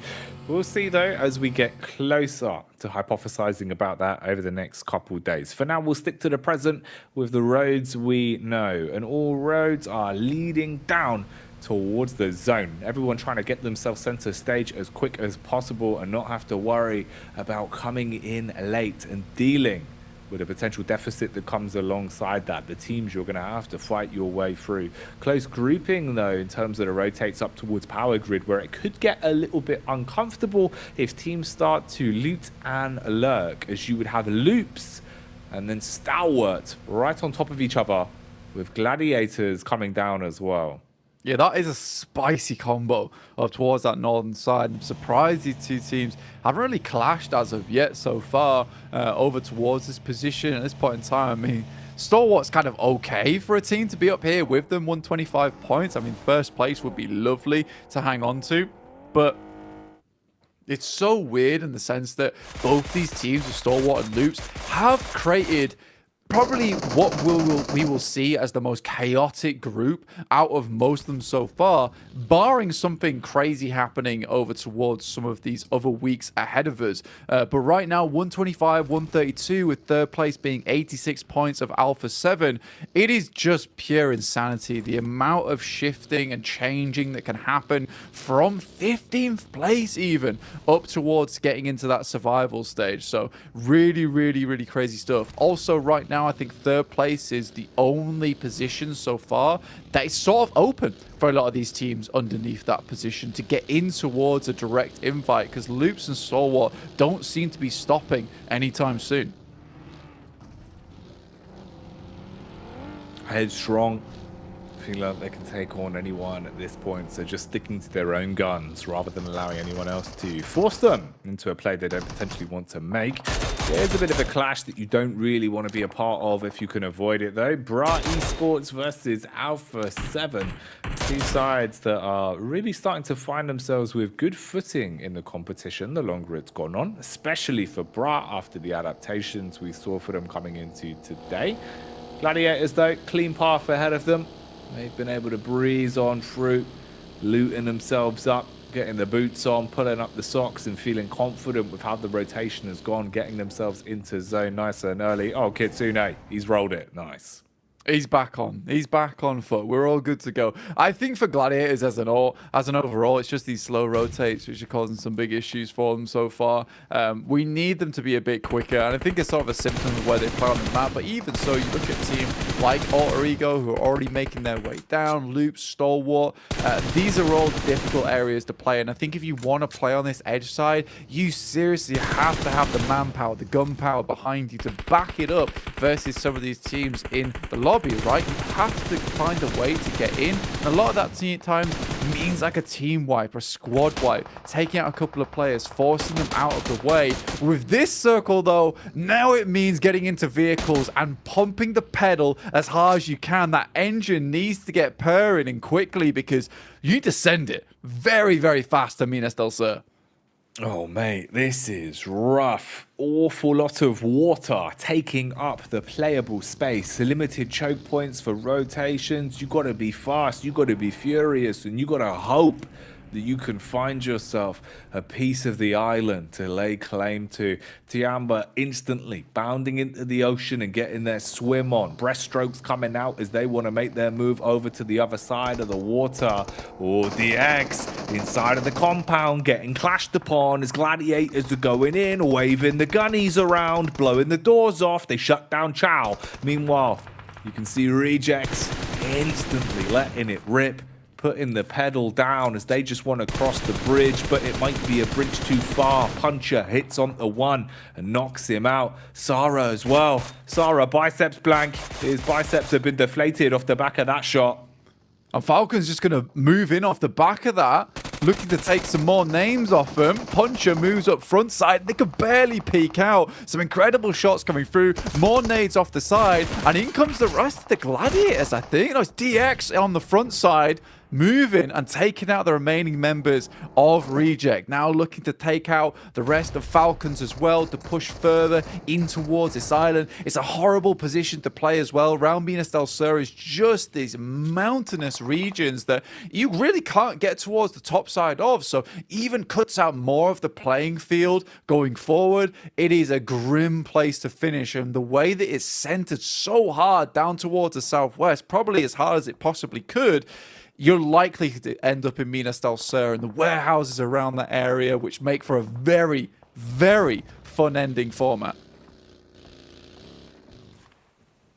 Yeah, this is certainly one way to set the plate for the last game of the day here. It's not going to be anything common. It's going to be very abstract indeed. So we'll see how it goes. Tops, even Armored a Mini 14, just battering bullets over towards the bridge and being able to buckle DX. Levi's needs to be revived. Lamborghini goes into play medic. The rest of the squad looking to patch themselves up as well. It's polite of Falcons to share the bridge with DX here as everyone is just turning their attention towards Gladiators in the distance. Of course, Nerzed's getting stuck into the action. Finds another pickup. And talking of action, there he is. Comes in with a shot onto Tixi as we will be able to punish from the lower ground. I see as well. Oh, mate. This is looking good for Stalwart once again, with their backs turned towards the blue, just being able to scrap their way through Gladiators. But you've got to get over the bridge. You've got limited options here to get back in towards center zone following this fight. Yeah, I mean, for Gladiators, it's all going wrong once again. They're desperately trying to bring things back as Matic takes down action, able to give them a little bit of breathing room. But already, you can see they're just down to 2 players. Tiamba coming against Maliz Esports on the similar rotates we've seen time and time again, looking fairly more confident about it. I think now it's just 1 player from Gladiators that remains. It's just Kitsune. All on his lonesome, has to send away. And I'm just curious about this play where they send over towards this western side. You can see the reasoning behind it. Try and get some angles over towards DX and Falcons. But I don't think they could have assumed that Stalwart would be coming in so fast. And the speed at which Tixi got picked up again after he'd been res just set an awkward set of scenarios in motion that I just don't think Gladiators were coming back from. Just all went far too Worse for wear too quickly. Made it an awful lot harder for them to really be able to reset from it. Finally confirmed now as they go down for good. Gladiators out again as they're removed from the equation in this one. Rest of the teams panicking to try and get their rotations on the go. Tiamba setting up and waiting for the close quarters combat, basically just edge guarding here towards the bridge. Knows that mad balls are still lurking inside of the blue, and if they come swimming through, it's just about connecting the shots. Pre-fire punishment not quite landing. I8 as well stuck into a fight versus Tiamba. The spray control's looking crazy. What? It's actually a Mini 14. Man's just massacred them with a Mini 14 blank, making it look like it's an M16. Blaze just pulled out the katana, lopped off all their heads. What was that? That was insanity that we just saw from Blade. Oh my god, I mean, Aegon I can at least be pleased with what just happened there. And QZZ once again left on his lonesome, dealing with several players at once, and 3 of his teammates can't deal with one guy. Blade just makes a mockery out of him. I feel so bad for QZZ because he has honestly played really well today. It's just depressing. For Alpha 7, I think they set themselves up in a really good spot. I like this high ground position they've got. This is over towards the western side of Minas del Sur, right? It sits on the top side. It's a pretty awkward building because it doesn't have the most amount of windows in the world, but it does give you just a position that has such good overlook that's hard to breach. That's what makes it so strong. You can see it here on the map. We're waiting for stage 4 to hit. If it sends up towards that northeast side, game could get real ugly real fast, but if it heads down towards the southwest, there's only so many teams here that can take precedent in this match. This is one of the cruelest circles we have seen during the PMGC League stage, and none of these teams are enjoying it. Doesn't get any easier, does it? Just forcing issue after issue. Everyone constantly plunged into battling here, contending with a rough rotate, the blue eating away at you, and bullets constantly being barraged down from all sides. DX suffering on a rotate. They cannot quite make it across as one by one they start to fall. Icy as well taking shots from the Falcons as they come in to pick up their 5th elimination, finding some damage onto Stalwart and softening them up going into the later stages of the game. Meanwhile, Evos, they're going to be crashed. Compound Control clashed 4 as Alter Ego pull up to the party, but they might get Ego checked on this one. Rosemary back down in the ground as he's going to be slain. Misery living up to his name as he inflicts pain onto all of them. The nades come out as they clean up. They can reset from the fight, and Evos will be content with this one. Bra Esports straight into submersible mode as they want to get in the water and stay out of trouble. The Indonesians go head-to-head there, and it's Pazija, Evos that come out on top. It's a nice little fight. They do lose one player in the process, and Bra, like you say, just sending direct into the water. And you can kind of make sense why these players all sent up towards this northern side, because it's so hard to get down towards that southern edge at that point. Everyone's just given up. They're like, right, let's just try and live out our days as long as possible on this northern edge here. Falcons take shots. Zia desperately trying to make an opening for themselves. Megamind just running around, sidestepping bullets, falls down at the end of it. Whilst he opens up an opportunity potentially for teams on that eastern side to maybe, just maybe, get in. Poser from quite far away over the other side of the gulch, inflicting damage as he's able to punish onto Loops. This is Loops that, bear in mind, we were hypothesizing the idea of them being able to do the leapfrog, get over the top of Stalwart. If that is going to be the case, it needs to be tighter now more than ever. Down to 2 players with only 3 eliminations secured over the course of this one. Puncher throwing fists into the river, but not quite connecting onto the players. Finally starting to adjust and deal some damage as he's got to take down a fish in a barrel that are Bra Esports. 1-by-1s, Falcons put the bullets in and start to secure those pickups onto the weakened players. Here's the rotate from Stalwart though, just playing inside of the zone already. Meanwhile, Frozen here lurking on the wayside. Seems like he's got a nice read on the position here from QZ and knows what exactly the man from Tiamba is up to. Zerich is still here as well, but this is such a fragmented Mad Balls in terms of the split. 3 players effectively rocking a solo maneuver. And the game plan for most of our squads here is just get yourself in that water and stay alive for as long as possible. Exactly, just try and live this one out. You know that teams will be going down left, right, and center. The least you could do is pick up some placement points. Stalwart, again, although they haven't had a real flashy day with a huge amount of performances, this team does look like they're just encased in iron. They are so hard to put down, man, because they were over towards that northwest side and the glut of the conflict as well, yet still managed to find themselves in this position. You know, you blink twice, you miss this rotation, you miss how they made their way in towards this spot. It's really quite amazing, the speed and honestly just how Stalwart actually is into these games. Frozen does finish off QZZ just as the blue starts to push in, so he has a really good read on where he's going to have to go, so that's nice for them. Preciza Evos over towards that northeast side actually do manage to make it across. No one's really looking at them as of yet, and Loops is dropping down, looking to deal with the Knights from Stalwart.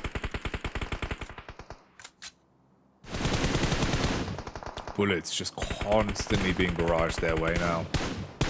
Misery trying his best to shut down Stalwart, knowing that if he can just finish a few of them off, he'll deny their longevity of gathering points into the last game of the day. Loop seems to have the same idea as well, as Chief is taking the action straight to them.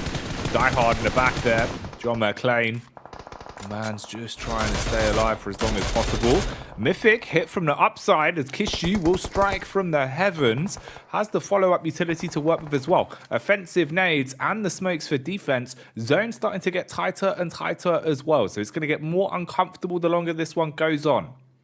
Yeah, the thing is, anyone's on this coastal side now with no opportunity of getting up towards that top side, you're just done, right? Because the circle's going to enclose, cut you all off from there. It's a miracle that Tops has been able to find an avenue in, but he's surrounded by assailants at this point in time. Chief has to hit a big hit on this nade up towards Preciza Evos to actually try and get himself out of this scenario. That's a lot of damage he just did. And I think that they thought twice about looking down towards him now. You can see the decision making from everyone's very jumpy. Fire margins between teams being wiped and barely staying alive. No! Luxy with a self-detonation blank, couldn't get the nade out in time after taking a shot from the sideline. Forced to have his teammate play field medic here, as he'll be running over, seeing if he can keep him on his feet, but they're taking damage because of it. Might be a bit of a throw for him there. It looks like Evo's losing out because of the misplay, but barely, by the skin of his teeth, gets Luxy back up. Misery with the nade, trades it out over onto Chief. Hefty damage. But the med kit's coming through as he's just trying to get some more of these bandages in. It was only a matter of time though. Misery finally hits a decent one that's a bit of an airburst, kicks him out. 4 eliminations, 4 apiece for Stalwart and Loop. So hand in hand towards that top side. We'll have to see if it's just gonna happen on another day where Stalwart loses that first place. Preciza Evos, despite everything, despite the hardships that they dealt with on that north side, do make it across even after being assailed by Alter Ego on that crash. We're heading in towards, I think this is stage 5 now.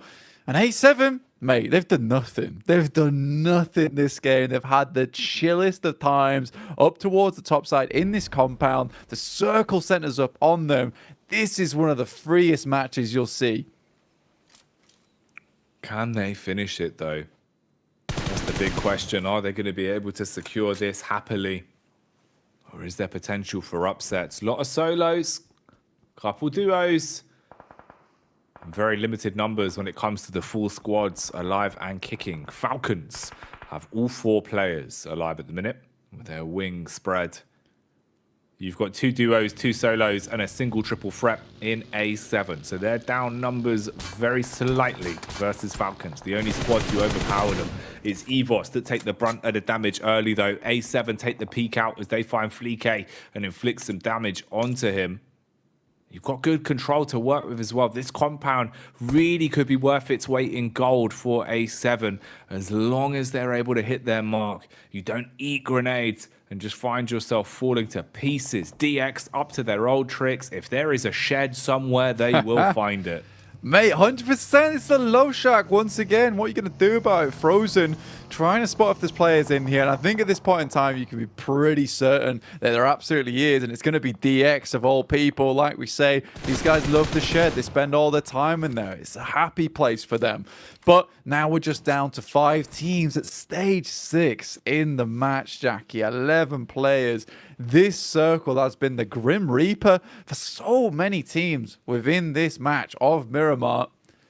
But Falcons, though, you got to admit, they've played a pretty mad game, right? From the very beginning, we saw them over towards that northwest side of the map, towards the bridge. They took control of it early. They did a lot of damage to these teams, and then they faded away when they realized they didn't have to do anymore. It was already becoming a very chaotic area of the map up there. They've already lit the fires underneath those teams. You could just back off. Fleeke takes a knock. Frozen's going to continue just moving around, looking for some more of these placement points. You can tell how important it is for this team as well. Currently in 11th place. They're in the danger zone. With 5 eliminations, this could be, you know, a pretty good match for them. This could be huge. As long as you can find something to work with here.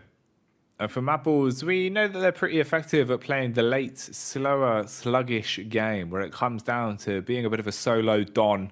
A man that's got to go full James Bond, creep around the corners, not get detected, play that stealthy shenanigans. Frozen's making a lot of noise about it, though. PubgM is aware.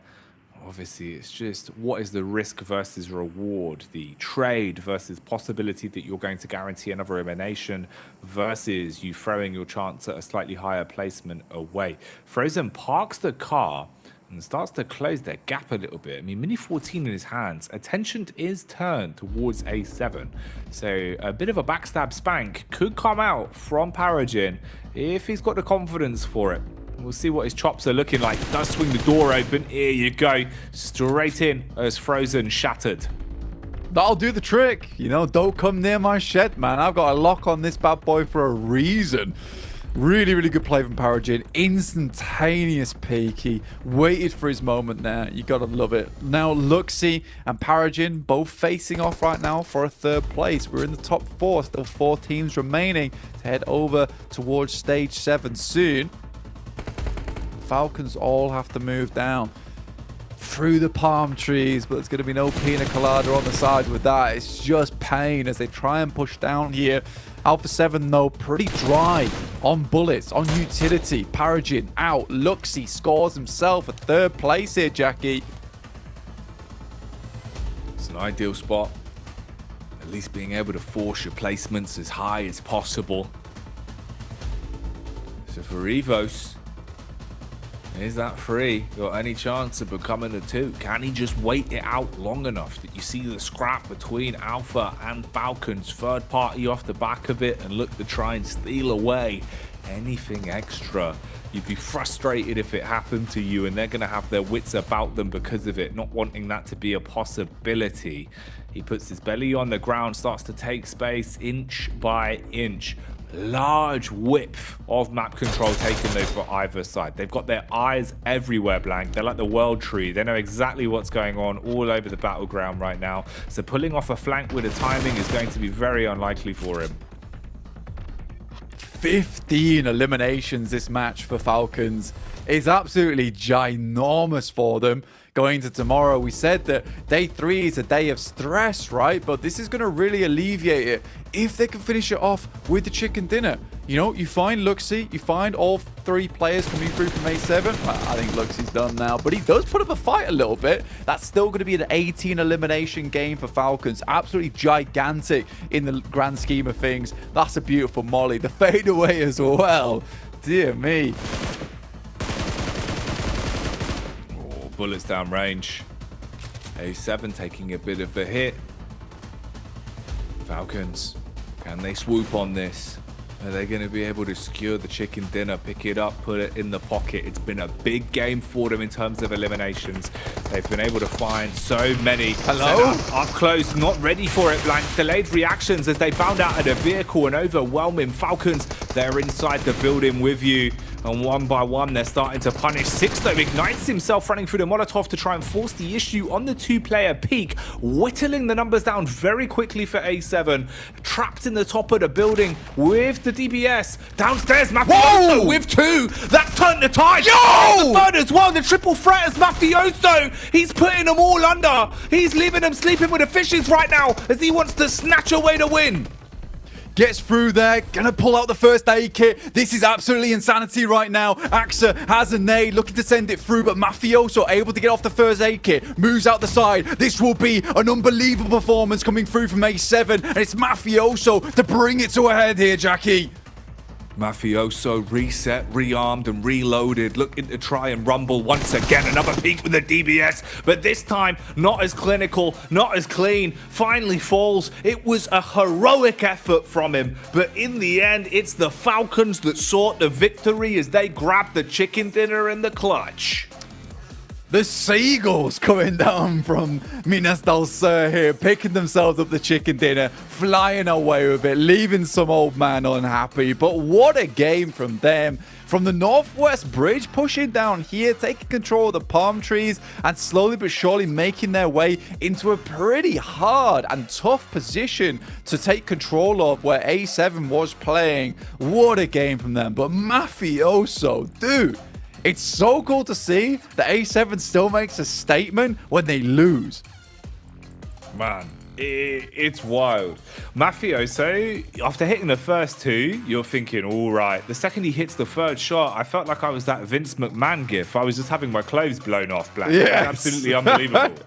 I couldn't believe my eyes, mate. I was like, wait, is there's no way this is the 1v4, because he looks so quick with it. Yeah. But there was a really good play in the midst of that actually coming through from Teak. It sounds silly, but he literally was like the Home Alone move, right? Where he actually set himself up between Mafioso and the door, so Mafioso couldn't run out and instantly pop that first aid kit. It actually delayed him long enough so that Axa could get the second res off for the second peak when he finally went down. So it was a very minimal, small play, but it was probably the most annoying play that Teak could have gone for in that moment that stopped probably one of the greatest plays during this league stage happen. Man, yeah, if he would have pulled that off to take the chicken dinner, 1v4 clutch in that manner with the DBS, all of them being perfect one-taps, fair play, fair play. But he still gave us a really good show, a great run for their money, kept it close and kept it explosive. And that is a fitting way to finish the last game of the day, at least, Blank. You know, that's on the money, really. If we wanted something on brand to prove just how explosive the Global Championship can be, that lived up to it. And you know, the main thing for me about this is that it really is just the Western world of PUBG Mobile just coming alive at this point in time. We are having some insanely good teams coming through at the moment. You know, Americas is looking insanely good. We're having some really strong teams come out from this region. And I think that a lot of the SEA squads kind of have to watch out at this point in time, Jackie.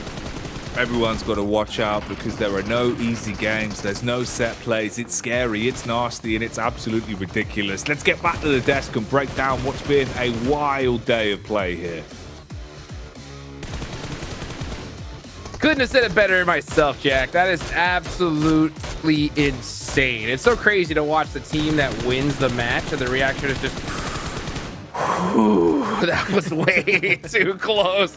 Absolute insanity. I mean, hey, gotta give a big props to Alpha 7. I mean, what a crazy circle. What a way to end the day, Max. And almost a 1v4 clutch streak. I mean, you couldn't wrap up this day any better, almost working out. I mean, that's how scary the DBS is. I'm surprised, actually, that Falcons committed fully, hearing the DBS like, maybe you want to rethink that entire breach in the first place. I don't think it's necessary. Look, even P6 is like, a Molotov? I don't care. I'm going to rush you down. They just wanted those 4 limbs, it seems. let's be real, it was pandemonium, right? Like, they got themselves 28 points. That's a huge victory, considering they were just absolutely fishing everybody out of the water as they were moving through on that west side. But let's just lay it on the line. They didn't need to make that push. They almost cost themselves the game here when it came to placements, but thankfully it was saved at the end.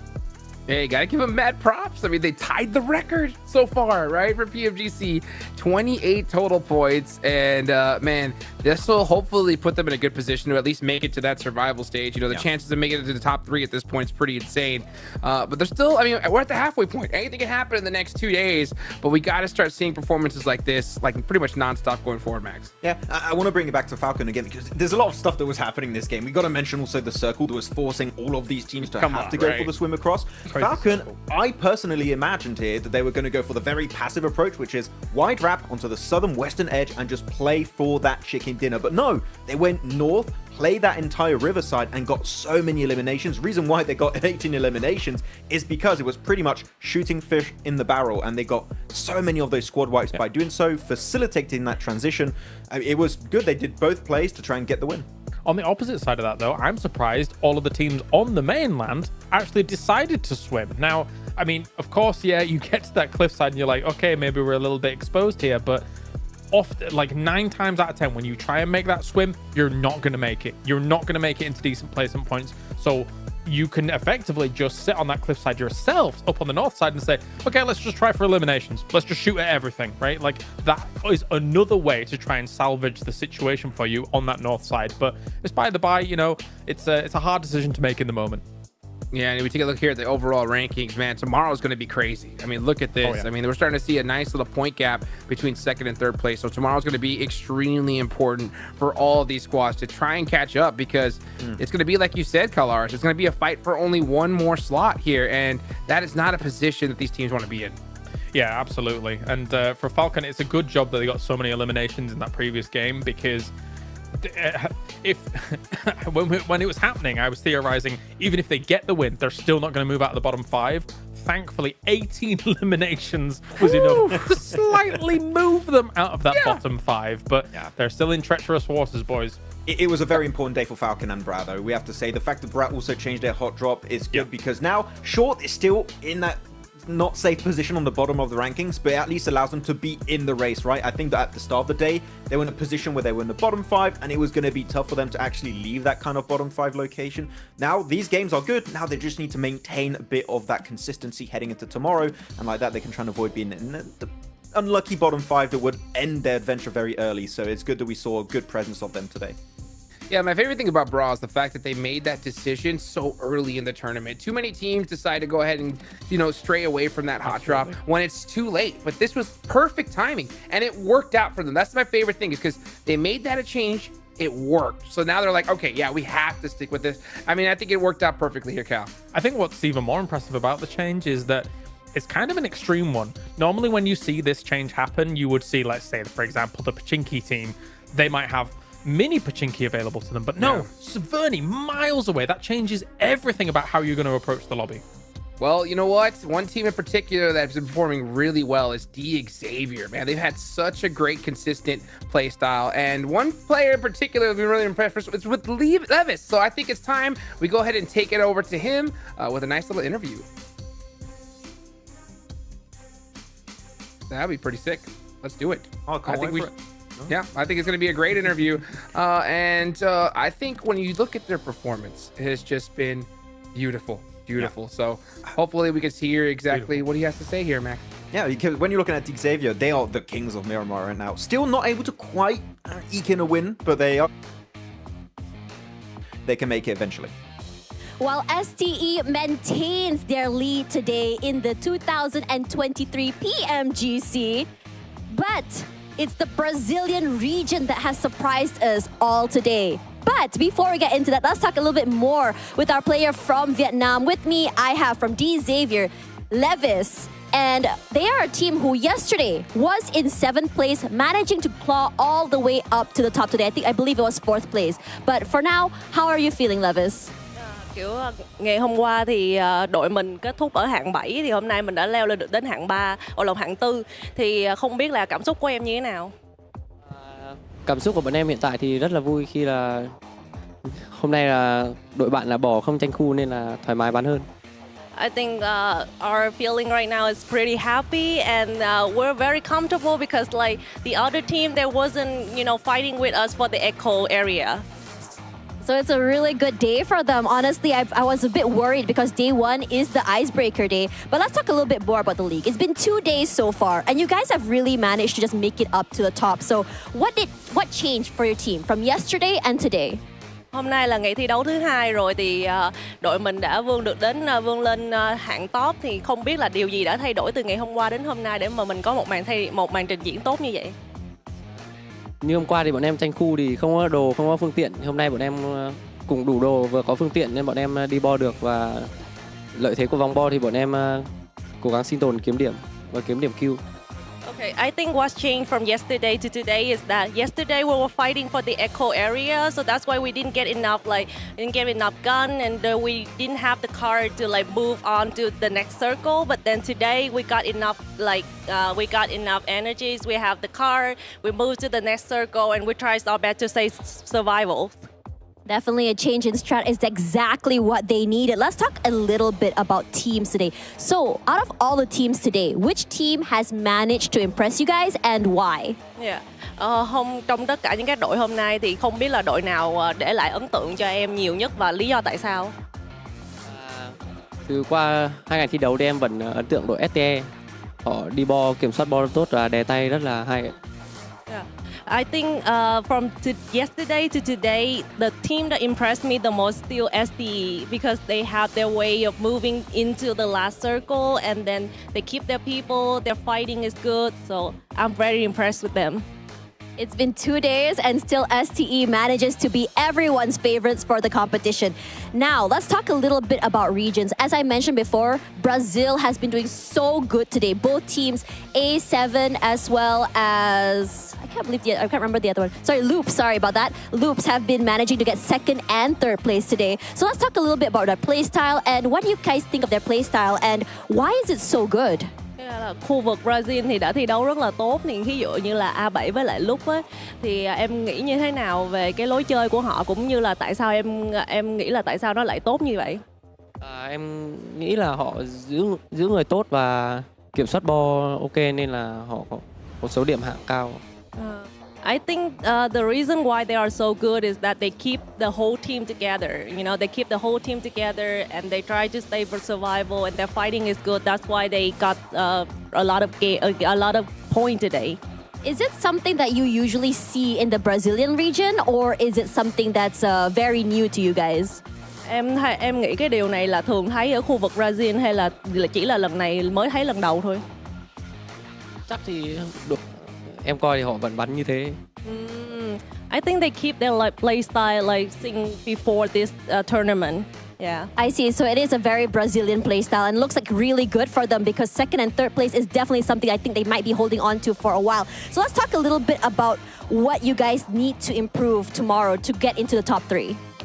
Đội mình cần phải cải thiện điều gì để có thể đạt được top 3 ngày mai?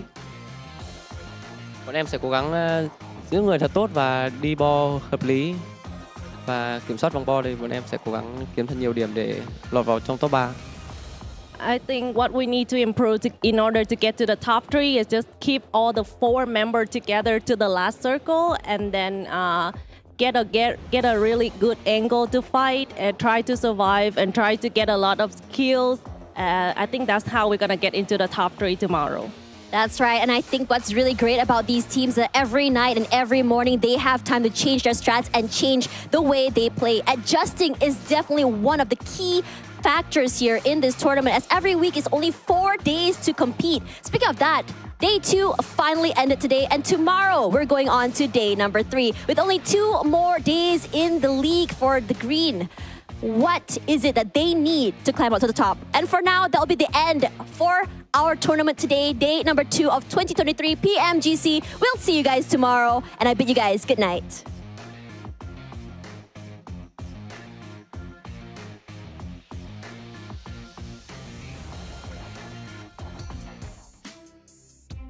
take a look here at the individual leaders here as Top is on top. I mean, goodness gracious. This is a ridiculous performance, Max. What do you expect, okay? Top, he was going to be top fragger almost of yesterday, and he's just going to do it again today. This guy is just on fire. Do we already give him the MVP award? I'm not sure. But the fact is, and Kalaris, we've been following this team for so long now. Sure, Top is up there, but you know, as a fact, the other players in the team are also not that far behind Top. Like, everyone is just doing so well. They are so consistent. Yep. And every time in the interview, which team are you looking up to? Stalwart. It's Stalwart. It's Stalwart. Well, really, not too surprised, yeah.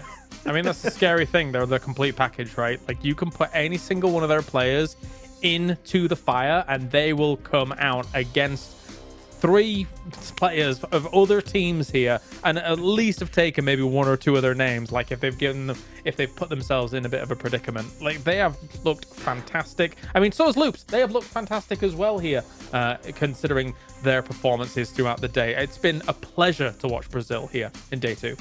Yeah, I mean, they definitely made a comeback that I don't think a lot of us expected. I mean, we did expect to see Alpha 7 get a win, and they got that here today.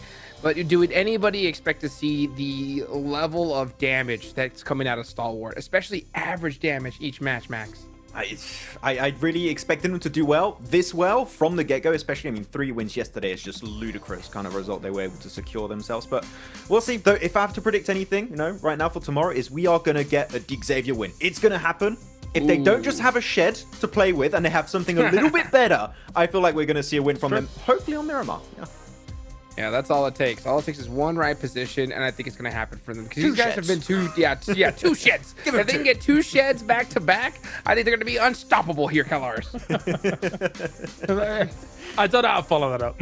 Yes, you're totally right. You're just gonna if say they have yes. 2 sheds, if we put 1 shed on top of the other shed, they will win. Great, yeah. A bunker shed. Oh, maximum shed. Maximum shed. Oh, goodness gracious. Well, you know, we saw them. I think tomorrow's going to be one of the most important days, without a doubt. And of course, we couldn't have these days without our official smartphone partner, Infinix, with their GT10 Pro, a phone designed and created for professional esports players. If you guys go ahead and wipe the lobby, go ahead and do it with that Infinix G10 Pro. So, man, what a crazy day we've had. What a crazy finish. We almost saw an insane 1v4 at the end with Mafioso. We got to see him bust it down with that AMR as well. I wonder what we're going to see happen tomorrow, Max. I mean, we saw a lot of the teams at the bottom start to improve, like Falcons able to get himself a great wrap at the end of the day, Brat Esports changing their drop location. Any team, really, this goes to show any team in this lobby can still bring up a little bit of a comeback in these last 2 matches. So we got the halfway point, which means that, of course, making a comeback is going to be a bit tougher entering tomorrow, but there's still a lot of skill in the middle of the pack here that I'm going to be paying attention to. And I did think maybe the craziest game of the day was going to be that Southern Military Circle, considering it was along the cliffside. But then we got the Prison Island finish from Miramar, and I can't remember the last time I saw a Prison Island finish, so I'm here for it. I say that we did see some over towards that East Bridge every so often in our region, but not as far west as this was. This was a bit of a treat. World League. Back in World League, we had one too, but that was ages ago. Yeah, that was a long time ago. I did not expect, to mark that one off my Miramar bingo card. That is ridiculous, you know. And to see the Falcons get 18 eliminations and that chicken dinner towards the end is ridiculous. But you know what I want to see tomorrow, as we get into it tomorrow? I want to see some teams immediately try to maybe camp a vehicle rotation on our 2 top squads here, because someone's got to stop them. Otherwise, it's going to be a fight for 3rd place, Max. Who stole our cars? What? I'm trying to rotate. Oh, we can't move anymore. I mean, could be a strat. I'll see if teams are going to try and do that. I want to see Alter Ego maybe steal those cars away. It'll be helpful because we need to see a bit of a comeback from the boys. So we'll see if Rosemary can be on top. Yeah. Who do you think is going to make that big comeback, guys? I hope you guys are excited. Mark your calendars. Tell your friends. Tell your neighbors. And we'll see you guys tomorrow.